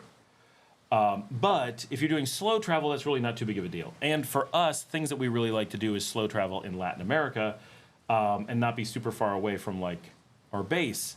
So we've already done the slow travel through Europe all the way up to the Russian border. And so really looking at more around Latin America now. So it's a really good spot for us. If you're looking to do fast travel, that's where it really gets to be problematic. But still, for slow travel, it's got some challenges. Just because, like, we have to go to Costa Rica to catch our good flights. That sucks, right? It's an extra step. It's a little bit extra expense, but mostly it makes... if I could be in Bolivia in 12 hours, I'd be there pretty often. But I need to take 12 hours, stage at the airport, and then go the next day and be there in 12 hours. Well, that makes it 36 hours, and that suddenly is a problem, right? Plus, I have that extra hotel. Like, just little things add up. So those are things that make it a lot harder. Oh, my poor doggy. She does not like the storm. The thunder has come, so she's panting. You're such a good girl. We love you. You're safe. You're loved. Everything's okay. Club Terraza is the place for rich people. It has like tennis courts and a ton of social rich people stuff. I don't know. I looked at their website. It didn't look very good for. It looks like it looked kind of sad. I mean, I don't want to rag on. I'm sure it's. I mean, it looks like it's the best of what it is, but nothing about it looks particularly cool. They're like, okay, the best bowling in the country. That is definitely not the best bowling in the country. It looks like decent bowling, but it doesn't look super special. It looks fine. Oh no, their website's not working. Oh, let me reload it. Nope, just doesn't work. That's weird. It was working. All right. It's got tennis court, singular. Nice. I mean, nothing wrong with that. It's got maybe a second one. It's got a basketball court, a nice looking one, except the basketball court has a net in the middle of it, like a tennis net. So it's a weird picture to show basketball that doesn't function. It has a thing, it says entertainment sessions, but it's just a wall to like throw a ball at. It's literally like entertain yourself with a wall. It has ping pong. Come on. I have more than this in my house. It has racquetball. Okay, I've never seen racquetball in Nicaragua before. I've also never in my life met a person who wanted to play racquetball. And that's it. That's all they show as things to do. Not one of those things is interesting. I can go to Escape at Plaza Natura and have a better experience without going here that easily. Like, okie dokie.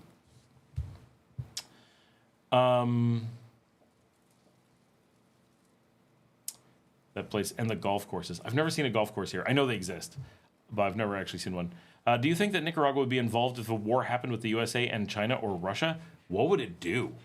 I mean, it would be involved shipping food places. It's not like... Nicaragua does not get involved in foreign wars. Not a thing. Diego says, nails in a spa in Managua are like $30. The calcium gel stuff, feet and hands. You're not supposed to get gel anymore. It's bad. It's been pulled from the market. Most he's paid is $40. D. Gilbert, why do you think Nicaragua is so under the radar if it's so cheap and safe and free? Because it's safe and cheap and free. So watch, what's his name from the CIA, talking about specifically, if you are cheap and safe and free, the U.S. must destroy your economy to make sure that no one knows about you because, and he names Nicaragua as one of the countries that the U.S. must stop people from going to, because if you realize how cheap and safe and free it is, you'll realize how corrupt the U.S. government is. So they depend on people, on keeping it under the radar. That was in the 1970s, prior to the war, that he said that.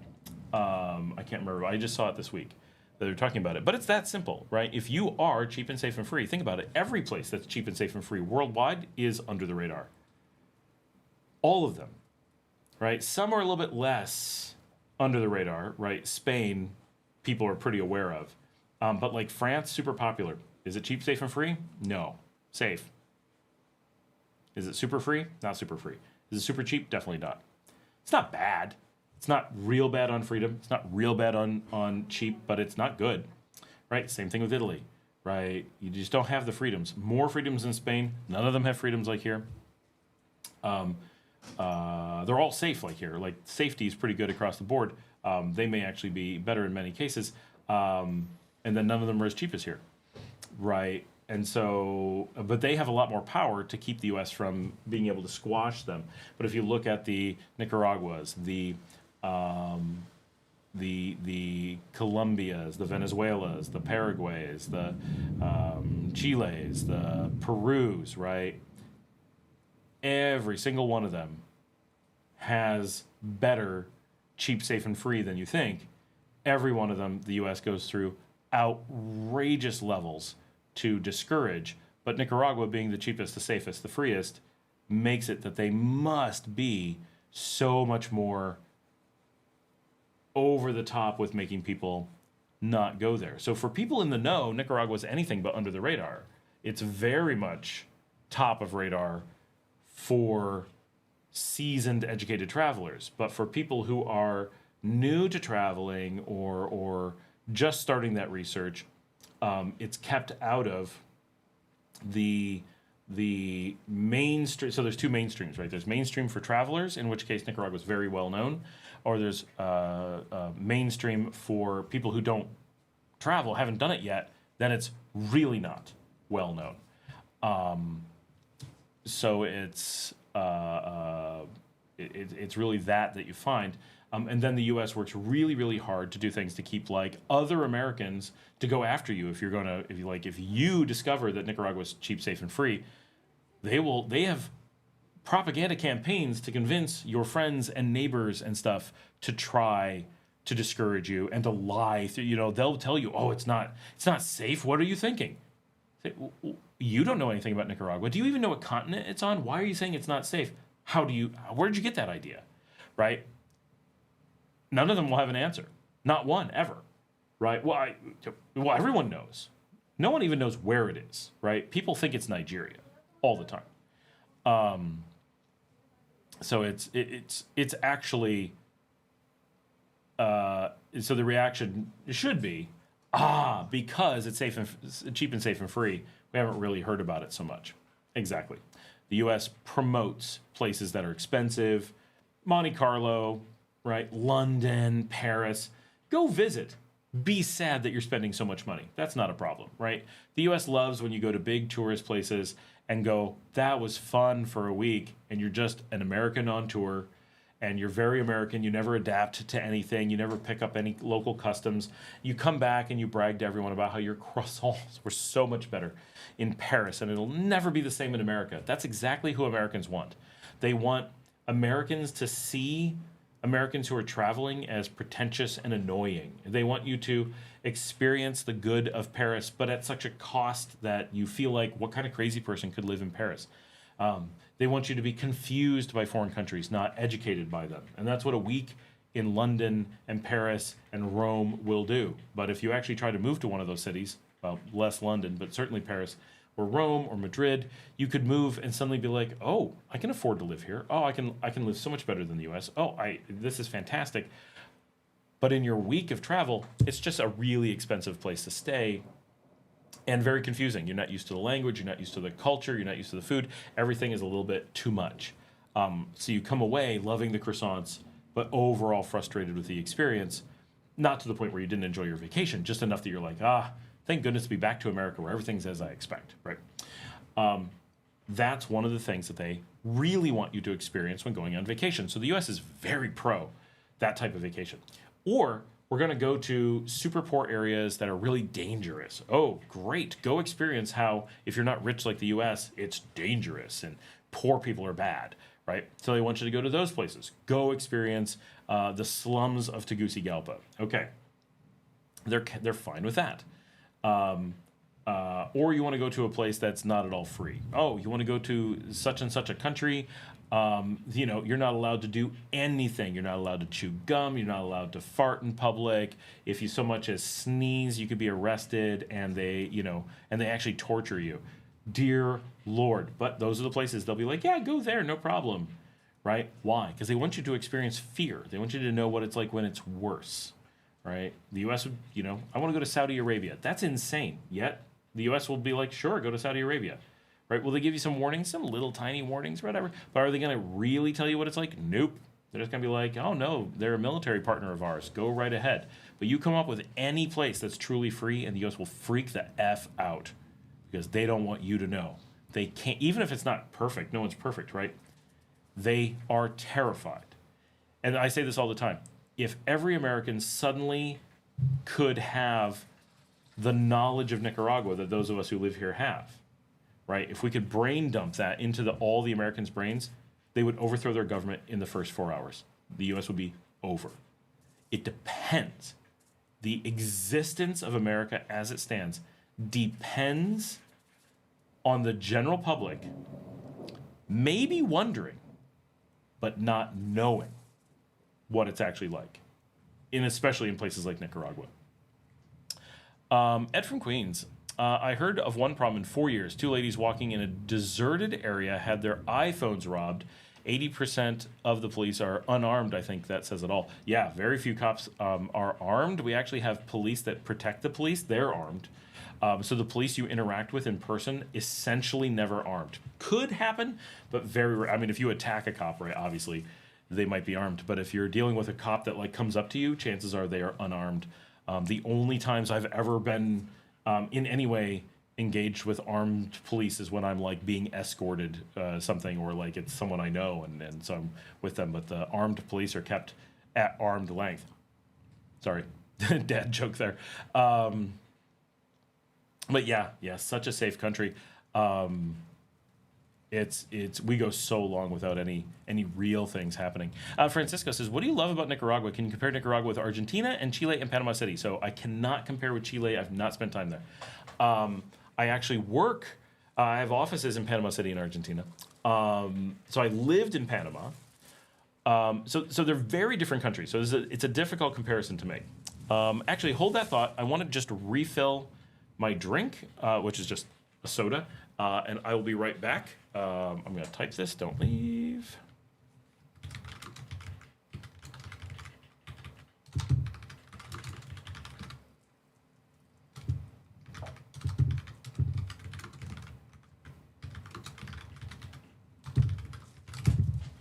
Be right back.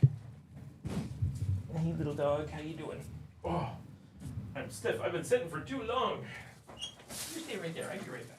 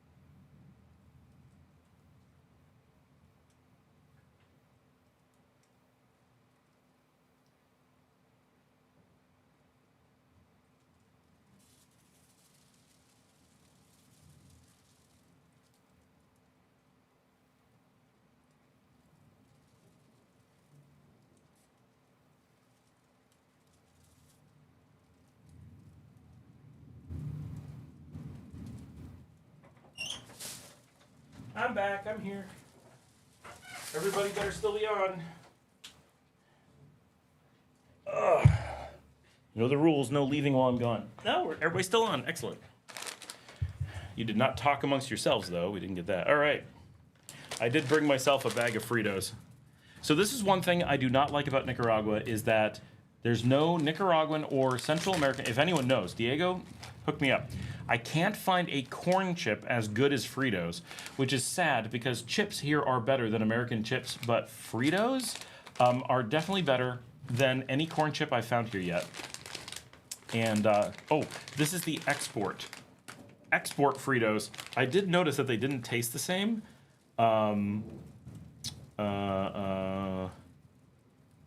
It says manufactured for, but it doesn't say where it's manufactured. I wonder, because I don't think they taste right. Oh, they're made in the U.S. They're made in the U.S., but I think they changed the flavor for the export. I feel like they have lime in them, honestly. I'm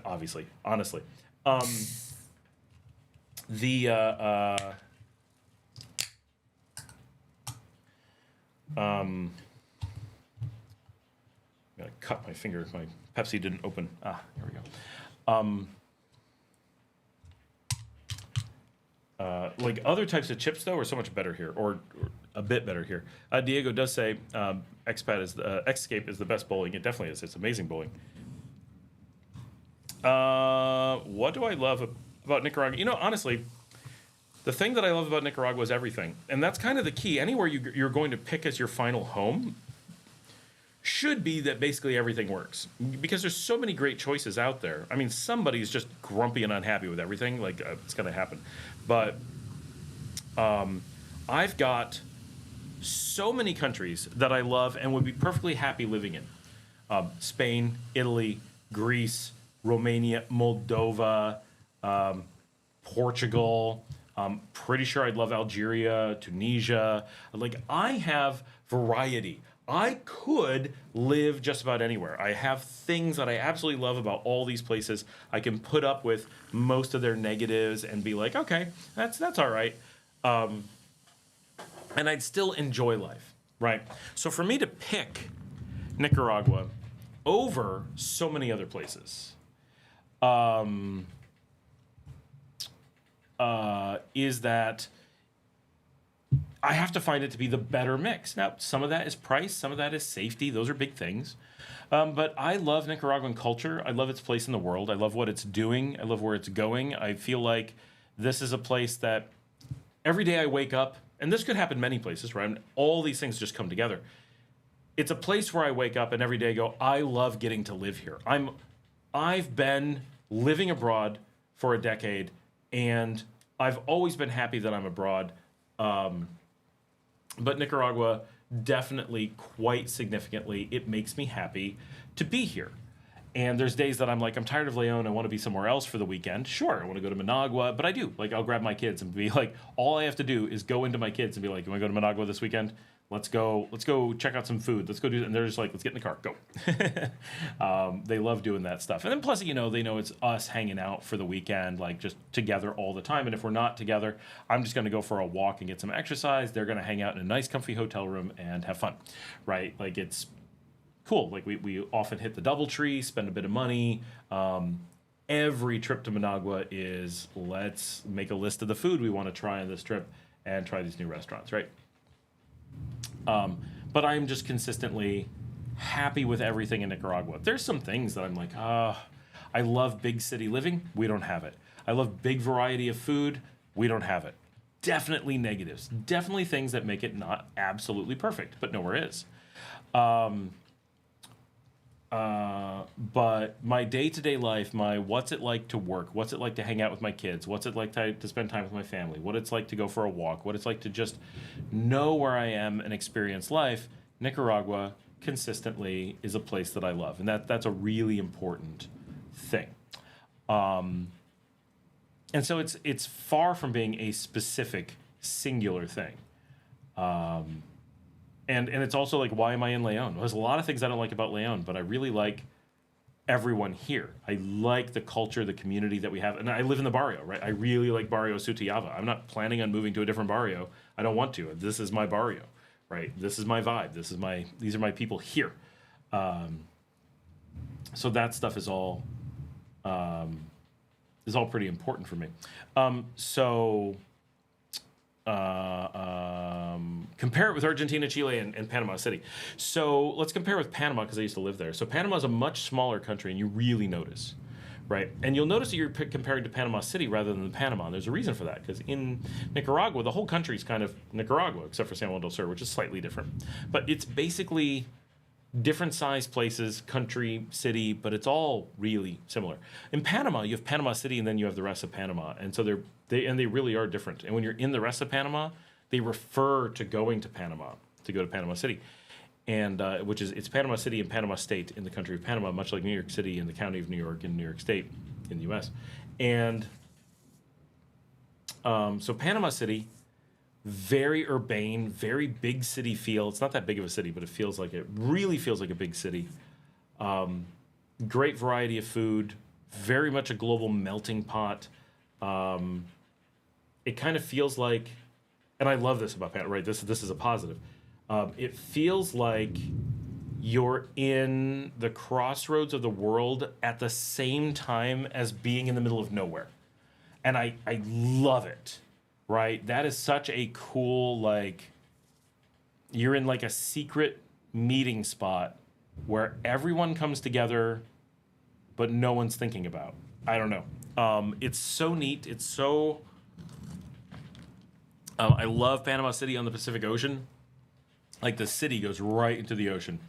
I love the outdoor activities around the city. And I love big cities, right? So I just love life in Panama. It's really nice. If I could have an apartment down there, really, I like San Jose, but Panama City, of course, one of my best friends lives there, so it's nice to have friends. You just go hang out. And anytime I'm there, like if I fly in, I just get picked up at the airport and get to hang out in the city, which is nice.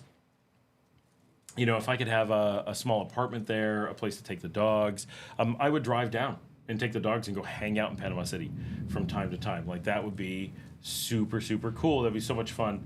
My kids enjoyed living in Panama. It's hard to describe exactly what makes different places what they are, right? And so it's easy to be like, oh, the vibe. I like the vibe. Okay, but what about the vibe? What is the actual thing?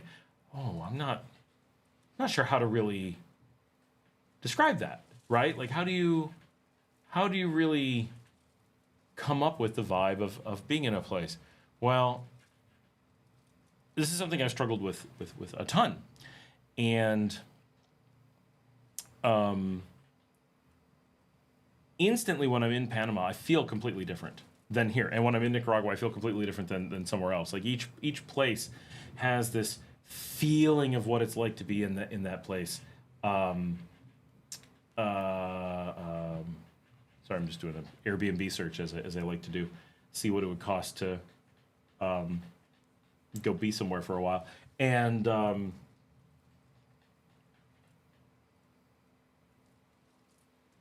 like the air feels different. Going to restaurants feels different. The way that people interact feels different. The way driving down the street feels different. It's just a very different place. The city feels like there's just so much to do. It's so much more like get dressed up, go to clubs, go to fancy dinners. You want to do fancier things. It's kind of just a big part of what it's like.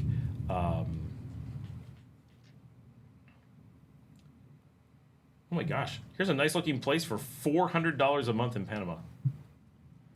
What? That is so cheap. That's like, why bother with a hotel room? I'll just splurge and get an apartment for the month.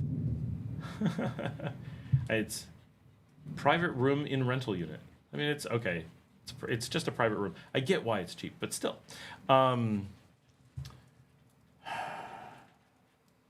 Panama has so much to do. There's always activities. There's always stuff going on in a very organized, fancy kind of way. I don't know how to describe that. Everything's so much more built up. You expect everything to have a polish to it. Panama is incredibly polished as long as you're in the upscale areas. And as soon as you aren't, then it feels like you've just transitioned into Nicaragua. Like it's amazing how it switches. Panama City could be fantastic, right? I'd highly recommend spending time there, for sure. Now, how do you compare Nicaragua with Argentina? So Argentina is different for obviously a lot of reasons. So Panama and Nicaragua have the same weather. Like we're right next to each other.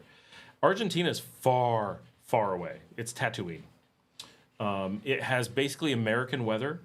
It's warm up north, cold down south. It's just America flipped. I love Buenos Aires. It's an amazing city. It is so big.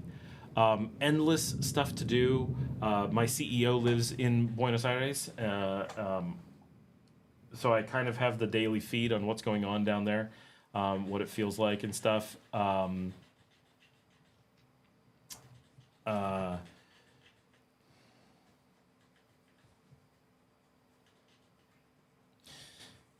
Panama City is a very urban city that's very small. Buenos Aires is a very urban city that is insanely large. It feels a lot like New York City, but very, very European. Feels kind of like Paris, which they pride themselves on.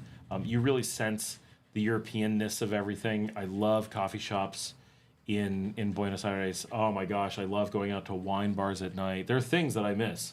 Panama has a little bit of that, but nothing compared to Buenos Aires. When you go out for music at night and go out for tango, like live tango music at a wine bar in Buenos Aires, oh my gosh, that is such my vibe. It's so fantastic.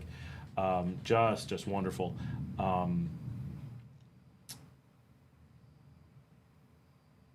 the neighborhoods, there's so many beautiful neighborhoods to wander through. I didn't actually find the food to be all that good in Buenos Aires. The variety's good. There's certain things that are excellent for sure. But there was a lot that I was like, oh, this is definitely not as good as I was expecting. Like Bolivia is so much better for that. And honestly, if I was going to live in a place in that general region, I would take Bolivia over what I've found in Argentina thus far. I mean, I really again, if I had to live in Argentina, I would not be totally depressed. Like that would be absolutely fine. I would find a wonderful life there. Argentina has the benefit of being a giant country where you can just hop a train or hop a bus and go all kinds of places and explore a giant country with so many different cities and towns and things to do. Argentina is a piece of Europe in Latin America that's super special. It's the only place that's really like that. So if you're looking for that crossover vibe, that's your place. It's really far away from things. I find it so hard to compare countries. That's why I love hopping between them, though. They all have such a different feel. Being in Nicaragua does not satisfy my desire to be in Panama. And, it's amazing. Just looking at a photograph of Panama, which I have on my screen, I'm looking at an apartment building. It's like, even though the hills of Nicaragua look so much like that, nothing in Nicaragua feels like this part of Panama. Nothing. It doesn't even come close. And it's like, I want to be able to go back and forth, and I do, because it's just such different types of enjoyment. It's such a totally different life experience being in the two places. And something that I miss in Nicaragua is we don't have, and Panama, I'm looking at Panama City, which is just a fantastic city.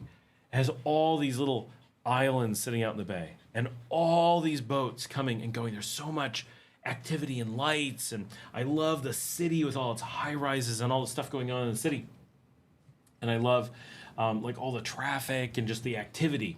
And Nicaragua really lacks that.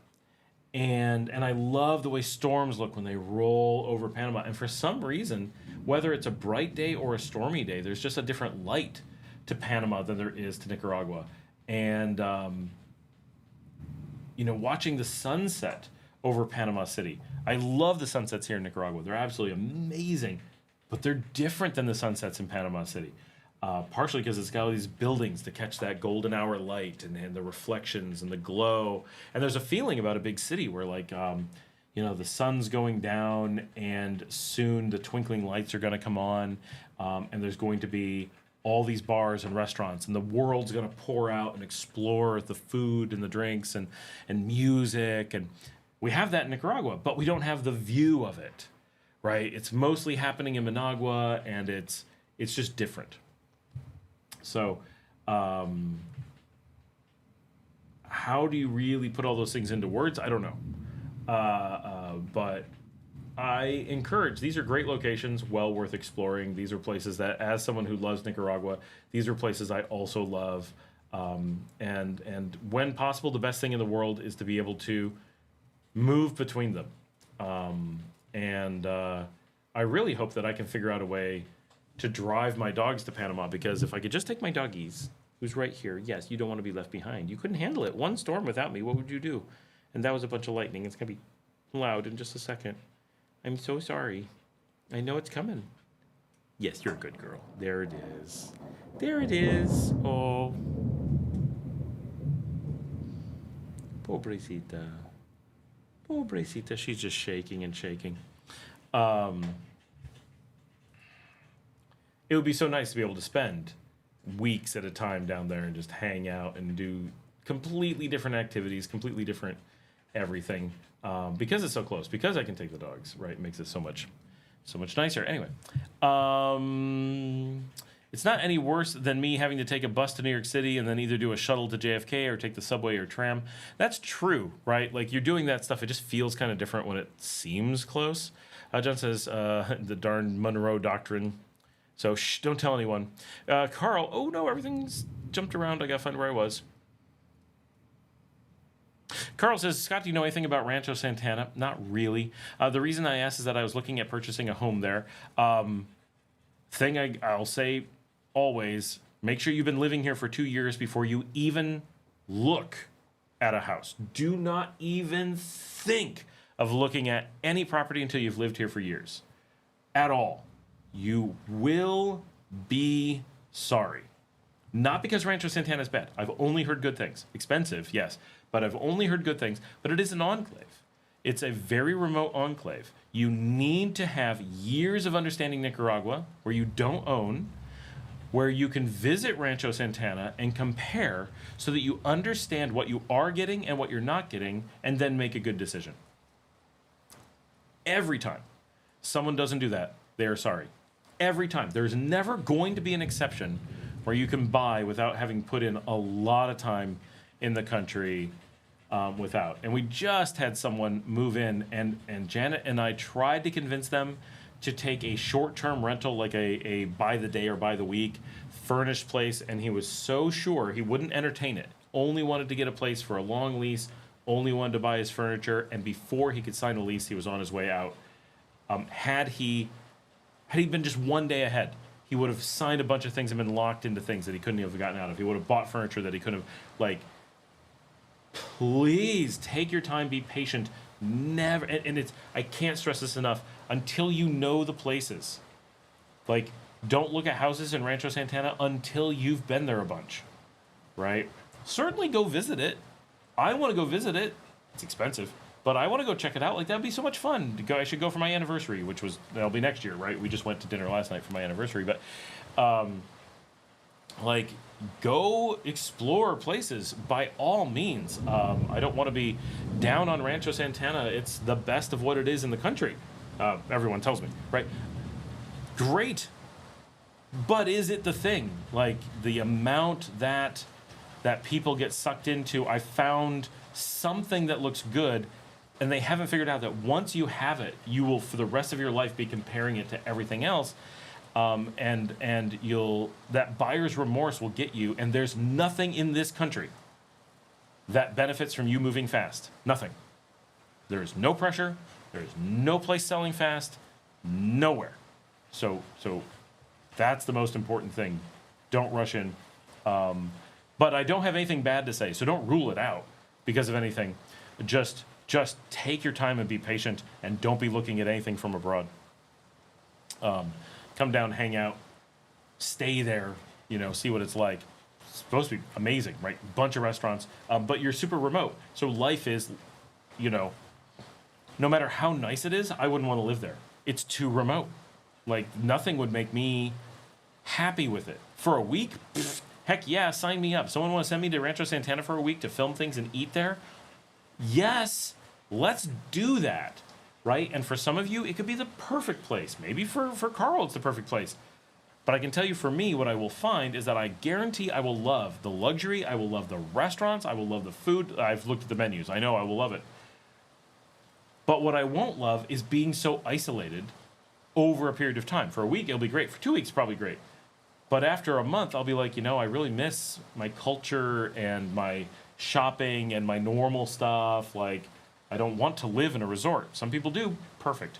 But you need to understand just how far it is from anything substantial, and then make that judgment for yourself. Are you going to be okay with how much it's going to cost to realistically live? Are you okay with how difficult it is to go to a grocery store? Are you okay with how difficult it is to get variety beyond the probably really excellent variety of restaurants that they have on premises? And importantly, and this is unbelievably important, you're talking about moving into a community in which you have no one else. So more important than the house is, do you like your neighbors? Because there's only a handful of them, and they are your social group forever. So you've got to be so sure of things none of us can tell you about. We don't know that group of people. Right? And even if they're fantastic and we love them, they may be like people who are just boring to you. Oh my gosh, all these people want to do is have beers and look at the sunset. For some people are like, that's my people. And other people are like, I don't dislike those people, but I don't want that to be my whole life. I don't want to have to either hide at home or have to drink beers and look at the sunset. I want something in between. But does it exist? I don't know. You need to go to Rancho Santana and find out. Or send me. Pay me to go for 2 weeks, and we'll get all kinds of information for you.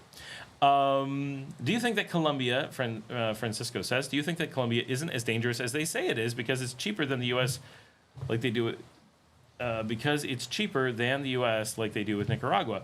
Colombia is not very dangerous. It's more dangerous than Nicaragua. Sure, everywhere is. But, you know, there's nowhere in Latin America that's actually dangerous. Like, if you're being an idiot, you can find danger almost anywhere. This is where Nicaragua is special. You can be pretty dumb in Nicaragua and still turn out okay, right? I don't know a single neighborhood in the country where it's actually dangerous. Everyone will say it is, but Nicaraguans literally don't know what danger is. You push a Nicaraguan and they start referring to danger as like if you leave your phone on a table, someone will grab it. That's not danger. In no way is that what dangerous means. It's not favorable, but it's not dangerous, right? People have some weird ideas of what danger is when you live in a place that's so not dangerous. You have to really figure out what they mean.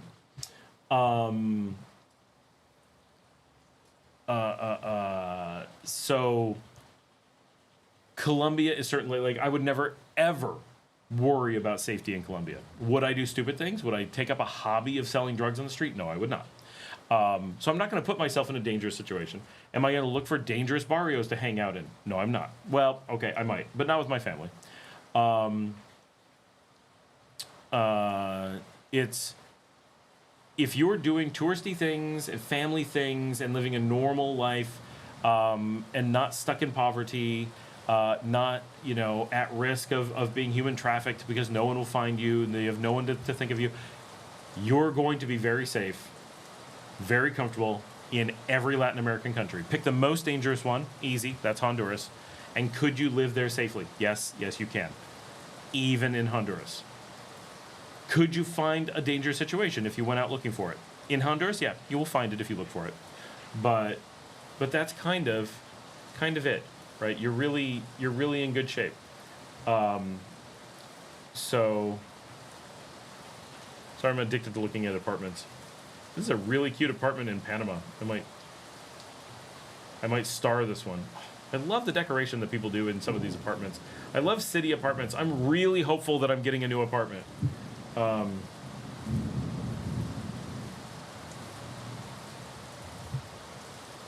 just love urban apartments. But no, yeah, Colombia is like, it's super cheap, quite safe, no reason to avoid it. John says, go out trying to hook up in Medellin, you might get scoped. Yes. Some activities could end up a little bit more dangerous. If you get to know Colombians, you won't have to hook up. They will introduce you to single friends. Jessica says, yes, Mombacho area near Cana de Castilla.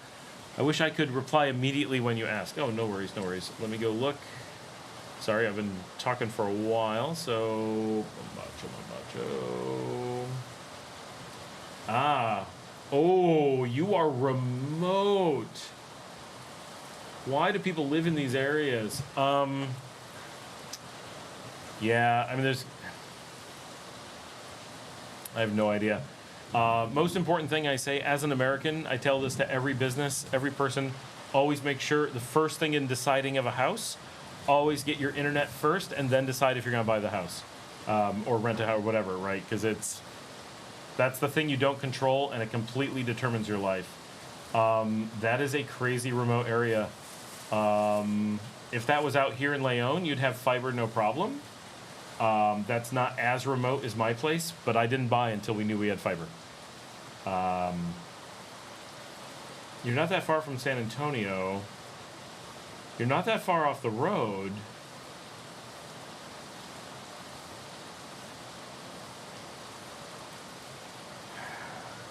It's got some possibility, but it's... Yeah, I think you may be stuck waiting for those companies to get back to you. You may not have anything but Tigo Wi-Fi. But I'd be surprised. Like, there's going up to Route 4, there's a bit of population there, so you're in an area that's not, even though you're kind of remote, like that whole area between you and Diriomo is not empty. There's stuff everywhere, so it's probably just a pain to find, but I'd be surprised if there's nothing. Jan says the export probably doesn't have some chemicals that they can use in the U.S. It could be. Yeah, sometime I'm going to eat these actually on the show. Brigido Bocasangre, thank you so much for the donation. Thanks for what you do. Big fan. Thank you very much. I appreciate that. Where do I hit the... There we go. Excuse the horrible spelling. No, it's perfect. 110 Cupcake, what is your favorite Nicaraguan restaurant? I'm terrible at having favorite things. I really like Dragonfly in Chinandega. This sounds ridiculous. I love Pane y Vino. They're really good. I know they're a chain. I mean, there's 3 of them, but they're really fantastic. I really enjoy Mugs. I like the Barrio Cafe. The Barrio Cafe was very influential in getting me to move back. I was hanging out at the second Barrio Cafe location that's gone now, and it was just so good. That was such a big, like, I want to eat there every day. My best friend and I did. Like, we camped out there, and every day we'd eat at the Barrio Cafe, and it was just amazing. Better then than it is now, I think. I think they've gone downhill a little bit. Cafe Molino, I really like. I've got loads of places that I really like. I really don't know that I have a favorite. Pane y Vino probably is just my go-to happy restaurant. My kids always know that if I want to go to dinner, they can always be like, Pane y Vino, and I'll be like, yes, let's go. Enough variety that I could eat there all week and not get the same thing twice. That's rare. Yeah.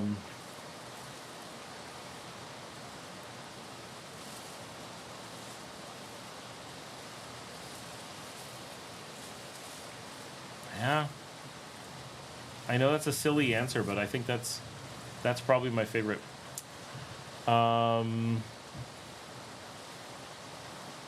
What's your favorite Nicaraguan dish? I don't really eat very many real Nicaraguan dishes. I do like gallo pinto, believe it or not. I do like queso frito. I really like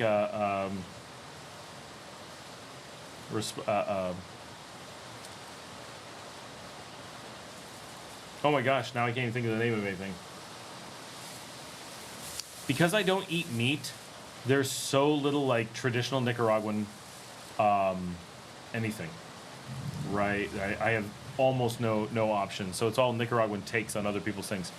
Ed says the best part of San Juan del Sur is the people are so chill. I think that's everywhere really in Nicaragua. It's hard to find a non-chill Nicaraguan place. What's my favorite Nicaraguan experience?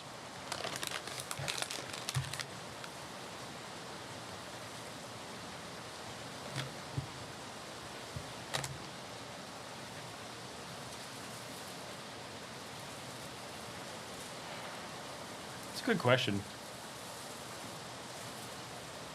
I don't know.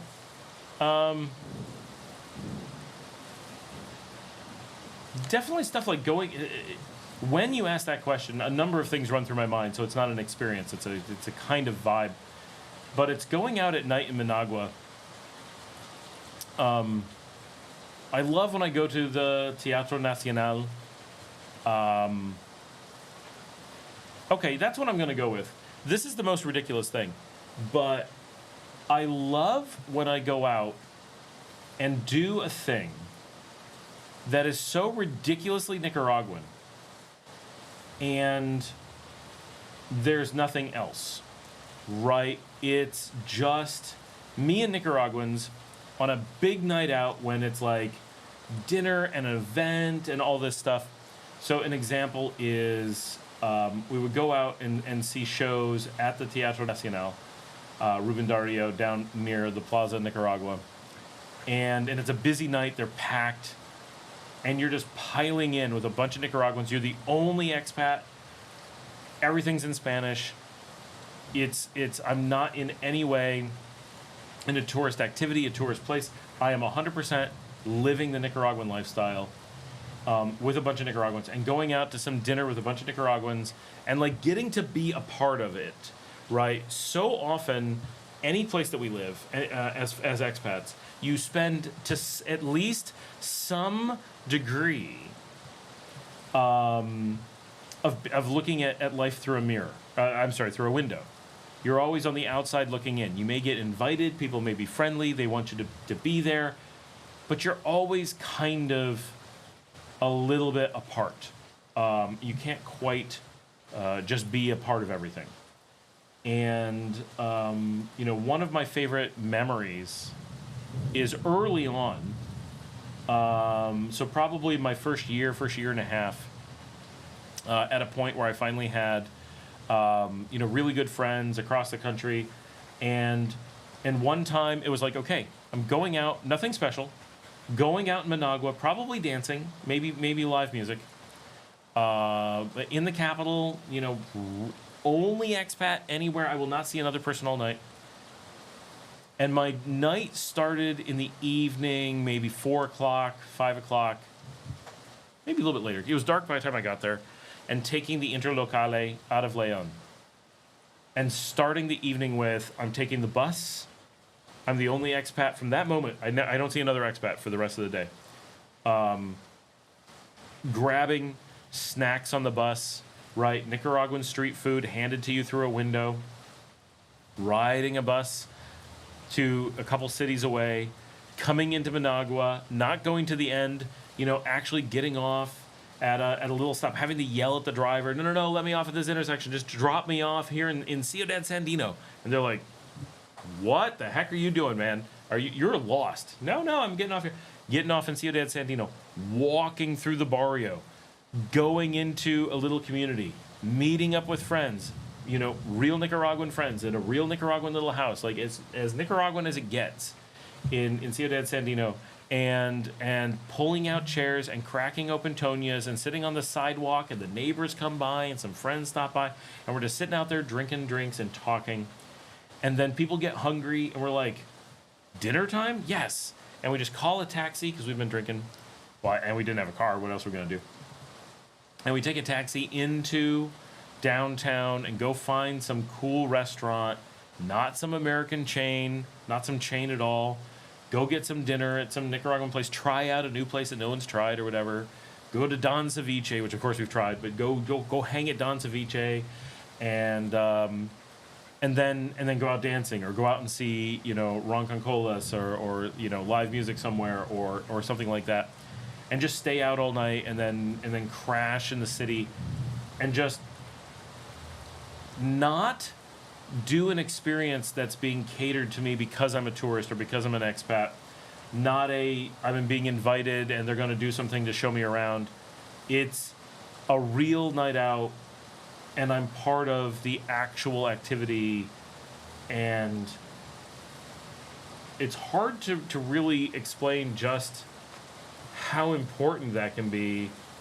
But living abroad, we spend so much time being apart, at least a little bit, and that's my favorite activity, is anytime that I breach that and I'm no longer an outsider in any way, and I'm just part of the crew going out or whatever. And if all goes well, a week from tomorrow, I'm heading into the city. I'm taking a group of people. We're going to see a show at the theater in Spanish, right? A musical in Spanish in the capital. Like, love doing that stuff and just making a night of it and doing a bunch of stuff. That's my favorite thing. Roberta, I'm consistently finding 90 days is turning out to be really cool to be in Nicaragua. Looking forward to my next Nicaragua experience. Awesome. Diego says, most of my Honduran friends and Salvadoran friends tell me that they are always surprised how nice people are here and talkative. They're nice in the other places, but they're much more talkative here because we're safe. We don't fear anything, really. People come up with things to be scared of so they can say they're scared, but they're not really. John says, Argentinian asada, meat and wine, Mendoza, Cordoba. Yeah, a lot of great places to go. Roberta says, polished, great description. Nicaragua vibe, make it work with what is available. People are wanting you to be happy and not worried. Yeah, Nicaragua is unpolished, rough around the edges, raw. when I think of like, let's do something Nicaraguan tonight, and I'm with people that I know mean it, I'm thinking of going into a barrio bar and cracking open a beer, and maybe a soccer game's on, maybe a bar fight will break out, but we're just sitting around on stools and having beers and just hanging. Maybe there's some music, right? And a bunch of people, and people will get up and dance and all this stuff. And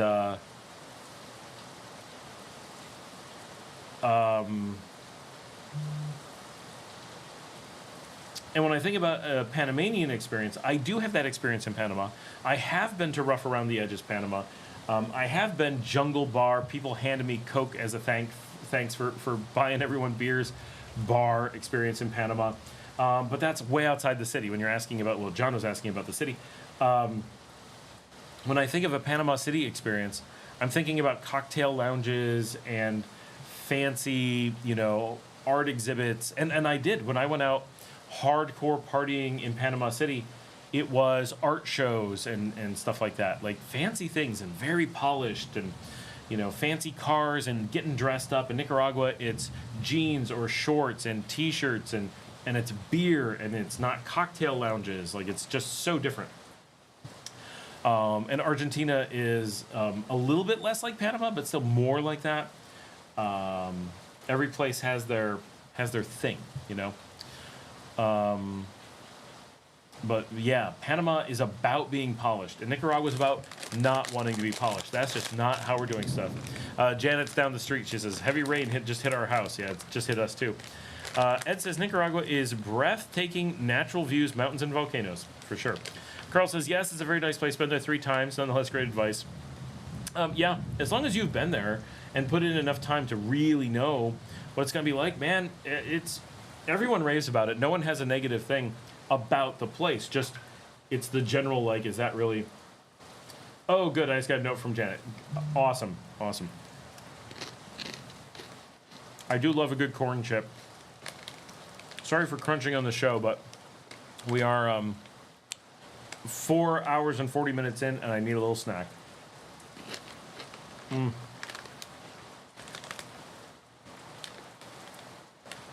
pushing 50 years old. I'm still amazed every time at how much I just enjoy Fritos.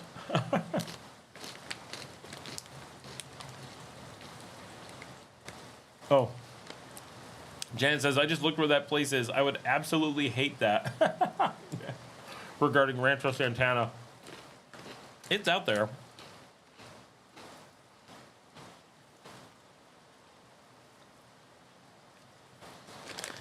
Ed says, Rancho Santana was put together by a bunch of rich investment guys who lost their shirts. There are no paved roads leading in or out. All the developments are like that. All of them were big investment money by people who didn't do research, had no idea what they were doing. And then some of them went out of business. Some of them were stuck. Some of them had enough money to keep going, but... Janet says, kind of like Hotel California. You can check in anytime you like, but you can never leave. Diego says, you got fiber in Leon. You're ahead than most of Managua. All of Managua can get fiber. Out here, we have fiber in, like, on the beach, in those super rural areas. Like, I own crazy rural land. We talked to Teco. They're like, of course, you can get fiber anywhere you want. Done. We get it in the barrios, everywhere. Yeah, the poorest, roughest barrios of Leon have absolutely fantastic fiber. What VOS provider you use for your servers in Miami? I want to try it out. Oh, VPS is what he means. Vulture. Use Vulture Miami. They are the best. Absolutely the best. Barrio Cafe is delicious. I love the Barrio Cafe. They really do a good job. Do their salmon eggs Benedict? Yeah.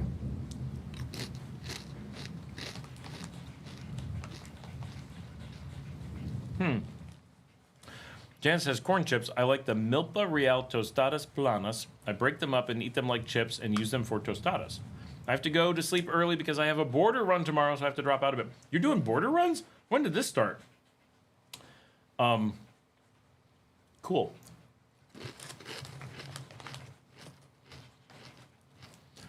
Have I ever gone to the National Theater to watch folklore dances? So, no.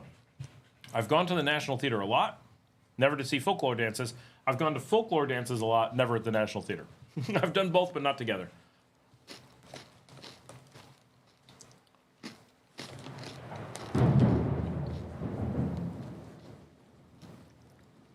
Ed says, great review of Rancho Santana. My rich doctor friend took me along on a private jet they provided as part of a promo. It's a very isolated place. We drove from the airport in a luxury Hummer.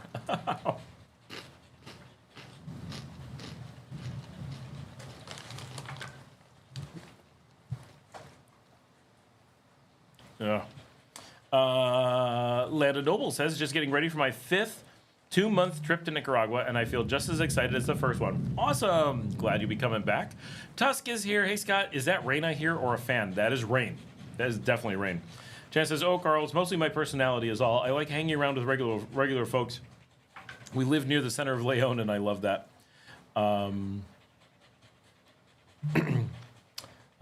Ed says the hardest part is leaving. Oh, for sure. Diego says, is Panama City the Miami/New York of Central America? No, because it is not in Central America. Panamanians do not like that. They are South America, especially Panama City. The west of Panama, you could consider Central America. That's a debatable area. But Panama City is on the east side of the canal. They do not accept that as Central America. That's why the region is Central America and Panama. But is it the Miami, New York of See, we often compare it to Dubai, but yes, Miami is a good comparison. It's not a giant city, but it feels really big. And if you haven't been, Diego, you should. It's worth a trip. Take the bus if you have to, but Copa flies direct. It is a wonderful city and nothing like Nicaragua. It is so outrageously different while being so close. Costa Rica is wonderful and closer. But if you go to like San Jose, which is bigger than Panama City, it will feel much more like a city than Managua, and it is twice the size. But it doesn't feel like a big giant city like Panama City. Panama is different. San Jose is colder, and I love it. It's got a lot of great stuff. I really like San Jose, but you'd still be if you've never been to, you'll be like, wow, this is really different than Nicaragua, only because it's the only thing you're comparing to. But if you then go to Panama, you'll be like, oh, this is different, like totally different food, different accent, different expectations on everything. Just it's different. So highly recommended because it's a wonderful, totally different place. Have a good night, Luke.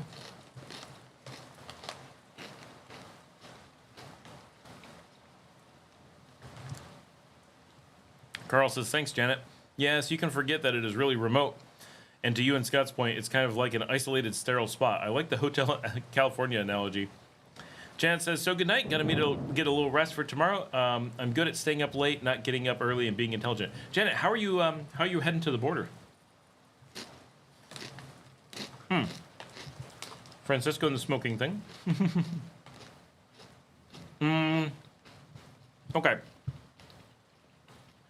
So he says, one more question about the smoking thing. Do they tend to come on a specific frequency, like you can plan to be out of your home or to leave? Not really, no. It depends.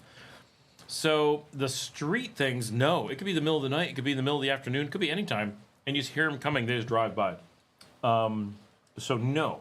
If you're in like the downtown, so I lived in downtown Granada, no warning. They just shoved the thing in the house and fumigated the house. Here, where I live in a gated community, they actually don't fumigate the houses. We have to we pay for a fumigator to come in and fumigate the house. So we schedule it days ahead of time, week ahead of time.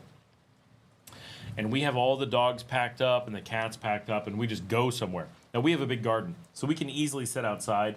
We have a huge garage right behind me. We can go to the far side of the garage and camp out. Like, we got plenty of space. Do it during the day, obviously. We put the cat in a backpack. Everything's nice and chill. Very, very easy. We could easily take the dogs to the beach and hang out for the day. because there's space. So that's pretty easy if you're doing that. So it'll all depend on your scenario, like where you're living, what style of house, and that kind of stuff. So it could be very predictable, or it could be very not.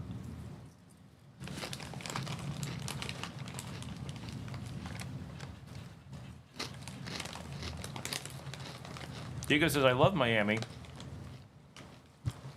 I always said that Miami is Central America with money. I would live there if I got a good developer job. Never been a fan of Miami. It's not the worst of the U.S. by any stretch, but I would not choose it.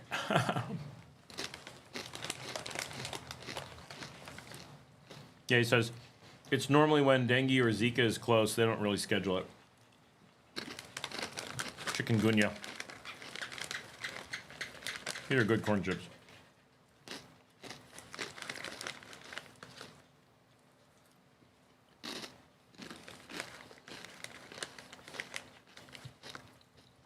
Did we catch up? We caught up.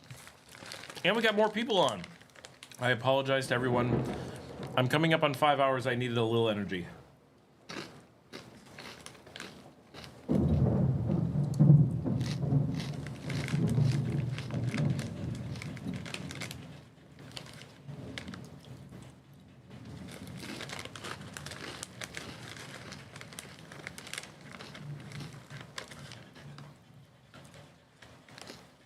So delicious.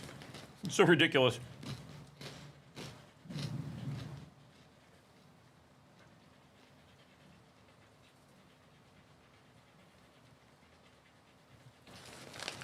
Tess says, Miami, no offense, seems so soulless, like Dubai, as Florida in general. That is the problem with it. I do not like any part of Florida.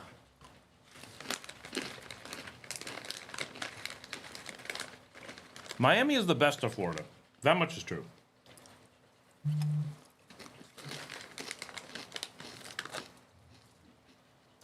It's definitely better than Dubai, but yeah.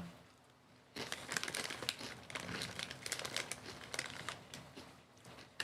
they have tornadoes? No, we do not have tornadoes.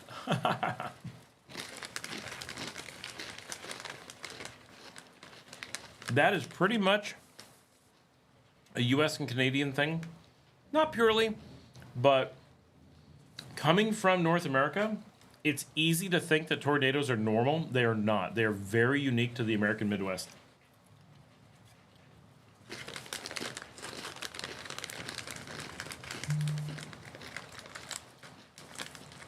Tornadoes basically never happen in the tropics. They are also a temperate zone thing. Then they also don't happen in the mountains. We have everything that stops tornadoes. Carl says, Scott, thanks for the hosting. Scott, the Nicaraguan SFTP server, US to Nica. The S stands for Scott. The F stands for future. TP stands for travel plans. I do have STP servers here. For real.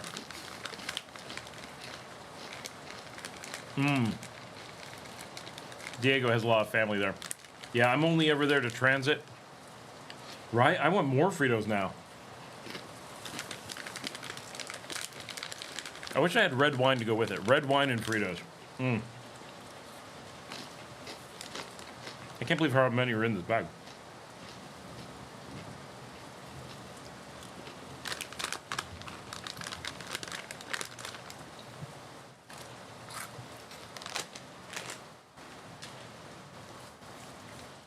And that is the end of my delicious bag of Fritos. Ed says, where else can we see a horse and buggy behind an 18-wheeler? Well, honestly, Ed, I actually lived in Romania, and you can certainly see that in Romania all the time. Not as unique as it seems. Do I feel famous? Sometimes I do. When I'm out in Managua, I get recognized so often, it is weird. Like, it really is. I've been walking through downtown Managua, like on or near Avenida Boulevard, the big stretch going down to the water. I've had people come by on motorcycles and scream my name. Like, and I mean, there's no reason to be looking for me there. Like, I don't know people in that particular area. I mean, it's a popular area. Anyone could be there. But, oh, it's weird. Do people stop and ask for pictures? People stop all the time. Very few people ask for pictures. That has happened. I've been at bars, like late at night in Managua. I've been at Ronconcolas and had people like, can we get a picture with you? It's like, what? It's pretty funny. So I do get that, but not a ton. John is taking off. He says, thanks for the chat info. Hope to do it again soon. Have a good night, John. Thanks for joining us. I do get stopped, and people talk to me quite often. Almost every time I go to Bolivar is a folk hero there, that far north. He is. It's not like he is in South America, where it's a lot more prevalent. But this is still Latin America, right? So there's a lot of overlap of who's important, who's famous. Up on the lake, our big park is Salvador Allende, right?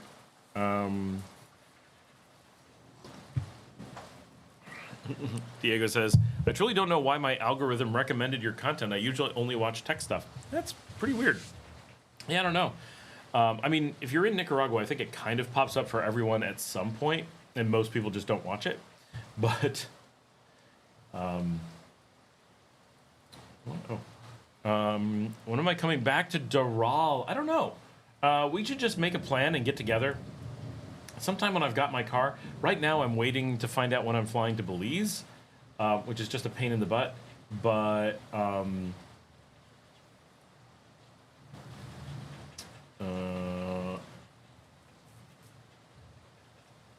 and someday when I have my car, I can just drive into Managua and hang out, and because I want to walk around and like film all over the streets and stuff. They named a lake after a Chilean socialist. That's awesome. They didn't name the lake after him. Just to be clear, it's the Malecon, but it's the giant one, right? It is the big national Malecon. It's really cool. So it's definitely pretty big. Diego says, I would say Francisco Morazan is more famous here. That's probably true. There's parks for him all over the place. I'm just saying there's like lots of characters from other countries are well known here. Che Guevara, of course, famously made a lot of his plans while in Nicaragua, right? He was very influential here, and vice versa. Nicaragua did a lot to influence him.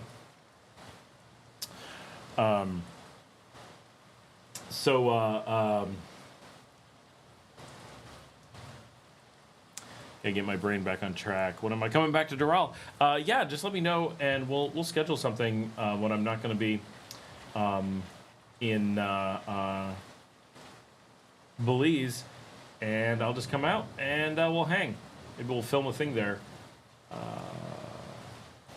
I'm also busy looking at apartments in Panama City. You never know when you're just gonna need an apartment in Panama City. Like, you should be ready for these things.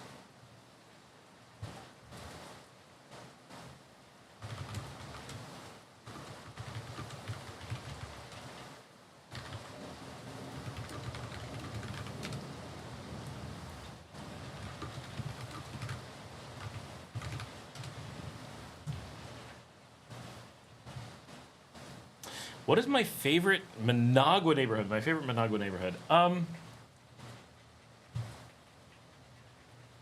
there's lots of different things to like for different reasons. There's authenticity. There is hold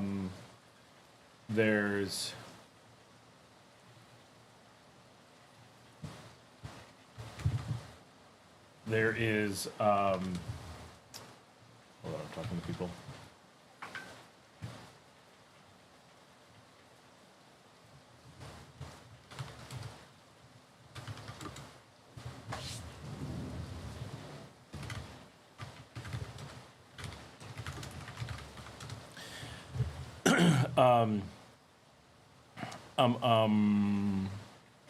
I think Las Colinas.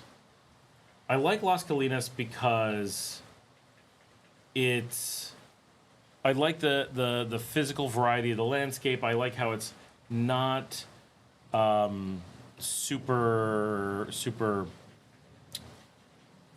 famous. Like you don't really think of it as it's not like Santo Domingo. It's not overly like that, but you have like these, and this is stuff I love from other cities I've lived in. I love that there's like cool little restaurants and little things hidden around corners and in through little neighborhoods. It's hard to exactly describe it. And why doesn't that stuff happen in Leon? Right? There's just a totally different feel. You need kind of the hilly nature to get that.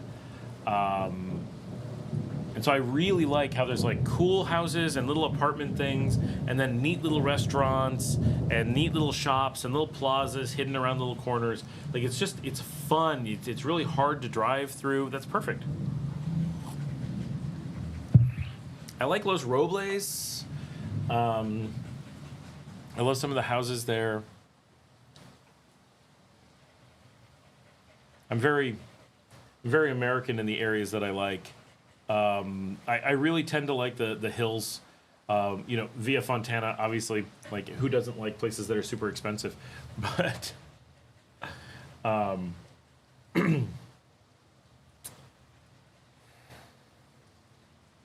yeah, I'm gonna go with Las Colinas. I've never lived in Managua, so I don't hang out and spend a bunch of time. So that's. Yeah, I mean, I try to be there all the time, but I end up often in the same kinds of places over and over, just because you get to know a place and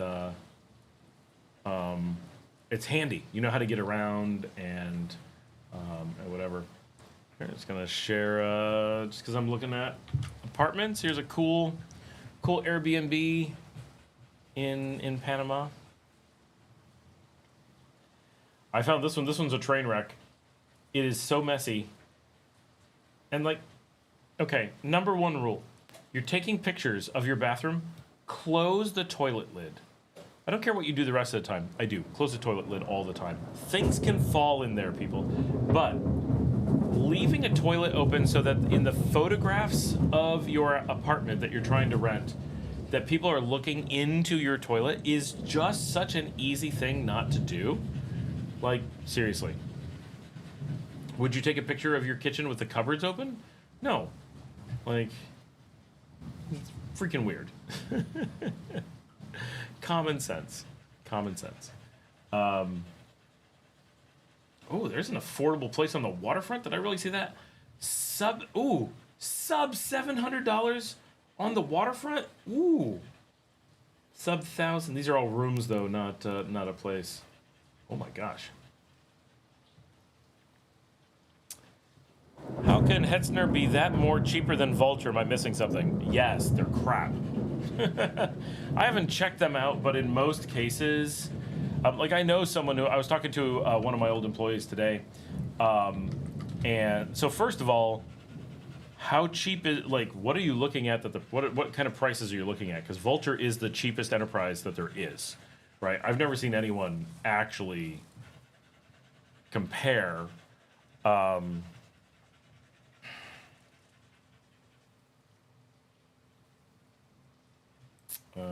trying to look at them right now.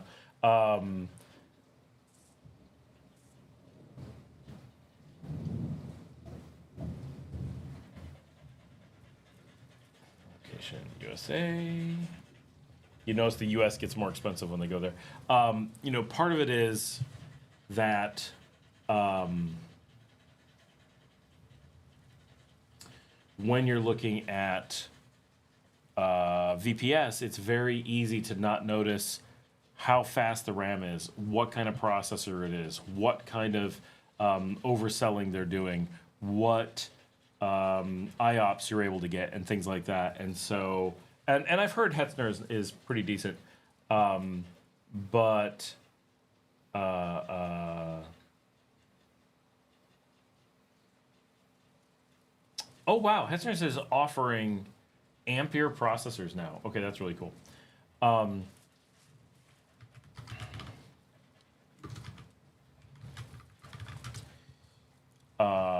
It's the things that you use to compare are rarely the things that actually matter. And so it's very difficult to actually do real comparisons until you're really using them.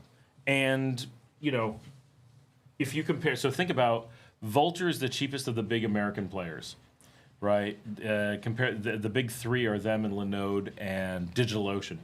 And Vulture offers the most complete, affordable of those. DigitalOcean offers more, but it's quite a bit more expensive.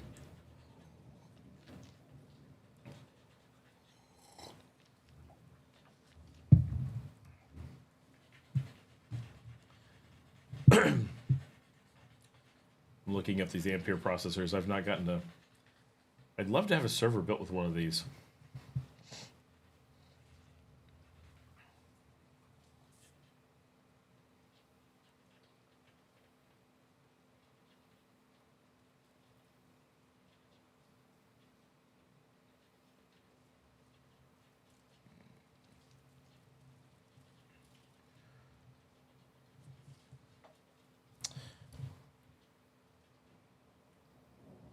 But yeah, Vulture, everything is very high end. So that's part of the draw is you're getting the, like we did tests when we moved. Now it's been a while. But when we moved to Vulture, we did testing across all the major players at the time, and no one came close to actual performance. The actual results that we got from them, plus the support, has just been amazing. So I have, let me go sign in. I wonder how many servers I have on there.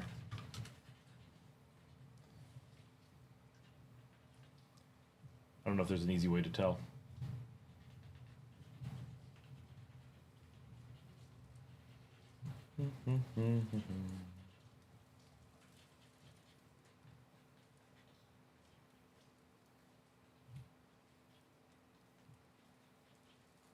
All right, it does not paginate if I go to 500.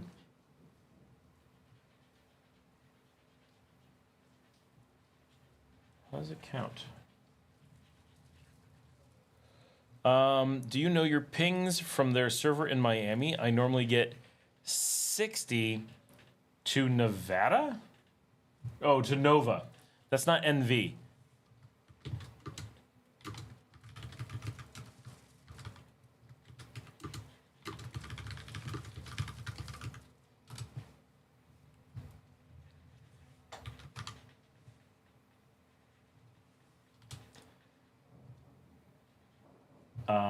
Yeah, give me a second. Let me see. That works.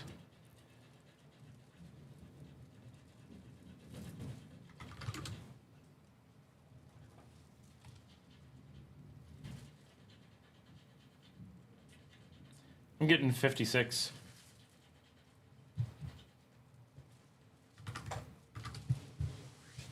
And that's from Leon, not from Managua.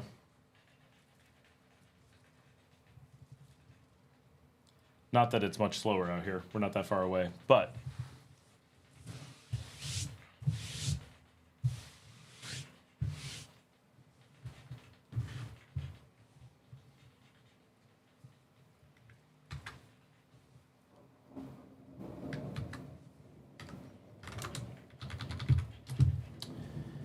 and it's actually, we actually get better ping times to our data center in Miami than we do to Cloudflare, which is pretty crazy.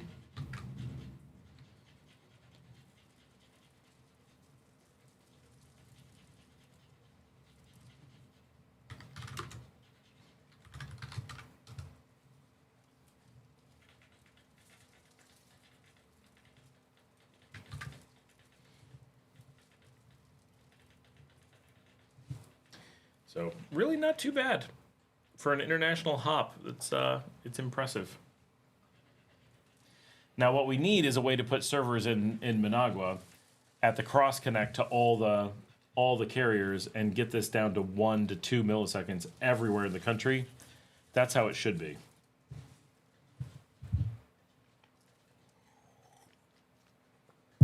Not just reduce the ping times, but also stop all that traffic going over the Miami link. There's no reason for the US to be getting all that traffic.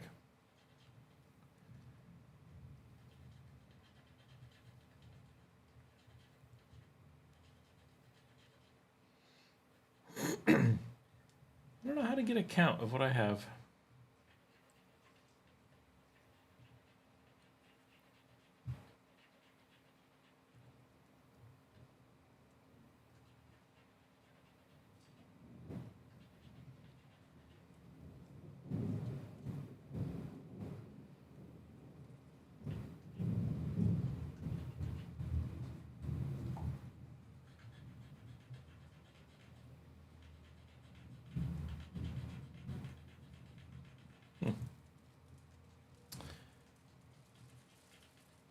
Not as many as I was thinking. It looks like we have about 100 servers there.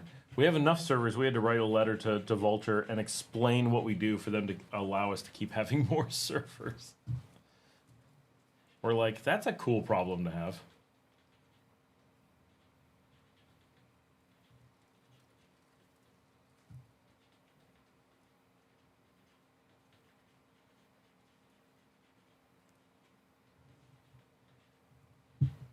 You guys are getting awfully quiet. We got a lot of people on, though. We got 21 people on. We're over 5 hours, which is awesome.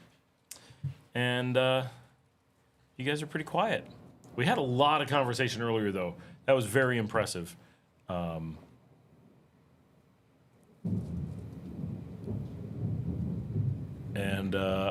42 likes? That's awesome. If you're on and haven't remembered, give us a thumbs up. But that's a really good number for the night. Like, that's far above average. We're getting better at reminding people as we go. Diego, I'm getting 100 milliseconds of just traveling time in an app I'm building, and it's driving me crazy. John says, is there a title given to people who live with you, help provide security, and work for you? Also, how would you... Do you mean a cuidador? Also, how would one vet this type of worker? I think you mean a cuidador. The people who are like, they live on property and they watch the house when you're away. We don't normally think of them as security because we think of security as the people who watch you mostly. And a cuidador is more like the people who live there. But yeah, they're called a cuidador, literally caretaker, right? And vetting them is very hard because you really want to have someone that you know, someone that you trust because they live with you, right? And you really never want to rent a place that has them that come with the place. That is a really big problem.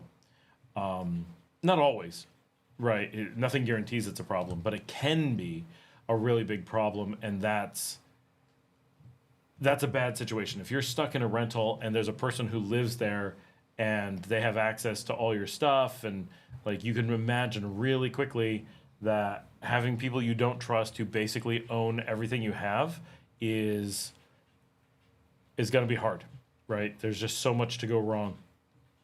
So many, many, many things. I know people who've made that mistake, Nicaraguans who made that mistake, and we're so sorry. Just terrible situation.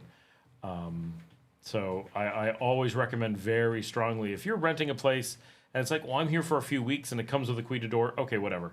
Right, that's different. You're not really signing a lease. You're not really trapped. Like it's, it still might be problematic, but the amount is much less. You probably don't have a house full of stuff that you own. You're not moving in your life. Possessions, it's just your luggage and your changes of clothes or whatever. Yeah, you still don't want to have any of it at risk, but it's different for sure. But if you live there full time, people will learn your patterns. Oh, they're going to be away for hours or whatever.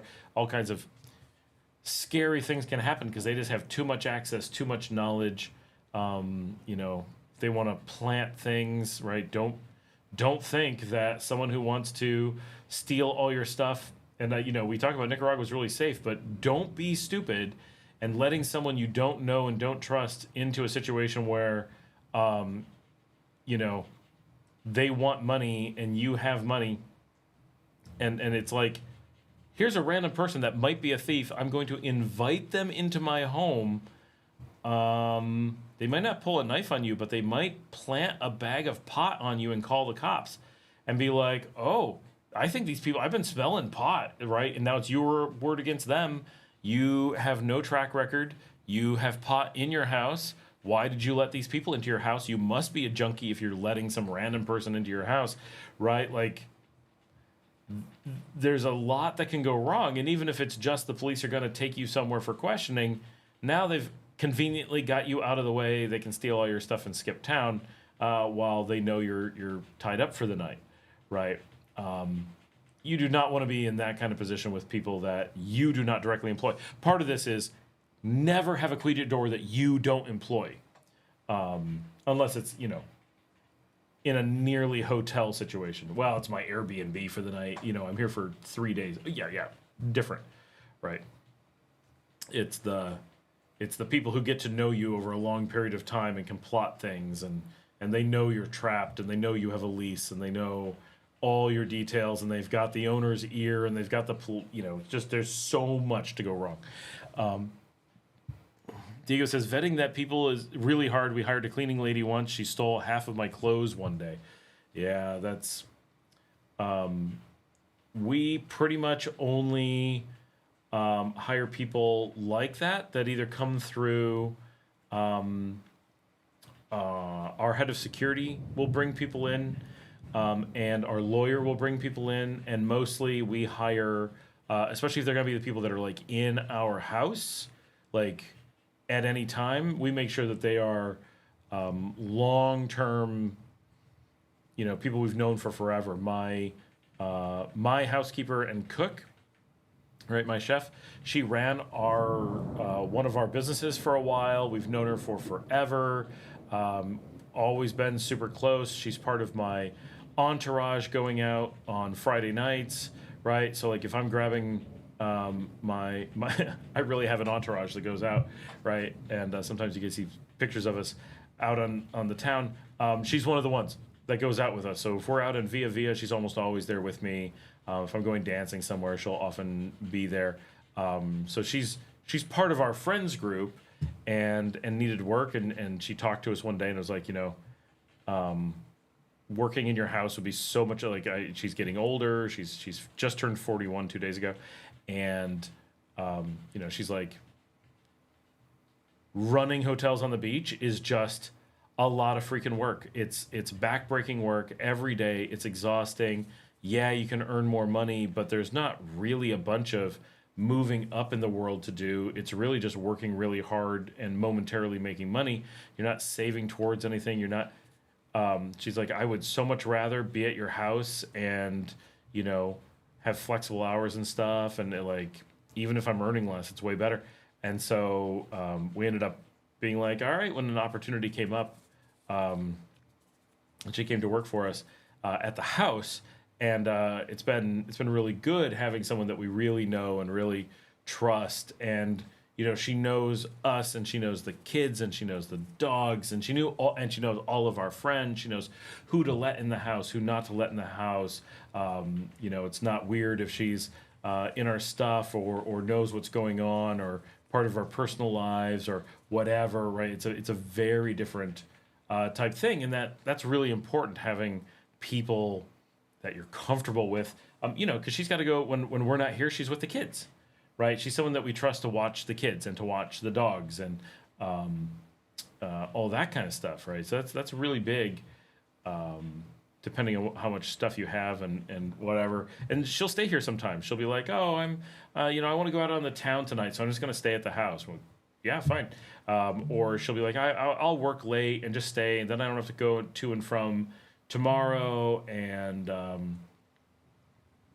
you know, I'll just stay at the house and watch movies or whatever. And she knows that she can bring, and this is stuff she couldn't do when she worked in a hotel, she'll bring her grandson over, or her daughter will stop by, or just whatever, right? Her family comes and goes, and you know, she knows that's cool, and we're friends with all of them, and everyone knows us. So sometimes I'll go over across the hallway from my office, and there'll be, you know, her very young grandson over there playing Switch or something, and just hanging out, and he'll have a dog cuddled up on the couch and chilling and having lunch or whatever.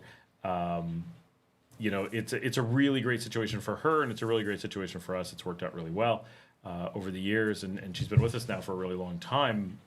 And really long time if you consider the first time we ever hired her. So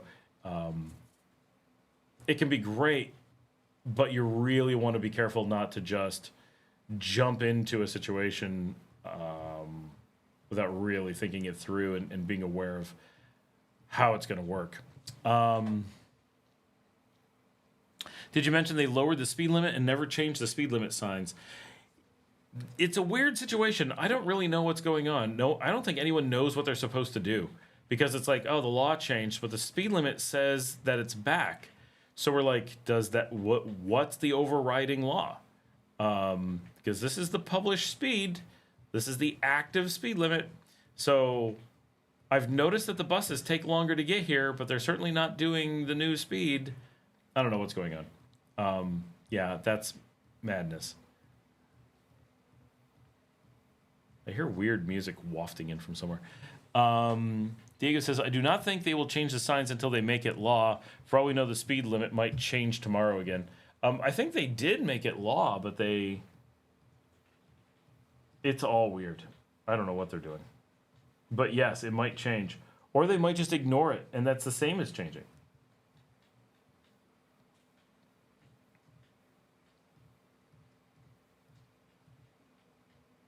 It does very much seem like they haven't decided what they want to do. It's kind of, it's very odd.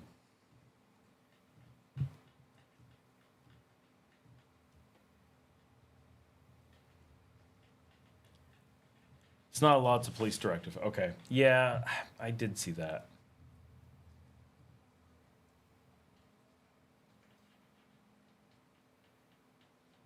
Ah, this is me. How long ago? Oh, 3 minutes. Perfect. Hold on, I've got some of that data center work I have to do that I talked to you guys about. Like executive orders, but for traffic. Yes, but an executive order normally involves it becoming... Well, an executive order doesn't normally counteract the law. It normally is just an extra thing. But this actually counteracts posted law, so it's very weird.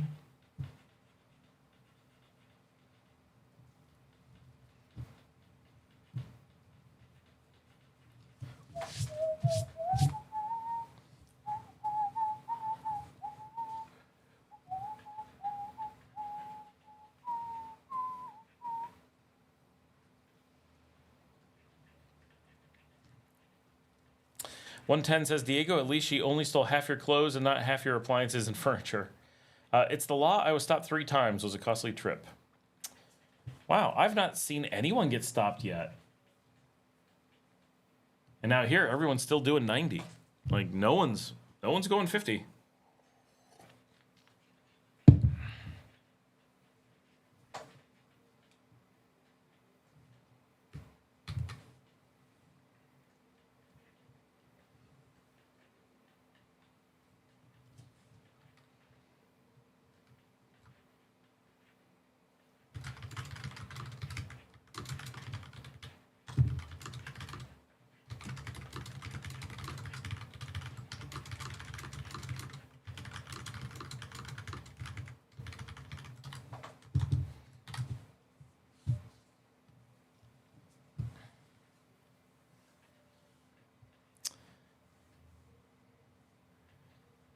Were you stopped 3 times in a single trip?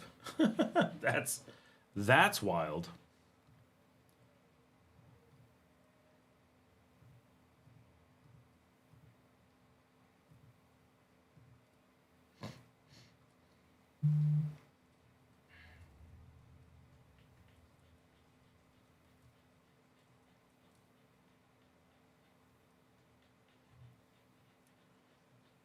The theory behind it is that the law set the maximum limit, so police can't put a higher speed limit than what the law says. Well, the police can't put a higher...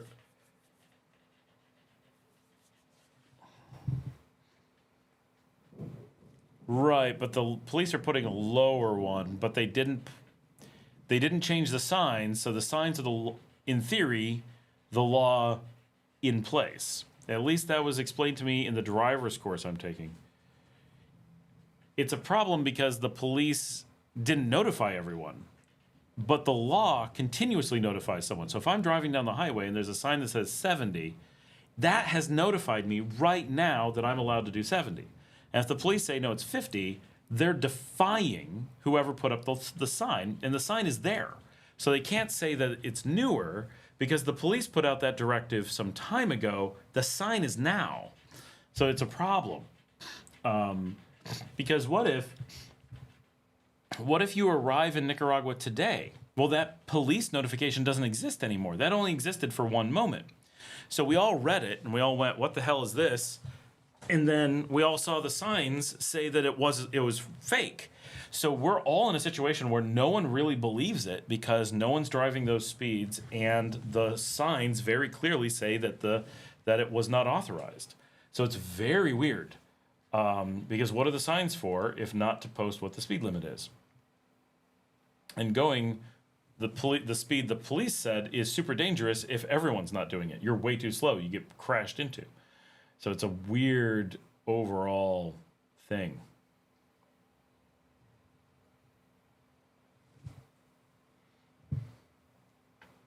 But that's crazy that Ed ended up getting stopped for that several times because, like, how does that work? But up here, I've yet to hear of a single person that's had it happen.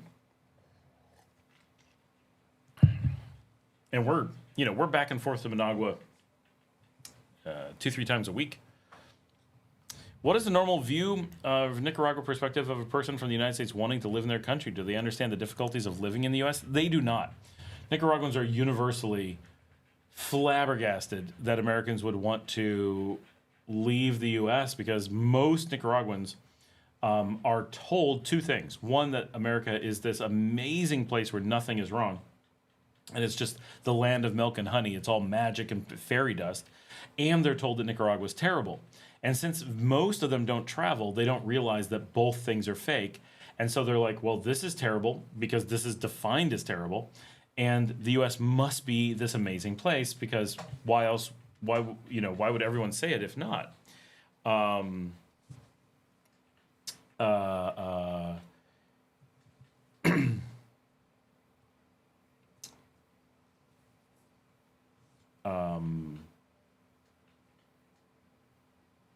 So there's just a lot of that. Diego says, Nicaragua traffic law has a special provision for this. The traffic law says that the traffic authority can give directives and fine people with that directive. However, they also have a law that says they have to obey the North American Road Treaty, which says they can't do that. So they have a law that says they can't do that. Because the directive, so having a directive is one thing. Having a directive that defies the standing law is different. So there is a problem. There's an international law being broken because there's a treaty saying they have to honor the street markings across North America. It's part of the thing, right? And if they don't, places like the U.S. and Canada can revoke the rights of Nicaraguans around the world, right? So like a Nicaraguan driving on a Nicaraguan license is only allowed to do so across North America because Nicaragua agrees they can't do this. So because of this, there's a risk that Nicaraguans driving anywhere could just be arrested and say, well, why am I being arrested? I'm being legal. They say, no, your license is no longer considered a valid license because Nicaragua is not honoring the license treaty, right? Because if you're like, it's not possible for a person here, even as a person who lives here full time, I don't have the possibility. It doesn't exist to get police directives as to the law. How could I do that? Can you do that? I don't think you can. Tell me every directive that there could possibly be right now, right? And then do we know that at some point there was this directive. I don't believe that was the only directive. It can't be because there's a current directive. Every time a sign's up, that's a directive since that directive, right? What makes that not a directive, right? Who's letting those stay up? Obviously the police. So there's a miscommunications going on one way or another. Lana says, what's the max amount of cash I can take out with my debit card there? Normally, that's a limit by your debit card. Do you mean in a single transaction? The highest single transaction I know is $800. It's kind of weird, to be honest. I'm doing my theory driver's test soon, and they told me to give my answers according to the law, not the directives. It's weird. Right. But that's also because they can't put the directives on paper because it breaks a law. Big crackdown from Managua to Rivas. One time when I paid the fine, as you know, that meant that the woman officer asked me for another Jackson. I've never once had that happen. Never. That's because you were paying the cop and not the... If you actually pay the fine, they won't do that. The license treaty makes so much sense. It does make so much sense, right? Like, we all honor each other's licenses and driving law. It's the same reason, like Canada tried to change the light color, and they're like, no, you can't do that because, you know, colorblind people have to know the order of the lights. Just because you think it's funny for one town to have a different light order, that means that the international law says that they can run red lights.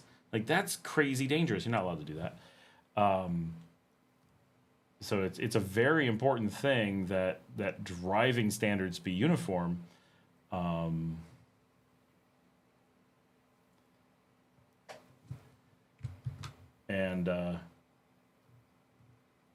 there just needs to be the possibility of knowing what the law is, right? If you can get fined for something that isn't the law, right, and can't be looked up, and can't be verified, and is in conflict with the posted information, like, I mean, it's nuts.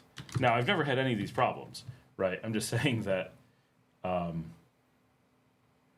I feel really confident if the police pulled me over and I was going the posted limit, that I would want to give them my license and go to Managua and be like, I checked in that moment, right?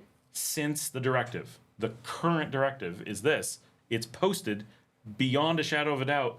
It's on the side of the road so that you can't miss it, so that you can't mistake a former directive as not having been overridden, right? Like, and they can do what they want to do, but it feels like if you actually go to Managua and complain, I feel like you'd be successful. I want to know who has actually gone to Managua and found out if the government actually is fining people. That would be the big question. And I understand, like, on the day that they put out the directive, maybe, where you're like, well, everyone here knows about it because everyone's talking about it. Maybe. But once a day or two has passed, you're like, new people have arrived. Those directives are not posted anywhere. You can't look them up. They're secret. They go, they're self-destructing. They go on Instagram. That's how we see them. And then they delete them. Well, does the directive end when they delete it? If they have an overriding directive of a law and a posted directive that say something else, I believe it does. If there isn't a way to find out about it, then, anyone who tells you there's a directive, you say, well, how do you show me that there isn't a directive since then? Because the one thing that's current, the only thing that's current, is the speed limit on the side of the road.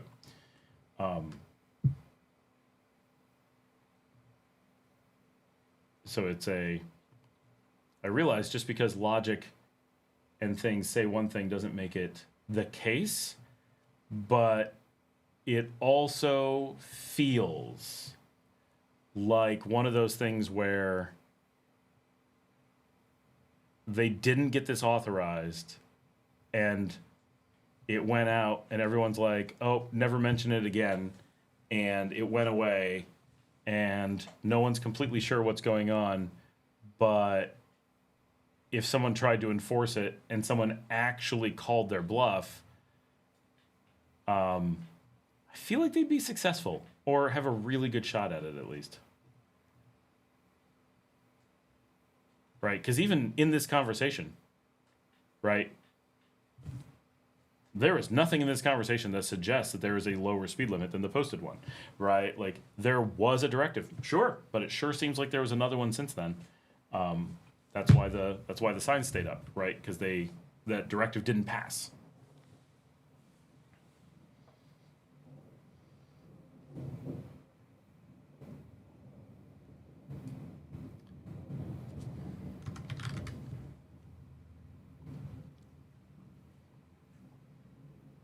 I mean, living here, I certainly was under the impression that it had gone away.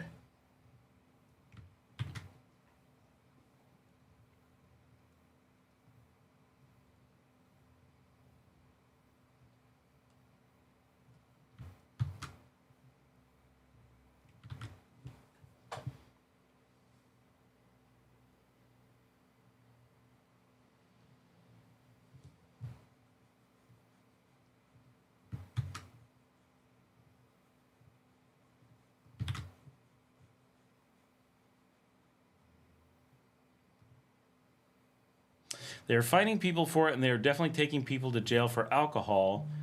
Yes, but that's breaking the law.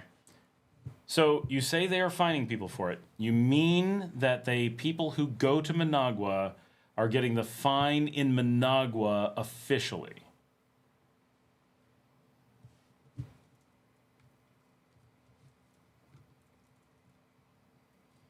Because most people who say they've been fined don't actually get a fine. We get a lot of that statement, but then it's like, was there really a fine? Well, no. Oh, okay. Because you don't know until you've gone to fight it. Same in the U.S., right? You can get anything you want from the cop, but until you go to court and find out what the real situation is, it's just, we think it would have been a fine. We paid it anyway, right? It's a little bit different.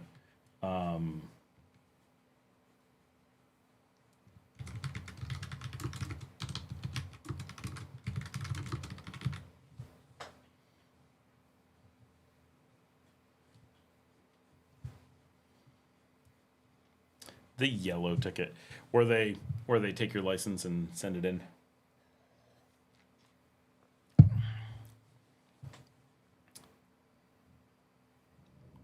But how can you even speed in Managua? Because, I mean, it doesn't apply in Managua because there's already a speed limit of 50 in Managua.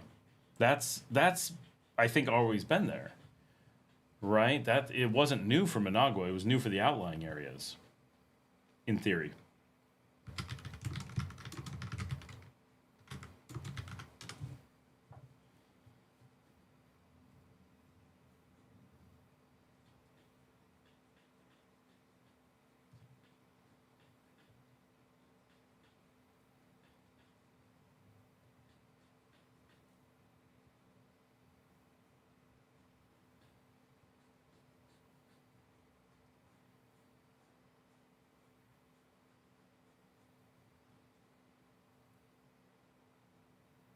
Yeah, speed limit says 40. Like, you're not going anywhere. It's so slow. 25 miles an hour. Like, that is so dangerous on a motorcycle. An interlocale will just kill everyone. They'll just plow through you like you weren't even there. People will come up on you so fast.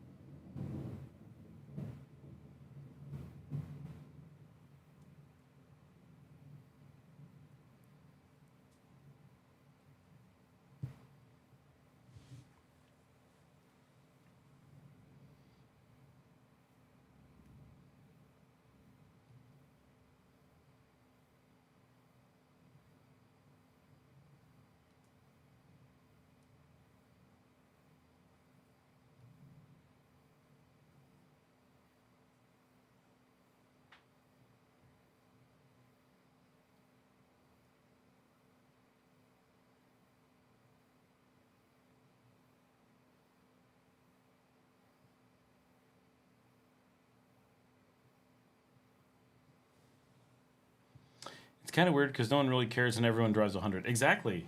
Like the cars are going so fast. Like, this is gonna... You can't go that slow. It's not safe.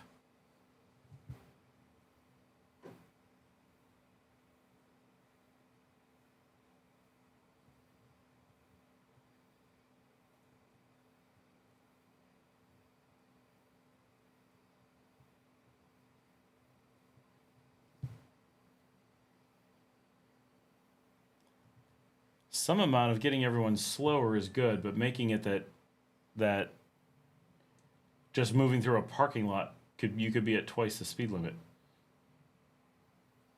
Because, I mean, in miles per hour, that's 31 for cars, 25 for motorcycles. That is something.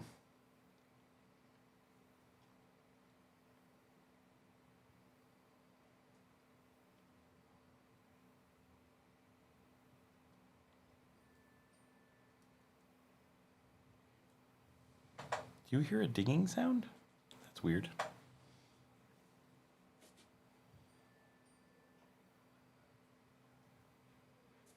Where is that coming from? That is super weird.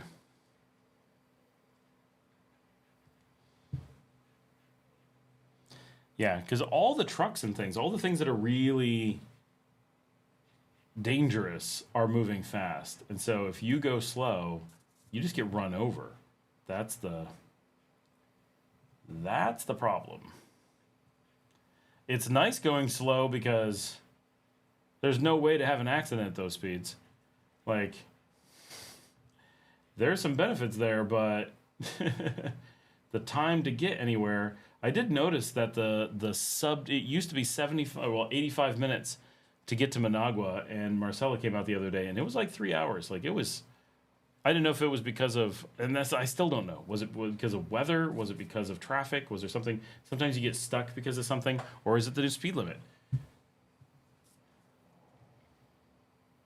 That really changes the relationship between Leon and Managua if it's going to take that long.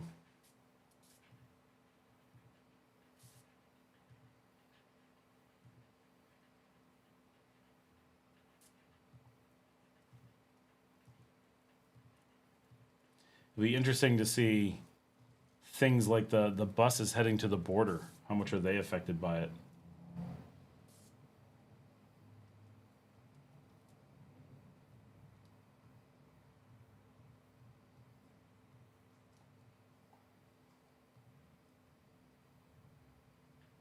Eighty-five minutes from Leon to Managua. That's on the interlocale, which is like, warp speed.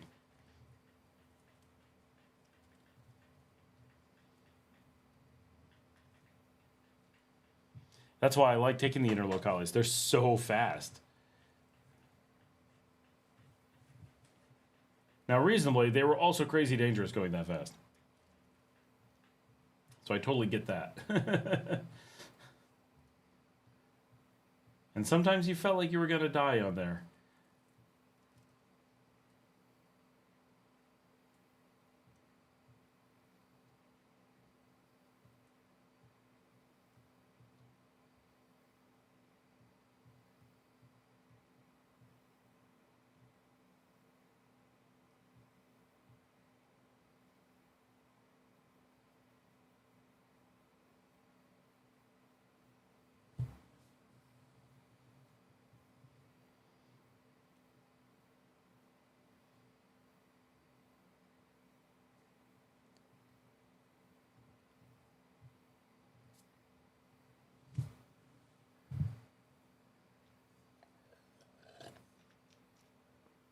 I've always said, the interlocales might risk my life, but not my punctuality.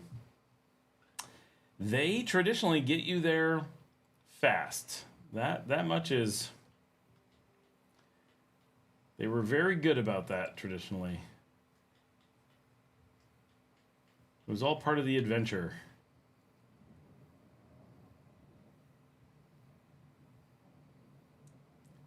I guess the upside is the chicken buses really aren't affected. They're so slow anyway.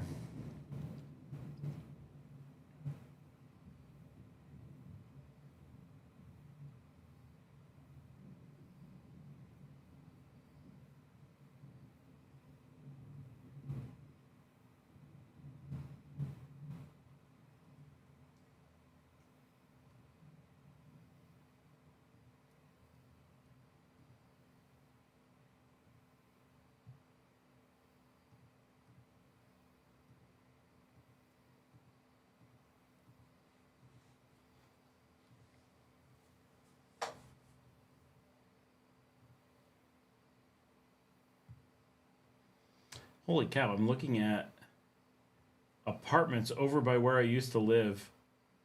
My gosh, they're expensive now. They're now renting at 5 months at the price to buy when we lived there. That's insane.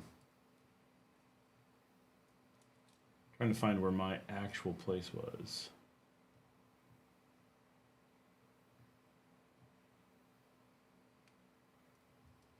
Why is it so hard to find? I know it's grown up like crazy.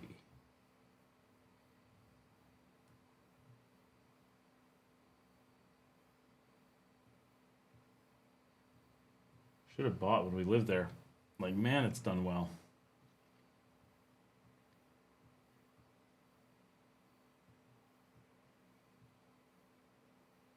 And it's like really busy. Like it was just emptiness when I lived there.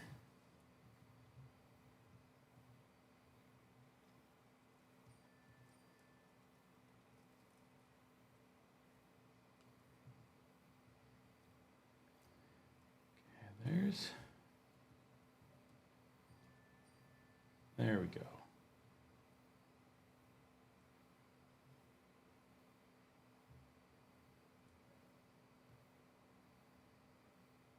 According to Airbnb, nearly everything I see has been built since the last satellite view.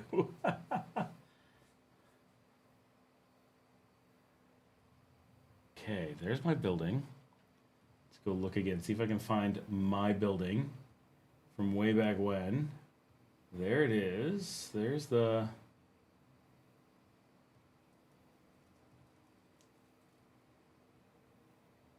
so much more now.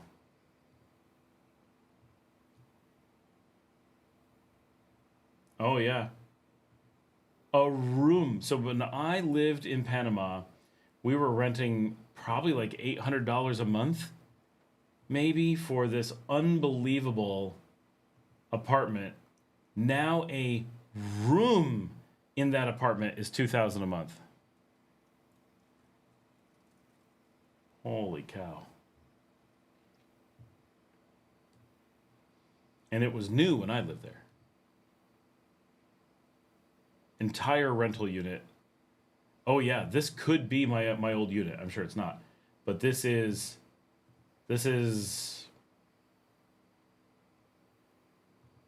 exactly like the unit that I had. For all I know, it's the same unit, just redecorated. $3,000 a month.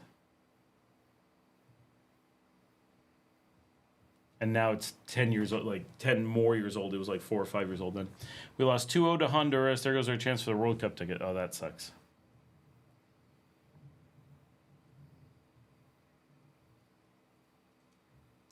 Now let's see, how often do they actually rent this place?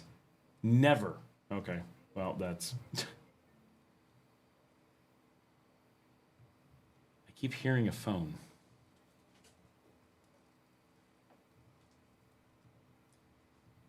Maybe all these places are completely unaffordable and no one ever rents them. 2 reviews, 7 years on Airbnb.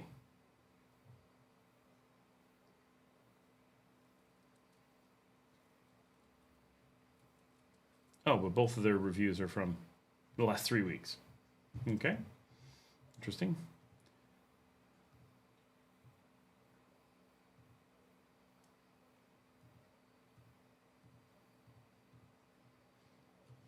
Driving is not dangerous. It is strange. Cars and bikes use strobe lights. Some cars have blue flashing lights. Some cars and motorcycles have no lights. Cars will just stop for no reason. Oh, it's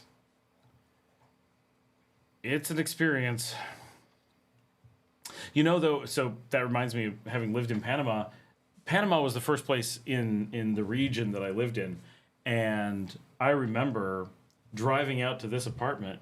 I remember my wife saying... because we would be driving on the Pan American, right? We'd be driving the Pan American, and people would just run in front of the car. And you're like, we're out in the middle of nowhere. Speed limit's 100. People are moving like crazy. It's dark. The road is wide open. You could just wait for me to go by and then cross safely. There's no other traffic. And yet they would run right in front of the car like they were playing chicken. But chicken that's secret, right? We're going to see if you can hit me, but you're not going to know I'm here. And she said... and one night she said, it's amazing we don't see dead people all the time. And right as she said it, they were covering up a body on the side that had been hit doing exactly that. And that was that. And it's like, yep, that's definitely going to happen.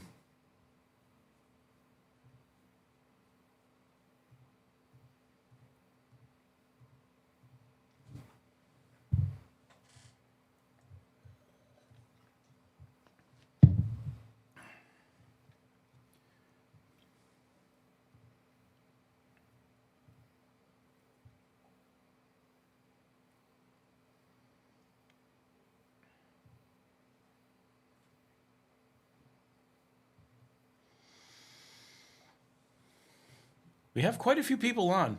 We're just not very talkative tonight. I mean, we were super talkative earlier, so I can't complain. But it's getting kind of quiet at this point. It's hard to keep everyone going. Whenever I do the Thursday night show, I always start looking at like Airbnb's places, and it's like, I really should take a trip. I'm not doing enough trips. I'm so caught because I like being home with my dogs, and they need me because they have storms, and you need your daddy when there's a storm, don't you? But like, I miss going places and doing new things and being in different environments, Like, I like the variety.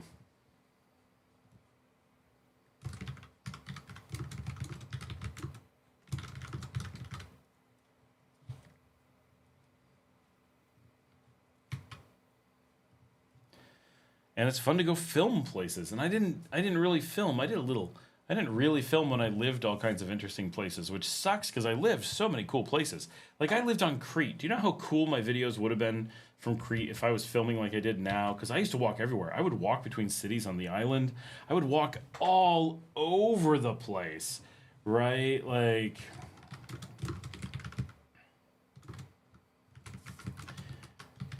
that was huge. I really explored so much of Crete. And Crete is so beautiful. So I really love it. And yet, I wasn't filming. That would be so cool now. Now, I don't get a chance to go to so many different places and do stuff. I really do miss. There's a certain travel vibe you get in some places that are difficult. It can be difficult to get here, for sure. I miss being able to take ferries and stuff.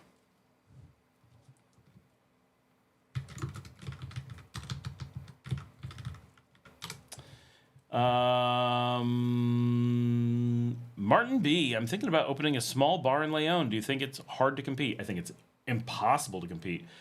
So watch all my videos on doing business here.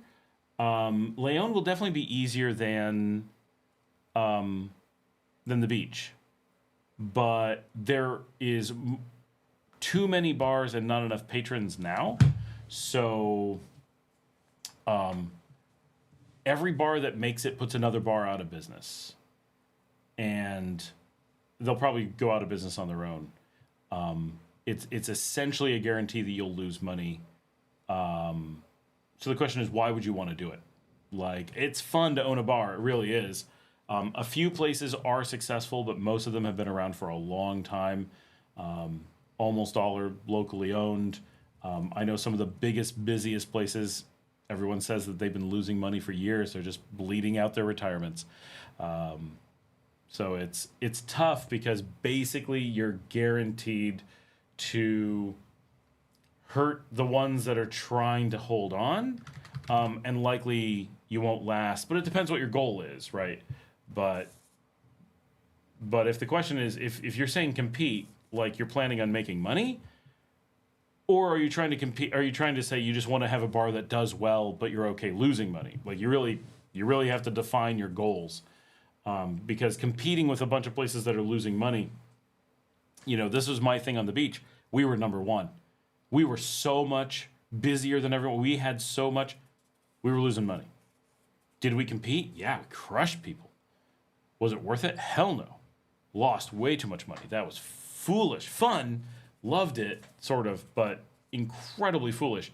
So you really got to really be clear as to what your end goal is, before you go into something like that, because it's way too easy to mistake losing money with thinking you're just not going to make as much as you expected, and that is not what losing money means. Losing money means losing money. Like, you are paying to maintain a business for fun, which is okay if that's your goal. On Facebook, is the rent monthly or is it for 6 months? Just as a general question, that's always a... 110 says, recommend a bar for us, please. A bar where? What town? Diego says, mostly monthly in Nicaragua. I wouldn't look up rent prices on Facebook, though. Right, yeah, that's very confusing. And no matter what, they're always wrong. Oh, it's not by month, it's by week. Oh, it's by year. Oh, it's Cordoba. Oh, it's dollars. Whatever, the one thing that is certain, whatever you see isn't right. Diego says, have you seen that stat that Gen Z is drinking way less than millennials and Gen X? It's supposedly becoming a problem for bars and clubs. That is true in America. I don't know if that's true here. It might be. But I'm very aware of the stat that Gen Z, at least in North America, is a massively drier generation than previous generations.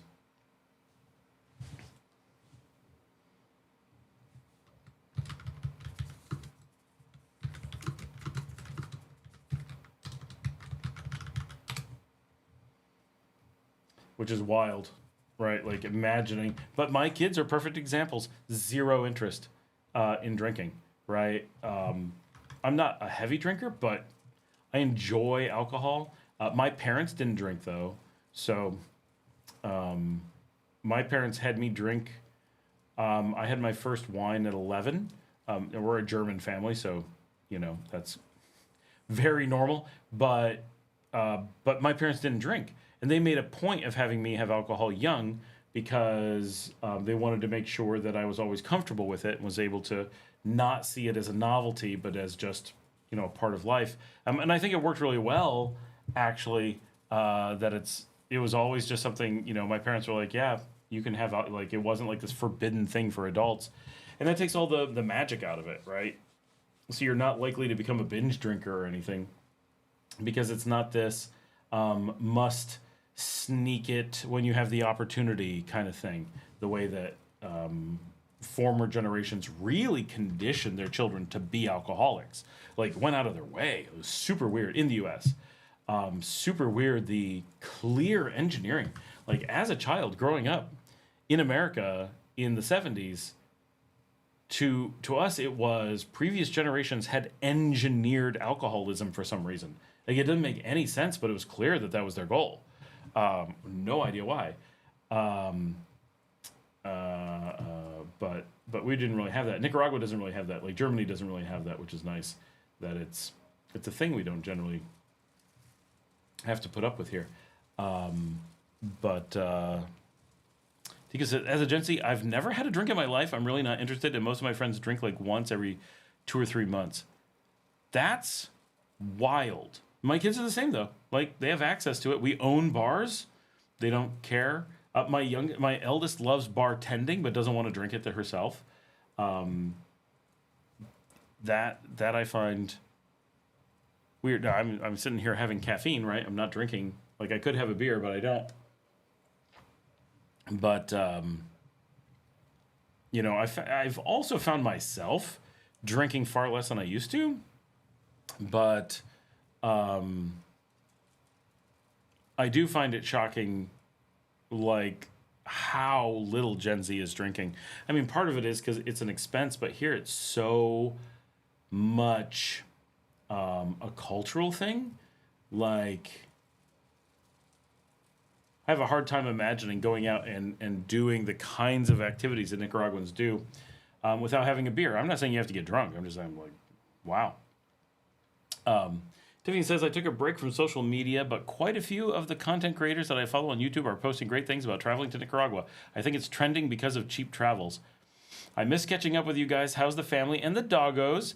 They are good, except there's a storm right now, so the big one is here kind of shaking. Although the storm's not so bad, so she finally laid down and is kind of resting. So she doesn't seem to be shaking anymore. Little one is curled up with Liesel, trying to get away from too much of the storm. But things are good. Family's good. Everything's been going well. Life in Nicaragua is awesome as always. So that's been good. Ed says, I was living in a great gated community.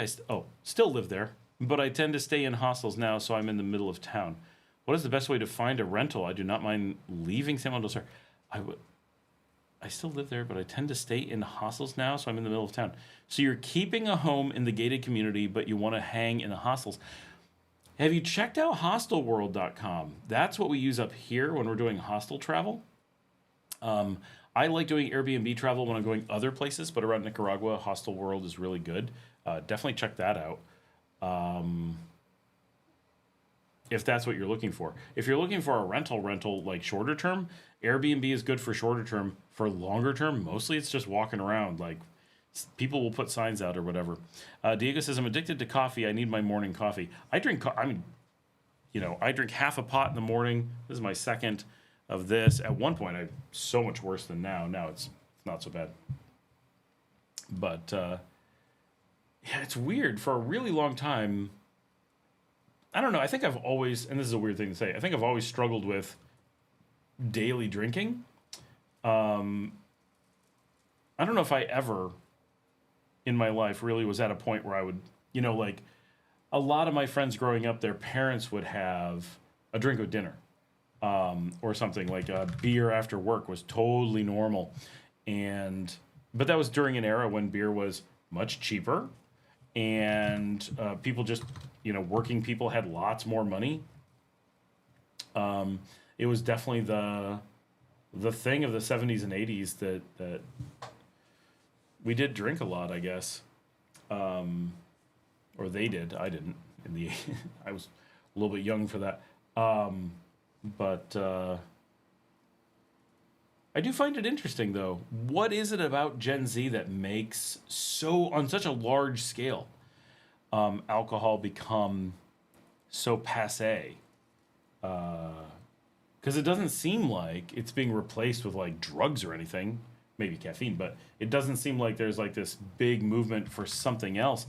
It's just interesting that there's this important social lubricant going away, that has been, and now studies show, not just a part of human history forever and considered an absolute necessity to the definition of civilization, but now they actually have found that it was, even in pre-human populations, right? So chimpanzees and other, before Homo sapiens were the thing, chimpanzees average about 2 drinks per day in the wild, which is considered a very healthy amount for humans, if spread out and not being slammed as shots. But having 2 glasses of wine throughout the period of a day is considered quite healthy.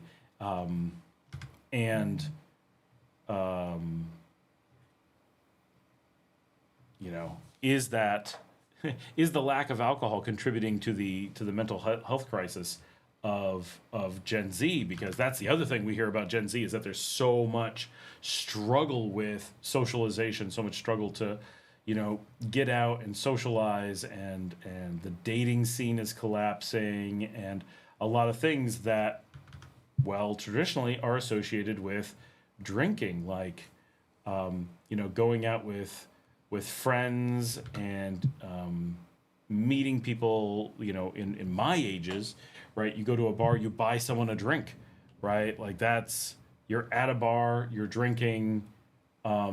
That's when you relax. That's when you hang out. And while alcohol chemically is not good for you, socially, they say, every study consistently comes back with, yes, if we only look at alcohol, it's not good for the human body.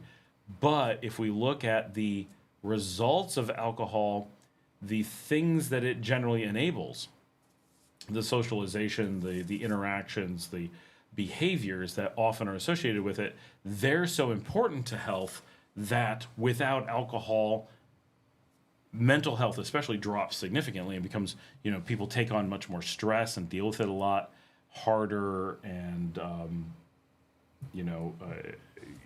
humans don't easily replace it in their life activities. So it's very important on scale for society to have that. Martin says, I have 2 brothers, 23 and 21. We live in San Francisco. Them and their friends prefer weed over alcohol. It's crazy. That, not surprising. The U.S. has moved. It's so cool to be on weed, and I guess alcohol is seen as old-fashioned. I can kind of see that. But here, there's none of that I'm aware of. It's very just it's very family here. Diego says, the weird thing is that going out to fancy restaurant in Gen Z has gone up. Interesting. Lots of beer drank at Wrigley Field tonight. Cubs win 5-0. Diego says, pot usage has definitely gone up in the U.S., not so much here. There's a huge taboo for that here. And most places. And a lot of places, it's becoming a taboo because the U.S. is having so many problems with it. Like, oh, sorry. I got to grab this. Co-location America, this is Scott. How can I help you?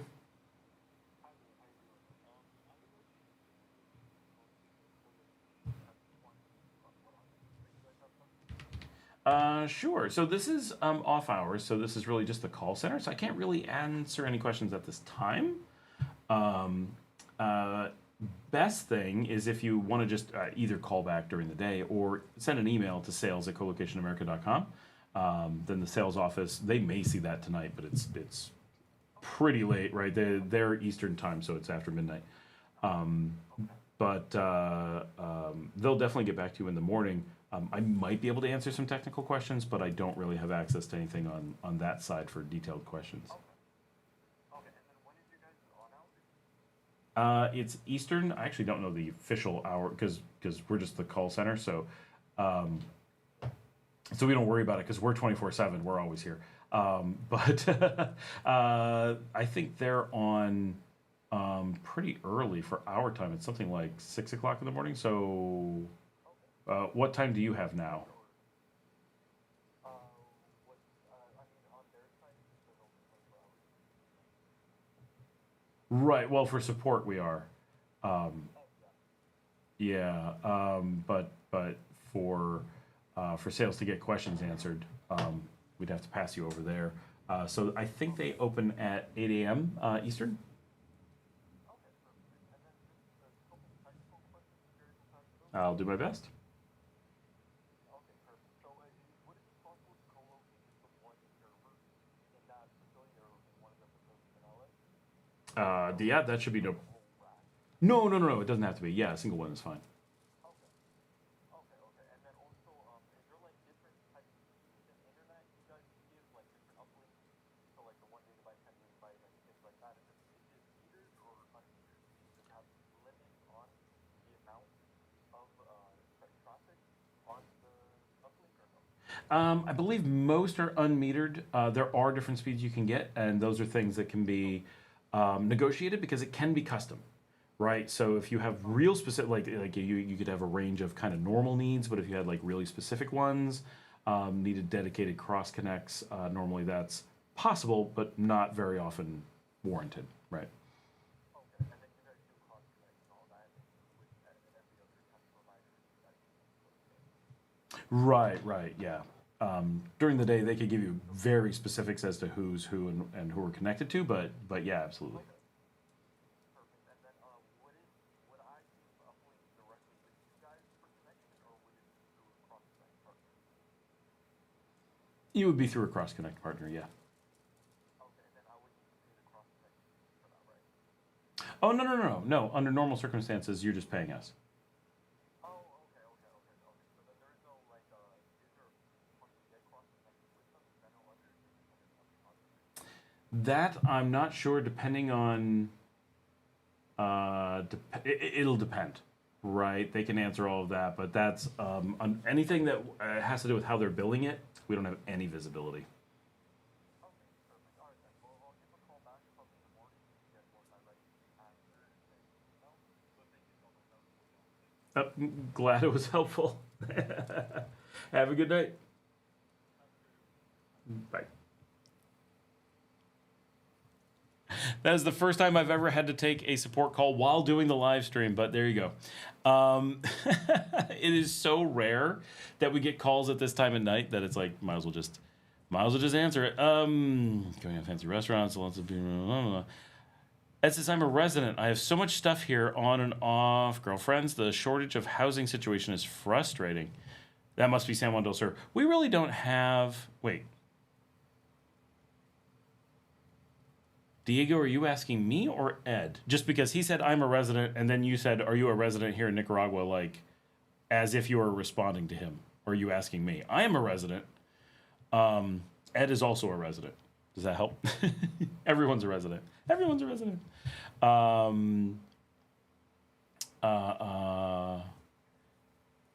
So,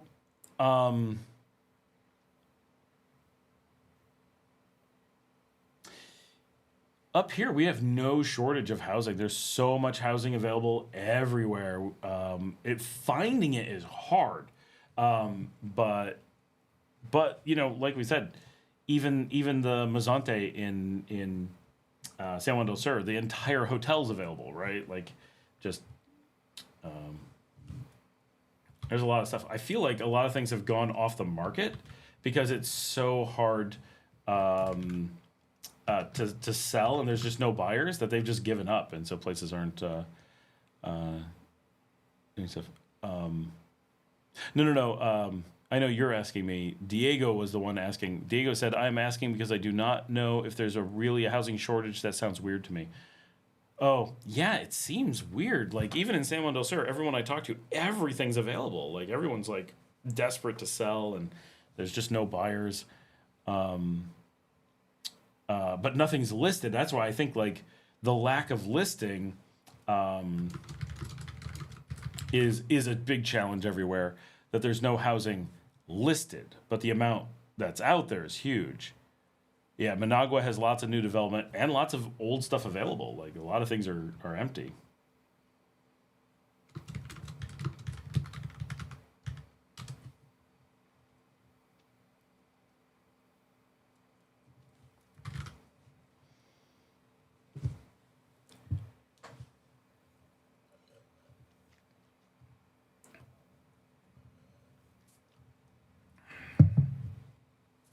But I'd be really surprised to find out that San Juan del Sur has a shortage of any sort. But totally finding stuff. Yeah, no listings. That's just a cultural thing. Both that listings are just hard in general, and when times are tough, like, it's like, why bother listing? So I did a bunch of house searching, including in San Juan del Sur, actually quite a bit in San Juan del Sur, going back 2019, 2020, and a little bit in early 2021. And through all of that, one of the things I was talking to locals and going, you know, door to door and trying a bunch of stuff. And what I was told in our early searches, well, maybe midpoint searches, someone said, we're like, we were looking at Huehuete, and we're like, you know, what's available here? Like, we just ran into a local, and the guy's like, everything. Every single house is for sale. And we're like, but there's no signs. He's like, why would there be signs? One, everything's available. So what's the point in listing? Because everyone knows everything's available. And two, there are no buyers. Now, this is, you know, 2021, but they're like, there are no people to advertise to, and everyone who is buying knows that every single thing is available. So just find the thing you want and then try to find the owner and make a deal, right? No one's trying to do it because there's just no market. And so we did. We actually just walked around, and we would, like, walk up to places with no sign, knock on the door, and be like, hey, is this house for sale? And, like, the cuidador would be like, oh my gosh, yes, please buy this house. Right? And they would take us around, open up the house, just walk us through. And they'd be like, the owner is asking 200, he'll take 110, offer it today. Right? Because they know that the owner's never coming back, and that their jobs, eventually they're just going to give up and stop paying to have a cuidador. And they're hoping somebody buys something. And of course we didn't, right? We didn't find a place that we wanted that much. But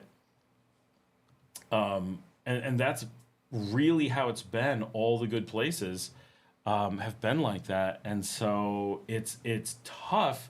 Now, rentals, obviously you need to list somewhere. They need to be a little bit different, but it's really walking around, knowing people wherever it is that you want to be. And one of the things that's difficult here is that coming from North America,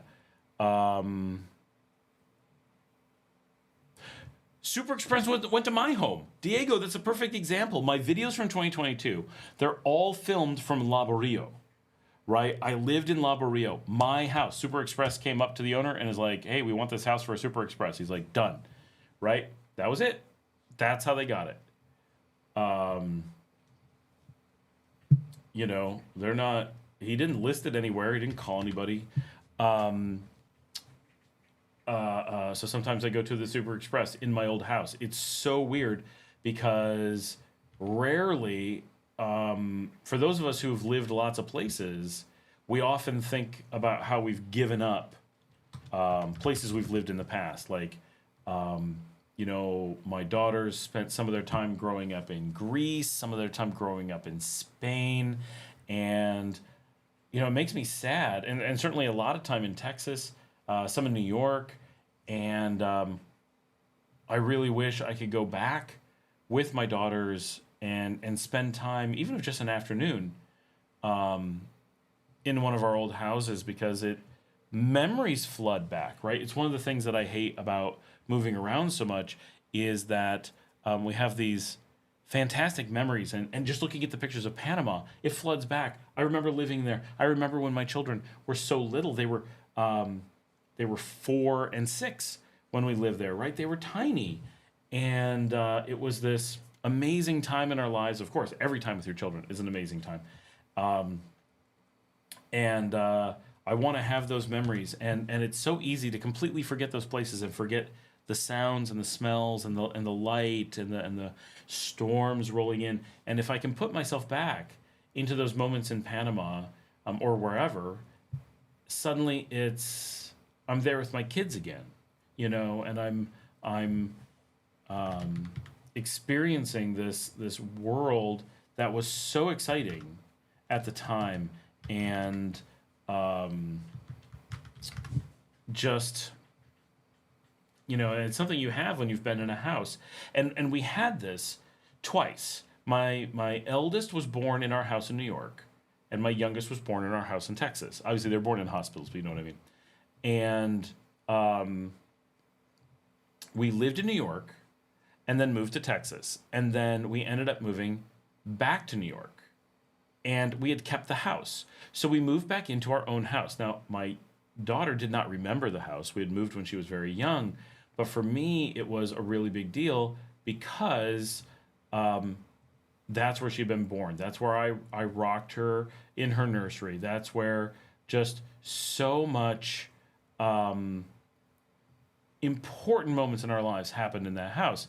And then I lived there, and I had my daughters there, and they have these memories. That's where we really started playing video games together. That's where, just that's where my youngest fell down the stairs, which she really remembers. And that's where they made a snowman together. That's where, like, they have these great childhood memories of being, that's where they took the whole basement and turned it into a giant playroom. And you know, those things are important. And then we moved back. Then we moved abroad. And then at some point we moved back to Texas for a while. And we moved back into our own house in Texas. And that was this wild experience of that one. We had been away for a long time. And both girls remembered it from before. And so it was like rediscovering a part of our lives. Going back and being like, oh, this was your old bedroom. And do you remember what happened here? And do you remember what happened there? And do you remember? And it was so neat reliving so much of those things and having these memories. And it keeps you in touch. Having moved abroad so much, going back to our old house in Spain, going back to our old house in Greece, going back to our old house in Romania, those things are really hard to do. I don't even know if the apartment building I used to live in Kiev is still there. It's been bombed, right? And that one, they were older, and the memories are like, I'm not like freaking out that that's not available anymore. But it's rare that we have an opportunity to go back to places where we lived and relive moments of our lives. And that the Super Express is in the house that we had in 2022. And that means that my daughters were 11 and 13. It was a big year. We have tons of time that we spent together there. and they homeschool. So the house is part of their school memories, and it's just much more connected than a lot of kids have with their homes. And unlike most houses that we've lived in, because like this one, like right now, we don't own this house. We don't plan to own this house. At some time in the not too distant future, we're going to give up this house. We plan on being here for years, but in less than 10 years, we will leave this house. And this connection to this yard where my dogs run, we'll have videos, so many videos of this house and the La Barrio house. That will be good. We will have a way to go back and remember it, and we'll be like, oh yeah, no, it's like we're there. But there is a part of me that's like, this is already one of the houses that we've lived in the longest, and definitely the house that my children will remember the most. There's no way around that because of the amount of time we've been here and the ages that they are. This will be the memory of their childhood that is strongest. And to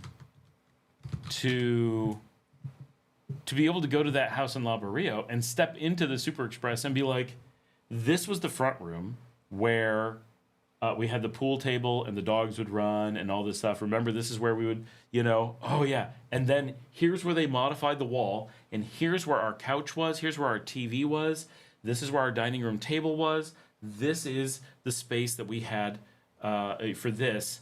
And then if they ever open the door immediately after the shopping area, if they open one door, it goes into a courtyard, and you can see right into my old bedroom. And it's like, this is where we had the TV on the wall. That's where we sat and played video games. They don't let you back there. But if you get a look through that door, that was the spot. We always were there hanging. That's where I was with the dogs. That's where we rolled off the bed and hid under the bed when the 7.9 earthquake hit. That was like, all these memories are right there. And their room was in the back, but you can see it down the hall. Like, you can see where it is.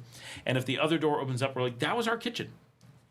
And at least we can go there and stand in it. And it's like this weird memory because it's so different, but we're in the space. And that's something that I wish we had a stable house more during these years, because I can't go back to the New York or the Texas houses ever. They're so far gone, and I will never be there again. And I do hope to go back to the house in Greece at some point. And my kids do too. That house was so amazing and has so many great memories, more than anywhere. I think that house really has these strong, strong memories. But every one of them do.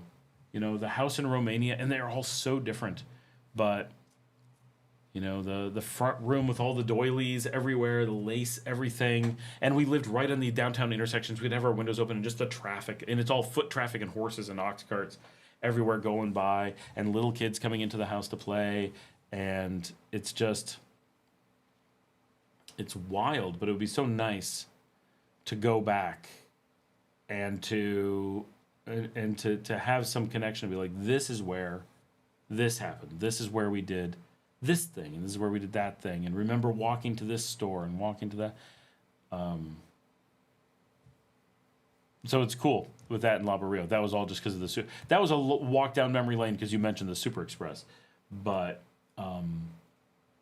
like this house, it is going to be sad when we give it up, even though I don't love this house that much. And I know you guys are like, what? That's the most fantastic house. It's not super practical actually living in it. There's a lot of things I love about it. Yeah, I'm not unhappy. But I don't sit around in this house and go, this is the dream house that I wish we had. My kids like that they both have big bedrooms. They find it fun that they have a Jack and Jill bathroom. Someday they're not going to want that. We have a dedicated video game and movie room, and we like that. The dogs love it. That's their space.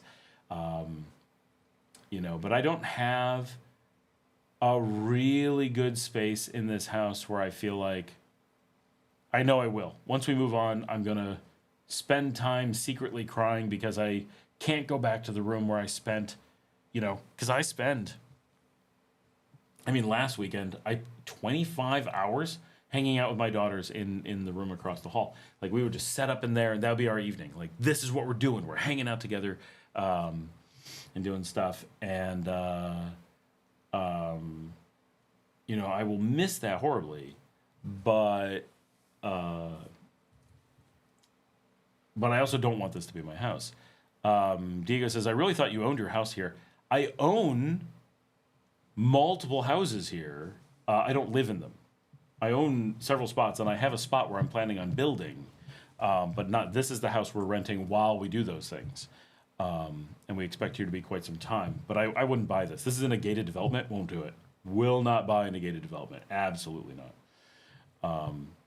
Renting. So that's the thing. Renting. I was mentioning this earlier. When you rent, you want to be in a development. When you own, you do not want to be in a development, unless it's huge. You do not want to be beholden to your neighbors. You do not want things out of your control defining your home. So it's Tiffany says, I have two friends that stayed in San Juan del Sur for a few months. They said it bored them. But of course, they are from Florida, so they're accustomed to a big city. Yeah, going from a big city to a little tiny village is always a shocker if you're like not familiar with what a little village is like. Tiffany says they enjoyed $600 rent, but that's a lot different from what they were paying for their home in Florida. The New York City memories running around Queens and Manhattan. Yeah, I used to be able to take my kids into Manhattan on the train. Oh, I love those memories because my house was right at. I could walk to Croton Harmon Station from the house, and I just have beautiful memories of going along the Hudson on the train because that's how I would commute. And just looking out the windows and the rain on the windows of the train, and coming back late at night, always on the train, never drove into Manhattan, you know, and then walking, sometimes in the snow, all the way back to the house, and I liked it there. I really like. Oh, okay. So this is funny. How many of you guys? So real quick, we got 17 people on. How many of you guys remember The Facts of Life TV show 1980s? And we'll come back. TJ says, "Wow, still going. You were talking about houses earlier, and my house used to be a hotel."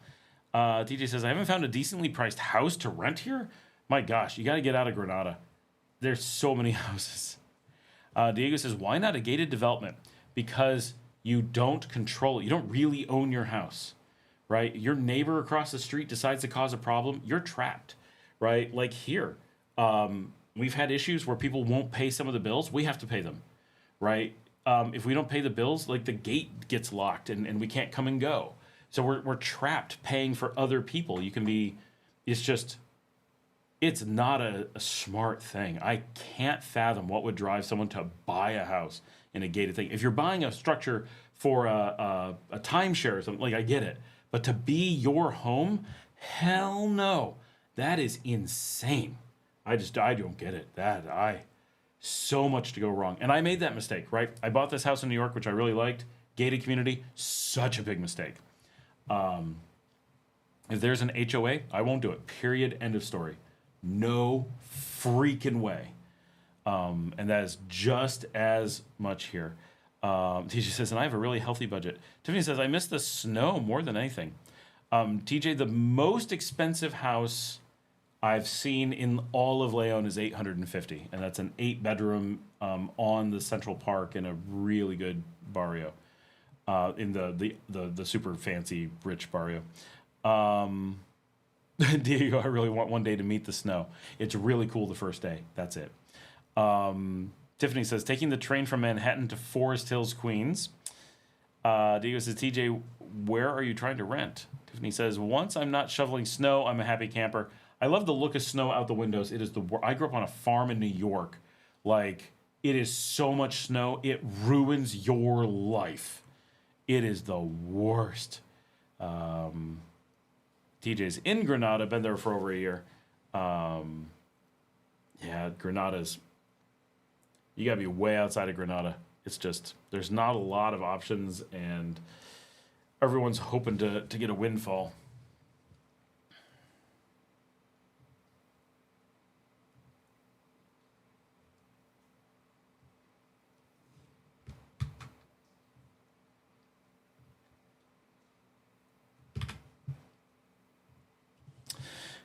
Would you consider Doral a gated development? I don't know. I don't know how Doral works.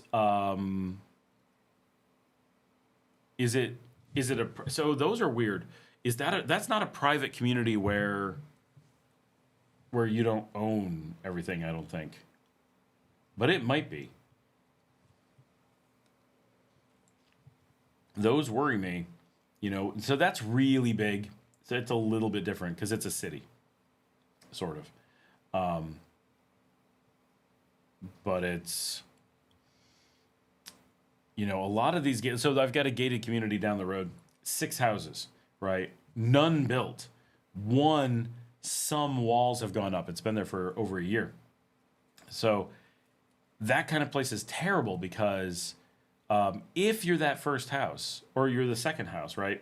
You get in, maybe the first neighbor is good. That first neighbor decides they want to get out. They sell. Something happens and they sell at a big discount. Suddenly your house just got cut in half by value, right? You spent $80K, he sells at 40 in a panic. Your house is now worth 40. Doesn't matter what you think it's worth 40. It's like over in Grand Pacifica, right? Everyone bought in the hundreds and now no one can sell at 40. It's a fire sale, right? And no one can get 40. So their house values is now in the 30s. No one knows how low it is. They just know how high it isn't.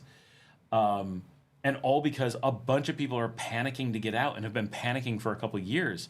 So it's just this terrible collapse of prices. And so, it's absolutely a train wreck. And then when you're in a gated community, you're just at everyone's mercy. Like it's crazy. And so you're in one of these places and your neighbor decides to sell, and then the person who comes in, you don't like them. And they don't care, right? They can just annoy you. They can do anything they want. What are you going to do? You got to leave, right? You're trapped with them. They don't want to pay for the gate. They'll be like, lock the gate. I don't care. I don't have a car. I'll walk around. Just lock it down. You're like, but I have a car. I have to come and go. They'll be like, and you pay all the bills. You have no leverage because you don't actually own your home. You can't sell it. You don't have any control, right? It's terrible, right?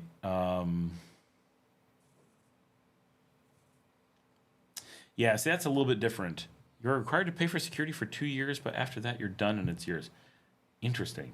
How the heck does that work once all the houses are there? How do they keep security?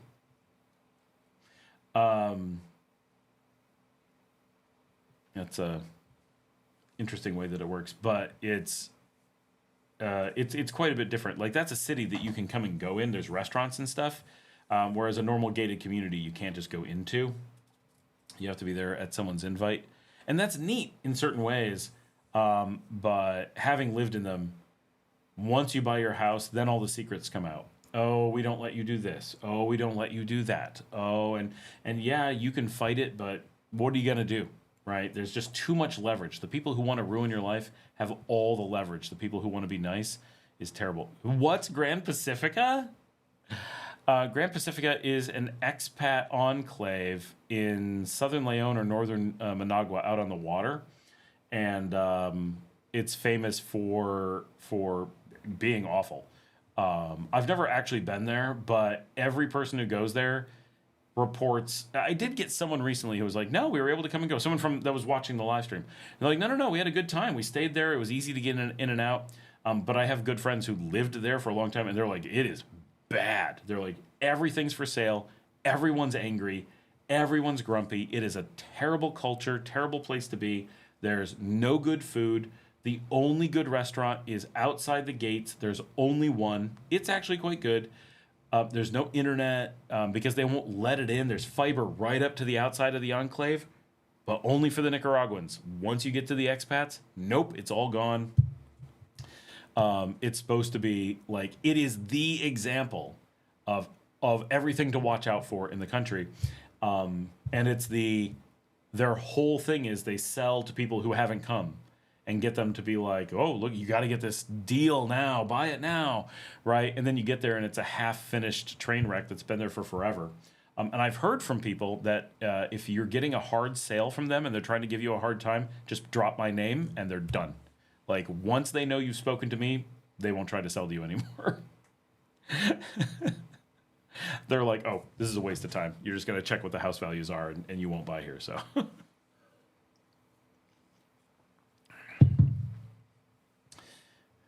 but it's yeah. I knew people who were there. I had never heard of them because they're so. This is the funny thing. They're right down from here. They're not that far away, but here they're so remote and dumb that it is basically.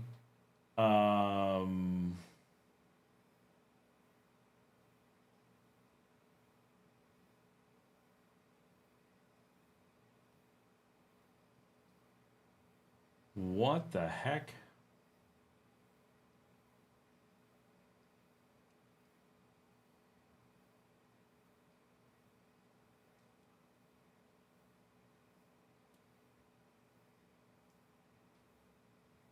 Such random, whatever. Okay.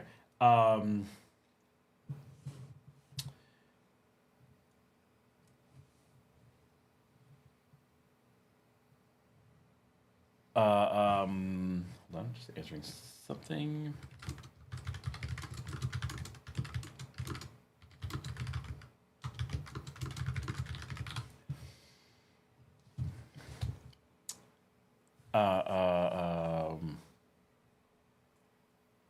What was I? Oh, like no one up here knows what it is. No one talks about them. No one goes there. It might as well not exist. Like we totally forget about it, and we talk about everything else, right? Corinto and Chinandega, like we like the whole area. Like we go places, we do things. Grand Pacifica essentially isn't there. It's just this blank spot between Leon and Managua, and then you talk to expats, and so many expats are like, "Yeah, I'm here to go to Grand Pacifica," and you're like, "You're what? Where? Why? How do you get there?" No one knows how to get there. Apparently, they've paved the road now, which is good, is what I've heard. In the past, when I knew people who were there, they're like, "No, it's really hard to get in and out. Like it's not easy, not effective, like really problematic." And they were not happy, right? And they really felt that it had been cheated by the renter. Like everything that presented was fake. And once he got there, he was just trapped. He had a lease and he was stuck with it and couldn't work, right? Digital nomads can't go there because the internet's no good and just all kinds of things. So it's, they were very unhappy with the situation. But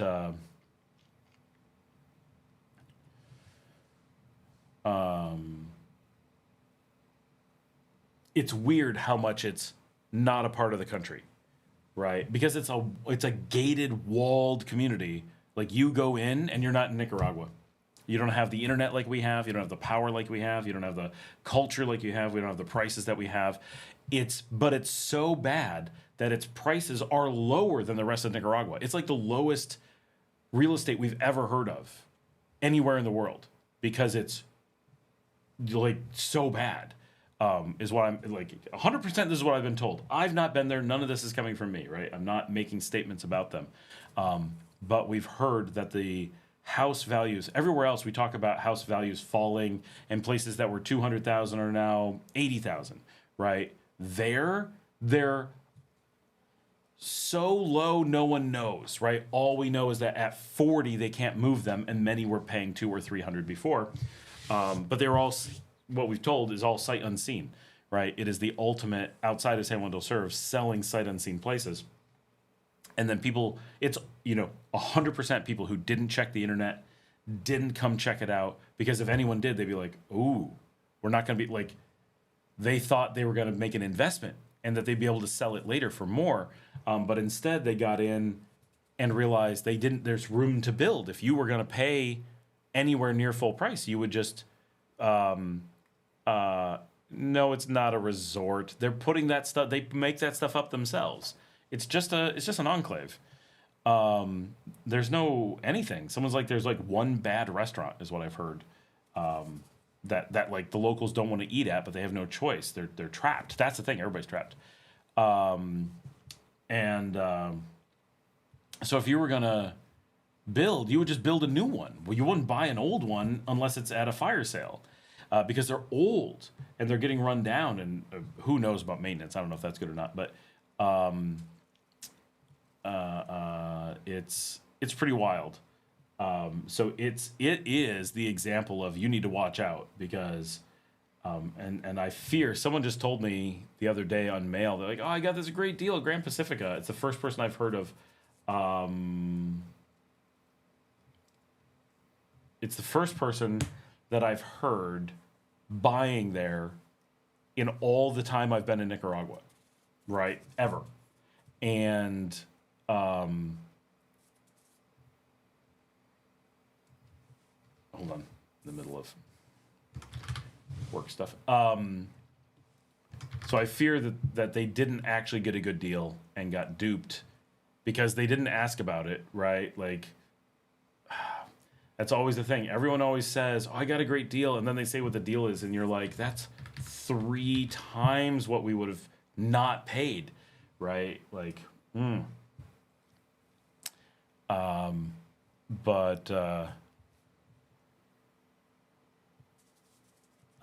is Grand Pacifica the townhouses and houses on the beach? Yeah, they sound familiar. Is that the one with solar? I have no idea if it has solar.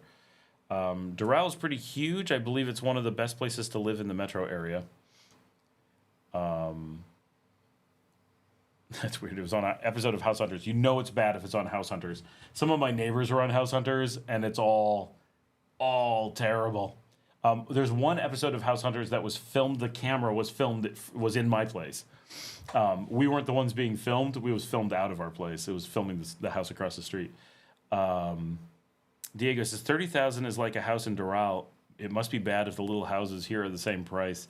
But like you have access to the city and restaurants. There's more restaurants in Doral than there is in the entire region around Grand Pacifica because there's like no village around it. It's in the middle of nowhere. Check it out on a map. It'll blow your mind. Rob Stener says, it was hilarious to see the prices advertised on House Hunters International in Nicaragua. Even the online prices are lower than those prices. Yeah.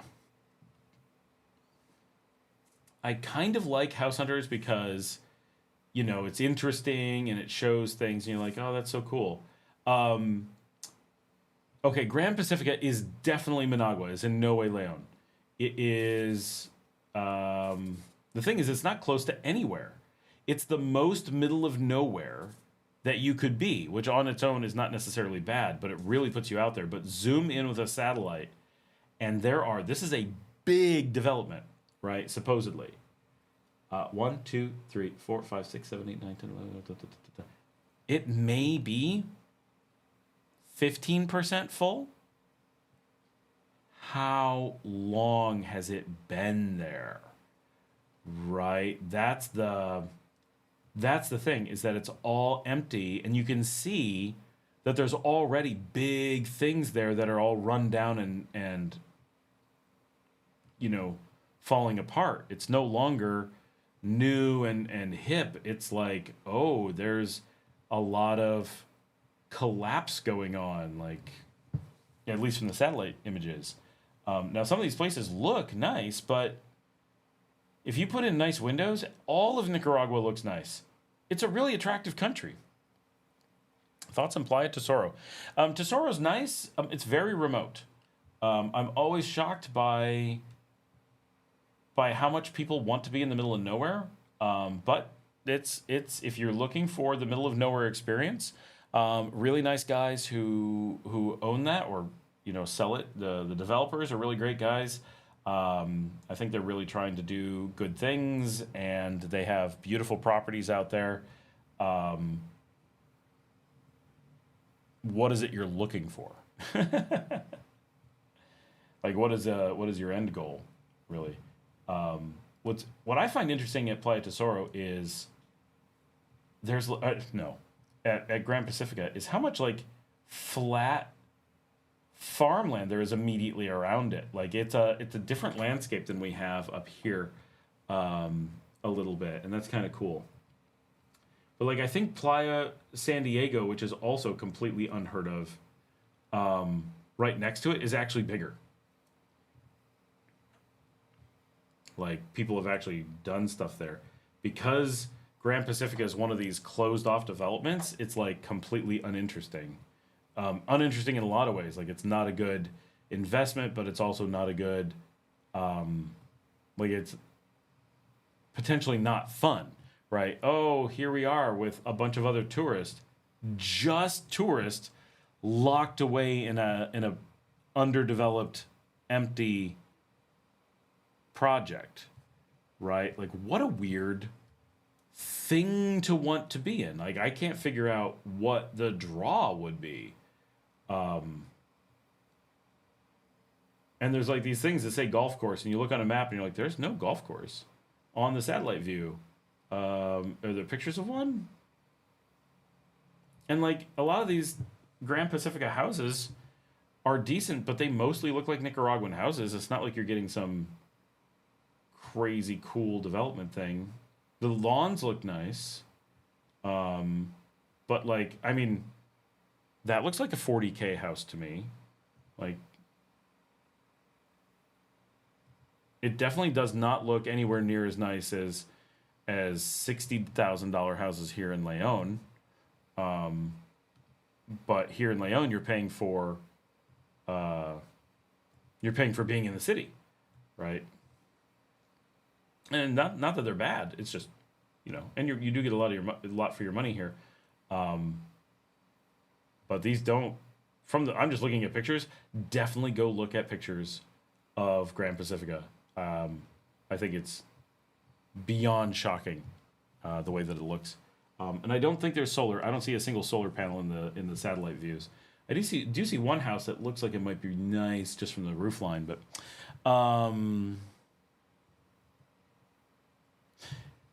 yeah, it's them. I googled the photos. I remember that place. Yeah, definitely look at the satellite view. That just goes, oh, instantly. I think that answers like nothing I could tell you will tell you as much as looking at the satellite photos and actually looking at it. Some of these are cute. So one thing I do miss is a nice, flat, well-manicured lawn. That is something that I enjoy. When I lived in Panama, we had loads of like that kind of stuff. That's hard to find here. Okay. But yeah, it's Rob Snyder says, I'm not personally interested in Playa Tesoro. I was just curious about your take on the place. I'm still interested in the Carazo region for the cooler weather and convenient location. Tiffany says, I remembered in the beginning of learning about Nicaragua, it was the first place that came up. They spend all their money on ads and marketing. Oh, for sure. Right. And that's, you know, it's part of these are the places where the people who do no research end up, which means not only is it potentially a problem for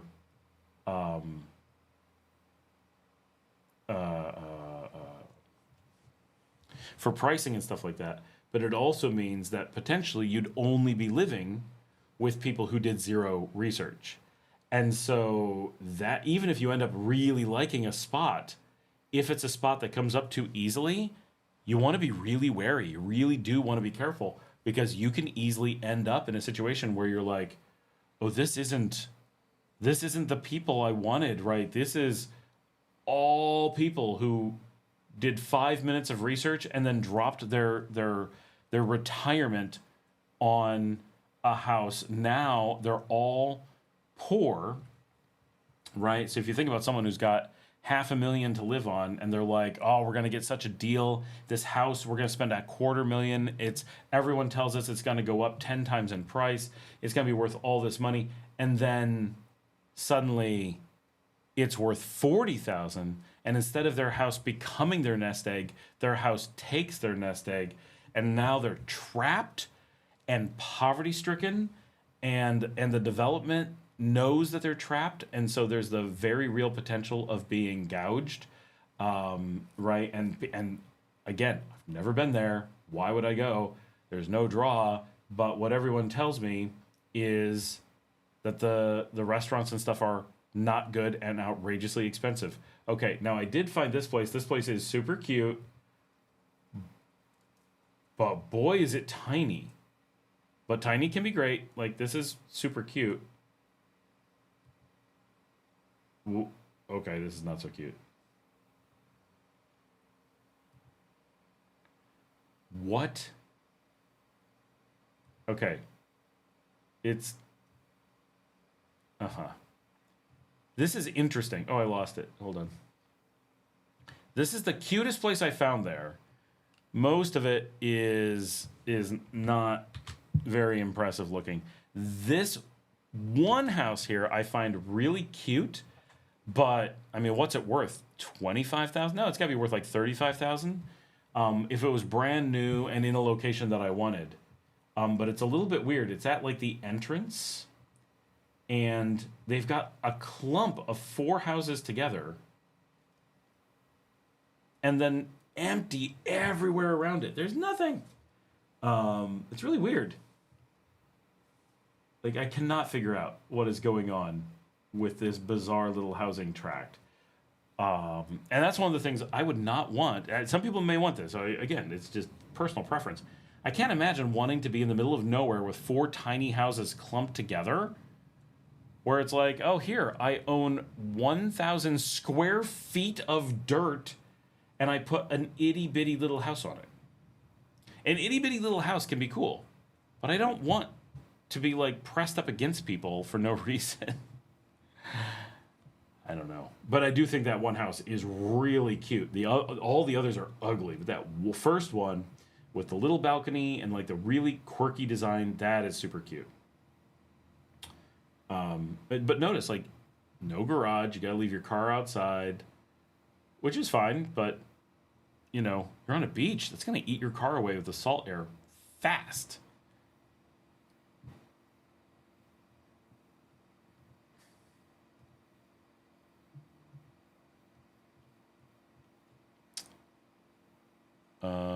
Have I ever gone to Guacalito? Where is that? No, I have not. I don't think.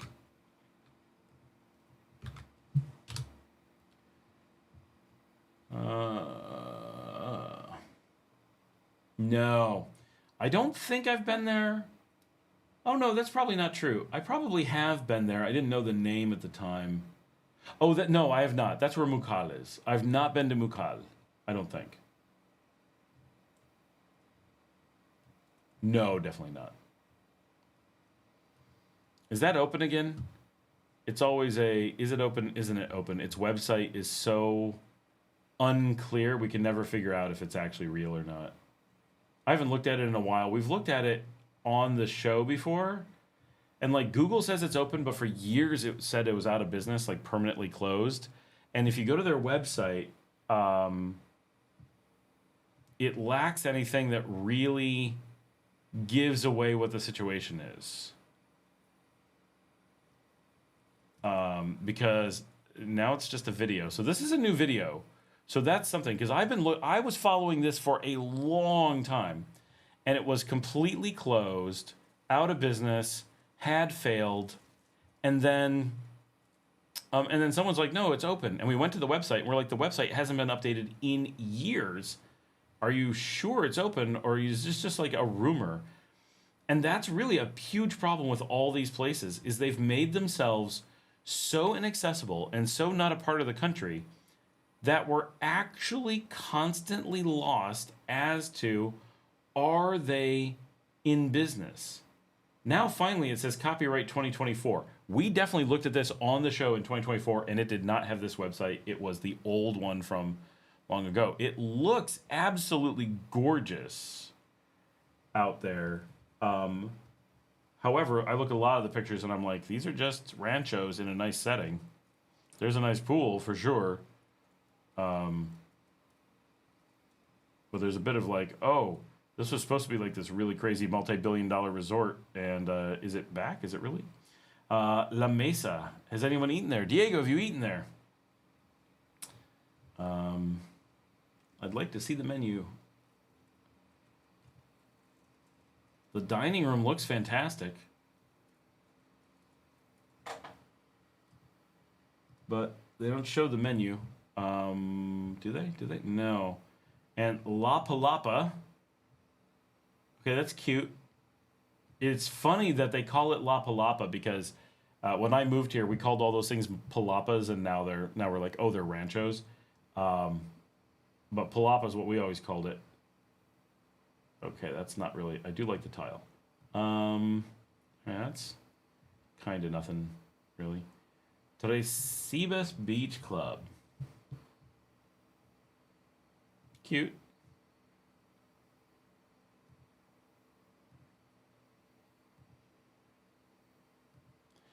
I know the place. It's owned by the Pellis. Yep. Tiffany says, Eva Tropical Homes are the ones they were claiming to have sold off. Oh, I don't know those. Tingo says, and I know of people that went on vacation there a few weeks ago. Okay, so they went there and it was actually really open? Because, I mean, I would go sometime. I'd like to go.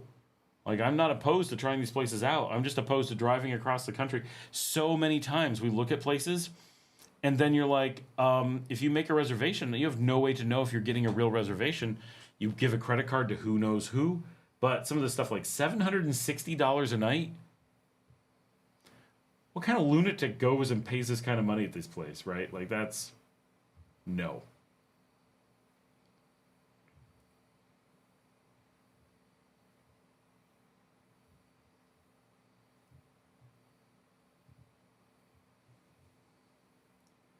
Ocean View Tree Suite.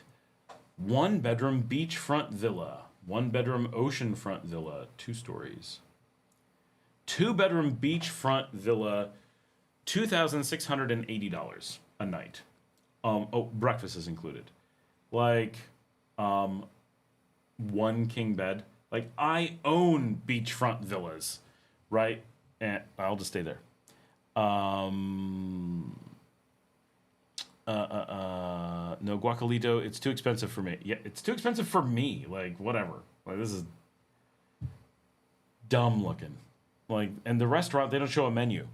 And only the one restaurant with only 4 tables looked interesting. So it's kind of like, I don't think this would cut it. You know, I kind of expect in a situation like this to have a bunch of restaurants with like really cool menus that you'd be bragging about. You'd be like, check out our menu. I can't find a menu here. And that tells me a lot. Yeah, there's just no menu. So it's, do I go there and then find out if there's anything to eat?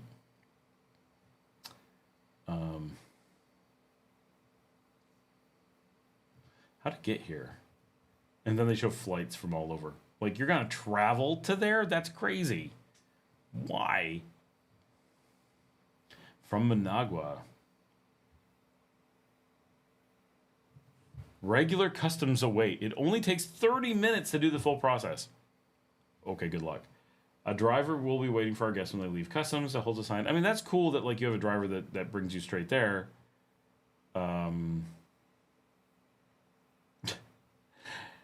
You can go by typical small towns that are landmarks in Nicaragua. Oh, okay.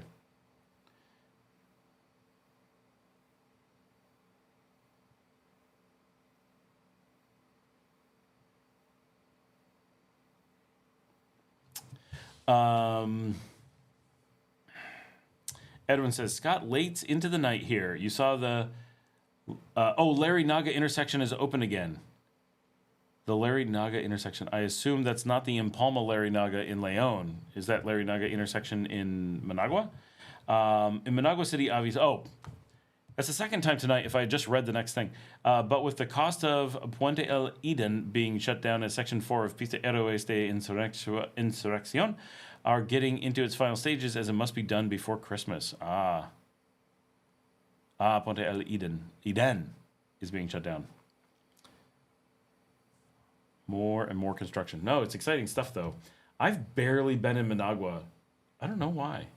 I was there, but I didn't get to see any of the new stuff recently.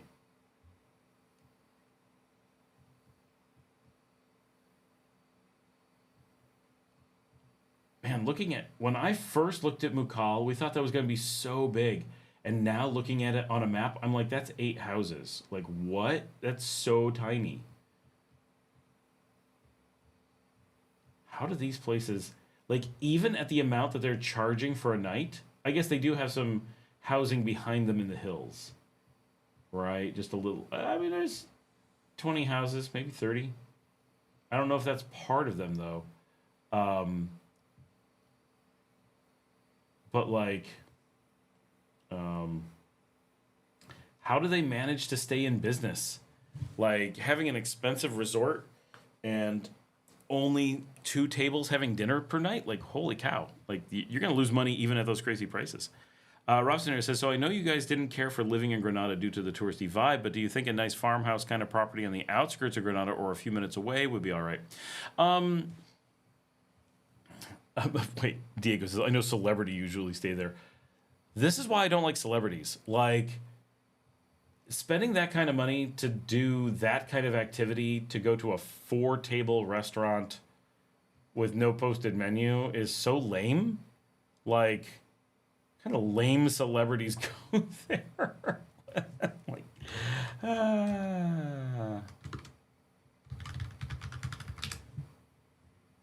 makes you wonder what kind of celebrities they are.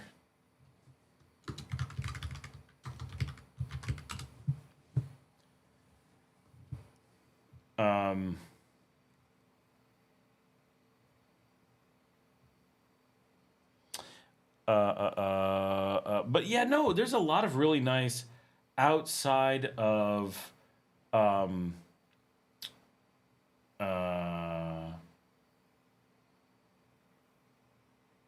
Mukal was there in 2014. Wow, I didn't realize it was that old. Oh no, I did. It had just opened when I lived here 10 years ago. That's right. I like this. Nicaragua was coming up the ranks as a serious contender to Mexico and Costa Rica. That was 2014. Clearly pure marketing. Like, that would be cool in some ways, but that's not reality. Yeah, that place cost $250 million to build 10 years ago. And then it's been closed for most of that time.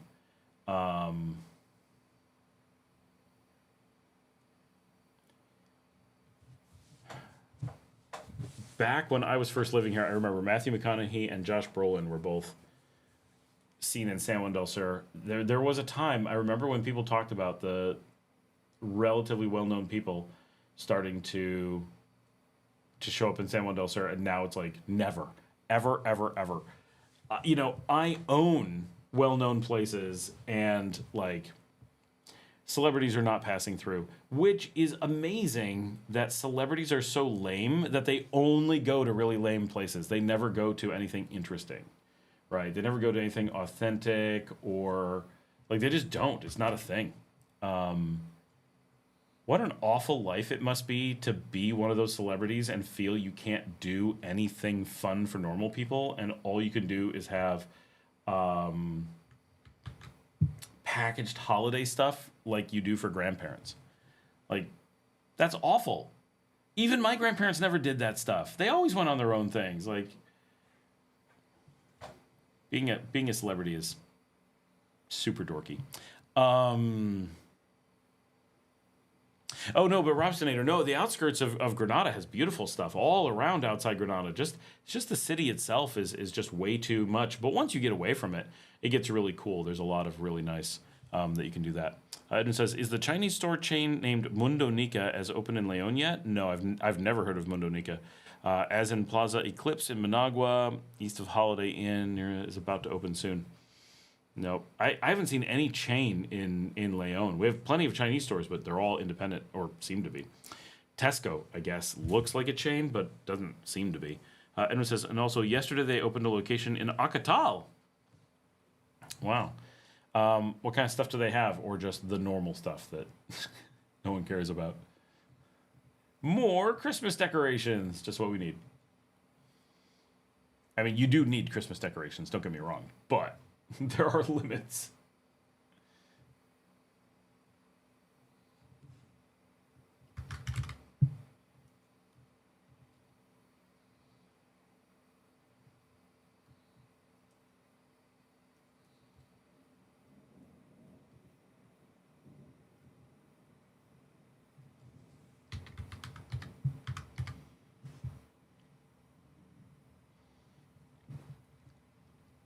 You know, having been a world traveler, like, nothing interesting happens on a packaged holiday or in a resort. Those are the last places that I want to go.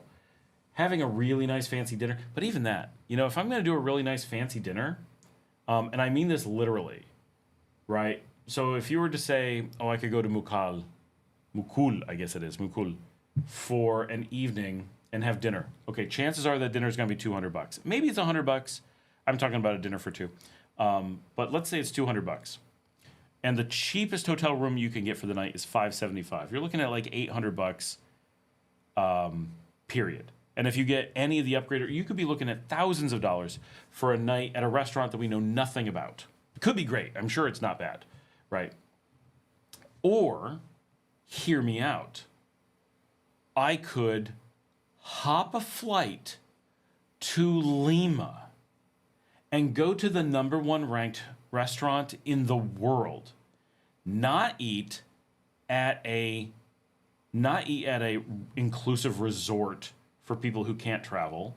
Not eat at, you know, a place that's only, not like a place that's, you know, I want to go to a restaurant that is famous for being a restaurant, not be a restaurant that's famous for only getting customers because they're trapped in an inclusive resort and have nowhere else to go, right? I don't want the resort for people who failed out of Cancun. I don't want to ever see Cancun or anything like it, ever. Hard to imagine places I would less want to be than there. And to go to a place where I'd be kind of embarrassed to be like, this is the place that I went to, versus, you know, go to a place that's famous for being a restaurant, that it's competing, right? Because a standalone restaurant they're competing because they're a restaurant. When you are in Lima and you go out to eat, you're choosing where you want to go out to eat. That's a really big deal. And so if you're going to choose in the most competitive food city in the world, and you pick a place, it says something, right? It's meaningful. They're working really hard to do what they're doing. And so that's amazing. I want to do that. I've been to the best restaurant in Guatemala, right? Or it was at the time. And it was amazing. The whole experience, absolutely fantastic in so many ways. It was so cool. It was competing as a restaurant. It wasn't in a resort off somewhere where it's like, oh, well, we stayed here, we thought it would be cool, and now we want to get dinner, and the only choice is to eat in our hotel. Like, sure, sometimes when I'm in the city, you know, if I stay at the Intercontinental, I never do that, but if I was to stay at the Intercontinental, there are 4 quite nice restaurants in the Intercontinental. It's okay to get room service sometimes. It is okay to eat in a hotel. I love going to hotel restaurants when they're competing with non-hotel restaurants, right? There's an Italian restaurant in the Intercontinental. In the same parking lot is another very good Italian restaurant, I'm told. I haven't been to it. I'm told by someone, by TJ, I think, that it was, maybe it wasn't you, TJ.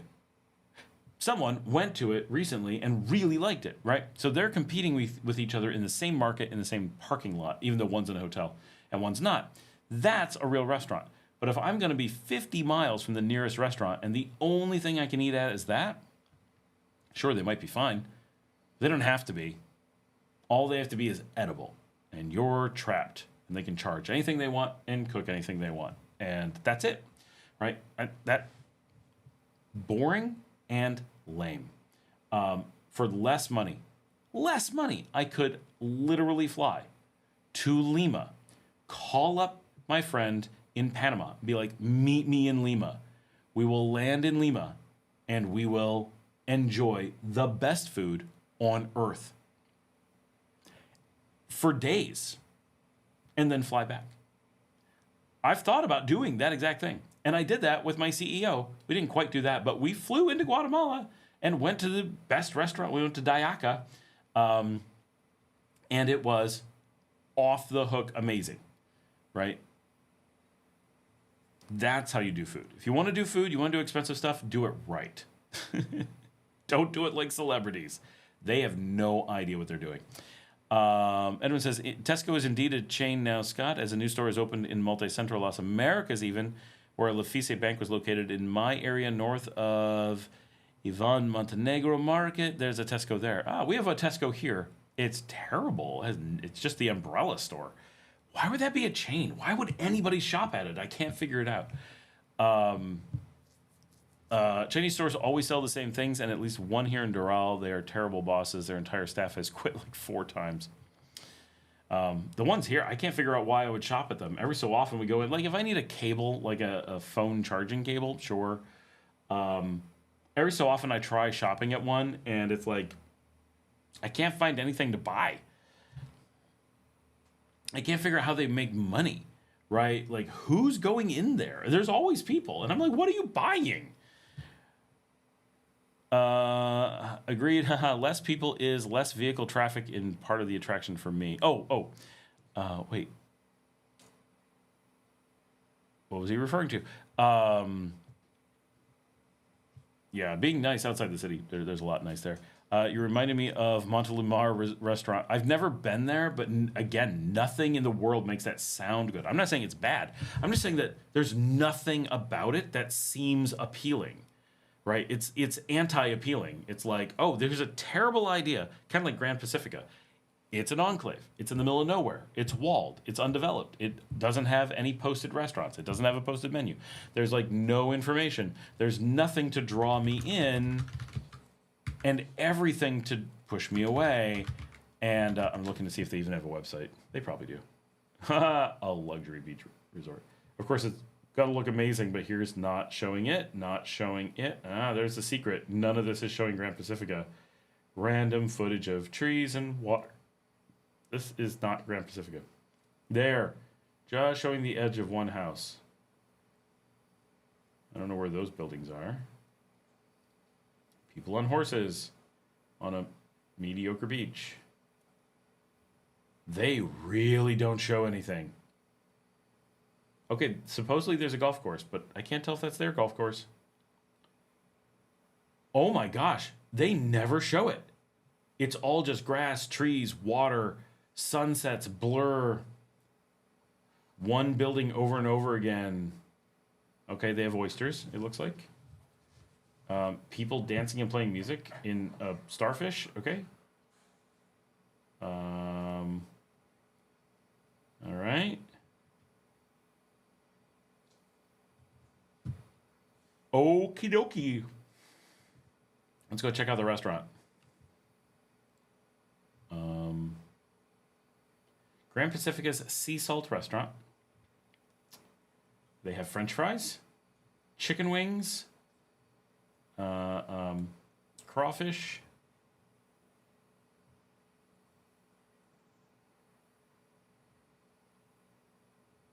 no menu. Whole lot less pictures than my restaurants have. And I'm not saying mine have much. I'm just saying, like, wow. Okay. So yeah, not interesting looking in any way, shape, or form. You just go. Diego says, is Lima that good for food in LATAM? Lima's #1 in the world. Lima recently outranked Japan as the best Japanese food in the world. Think about that. And Japan's pretty good at Japanese food. Like, not knocking Japan. Lima is the best at everything. They take food, they make the French look like McDonald's. Lima is the city for food if you want cheap Lima, Cochabamba. Rob Snyder says, my best friend was in Peru for geology work he was doing for months, and he wasn't a huge fan of the food there, he said. Was he in Lima or just in Peru? Because I don't think, like, Peru's a huge place.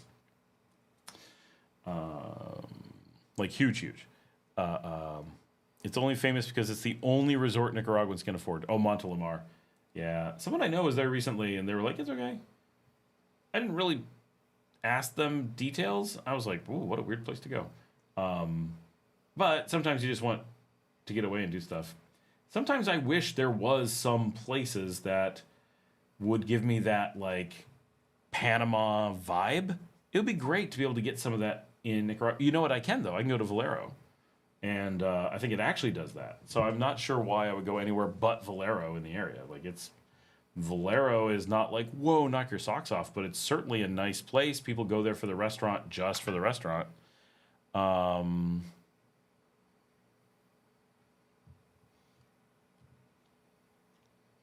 I gotta check a message.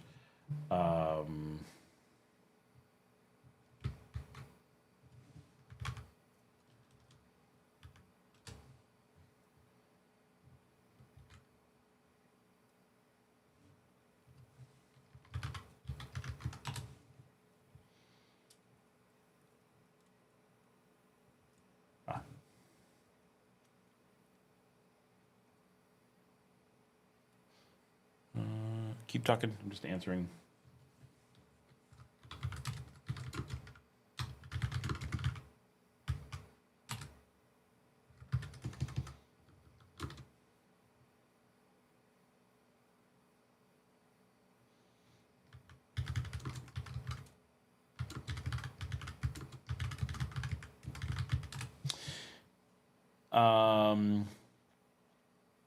Not sure where he was in Peru. I don't think he was eating at fancy restaurants there or anything much. Mostly just traditional food from the locals. That would do it. Yeah, that would. Yeah, I'm sure that's not super exciting. Mostly the day pass. Yeah, I don't want to go places with a day pass. Also things that I just not super cool. Edwin says, and also I got an MLB upset when yesterday New York Yankees is another year without playing in the World Series. LA Dodgers wins, Phillies. I don't consider it the World Series. Until they play real places like Nicaragua, it's just the American lame series. It's for the people who aren't good enough to play internationally.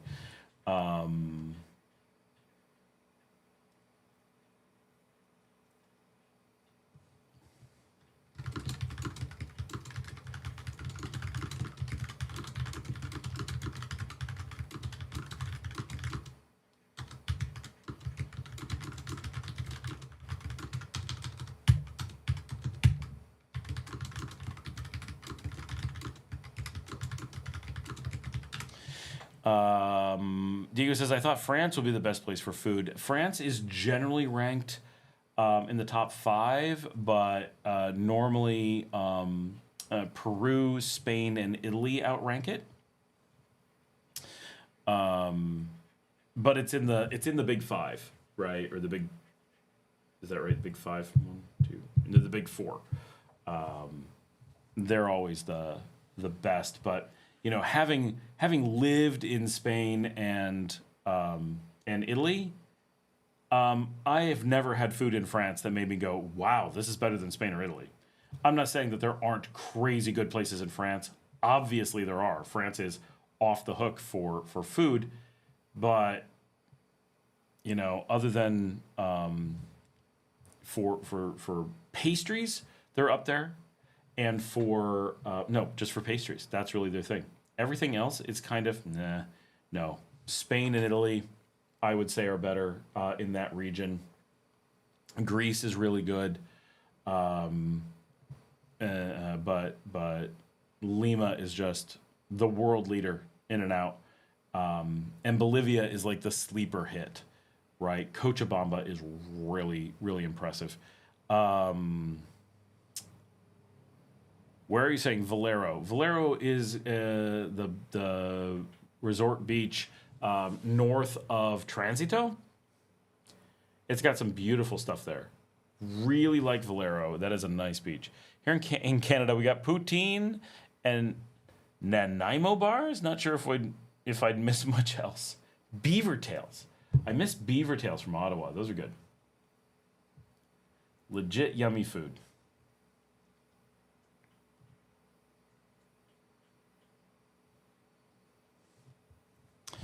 Poutine, Rob. So I'm not a connoisseur of poutine, but I grew up on the border, right? I've always been around poutine.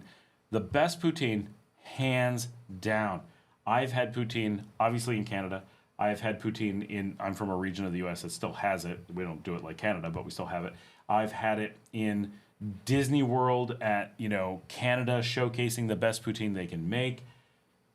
There used to be poutine restaurants around Managua. I did not go to those, but I know where they were. Like, there were poutine restaurants in Managua dedicated. All they did was poutine. Best poutine I've ever had by far is Guatemala. Absolutely no comparison. So good. And you talk to my CEO, and she'll be like, oh my gosh, poutine. We would fly to Guatemala just for the poutine. I kid you not. It is so good.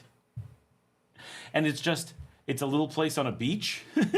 You like sit on a lakefront and eat poutine and just watch the waves against the volcanoes.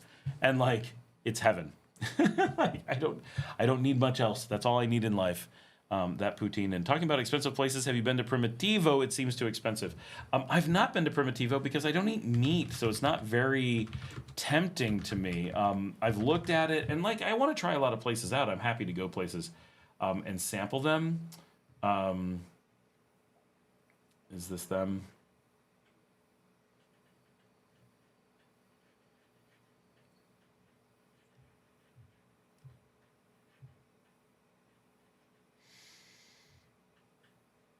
No, Primitivo that I looked up is the one in Panama. Where is the Primitivo? Do they not have a website? How good can they be? Let's see. Oh, they're in Plaza Central America, which is always questionable.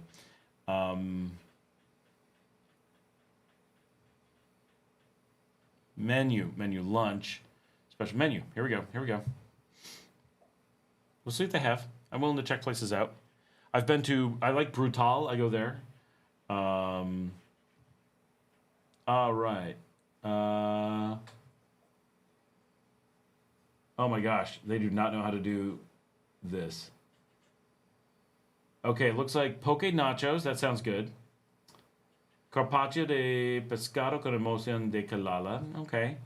Tiradito de salmón. Aguachile de camarón. Salmon tartar. Tuna tartar. Looking at the tuna tataki. Sashimi.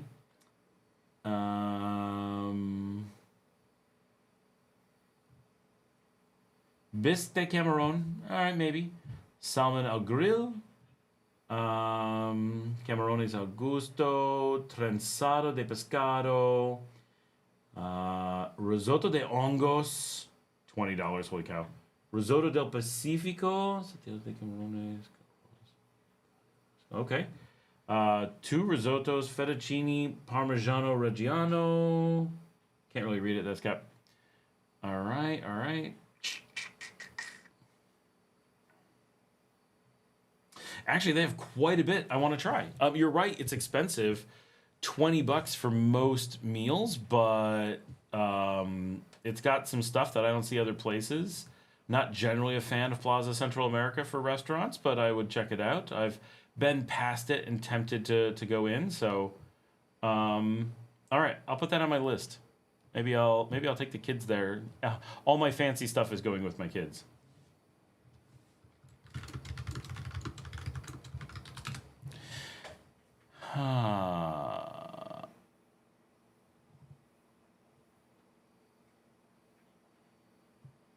Diego Romero, on my point of view, I didn't go to Primitivo and neither TGI Fridays in my whole life. Don't bother with TGI Fridays, come on. Is in Nicaragua since 2015 or 2016, I guess 2025, and I still don't go there because their food is expensive. Rob Snyder says, interesting. I've had some pretty good poutine over the years. Guatemala's on the bucket list, though. Edwin says, I mean, TGI Fridays menu is anything but cheap. Their cheapest dish is just less than $265. Most expensive is $1,400.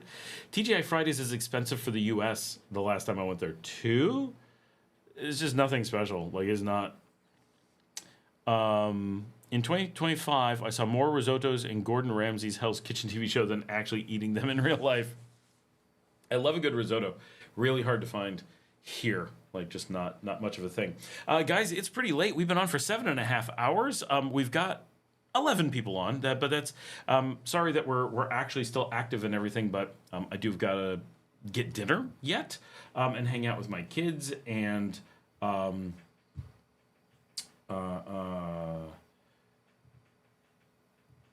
my Duolingo and all that stuff, and I still have to work yet tonight, so I'm going to have to call it a night. Thanks so much for being on.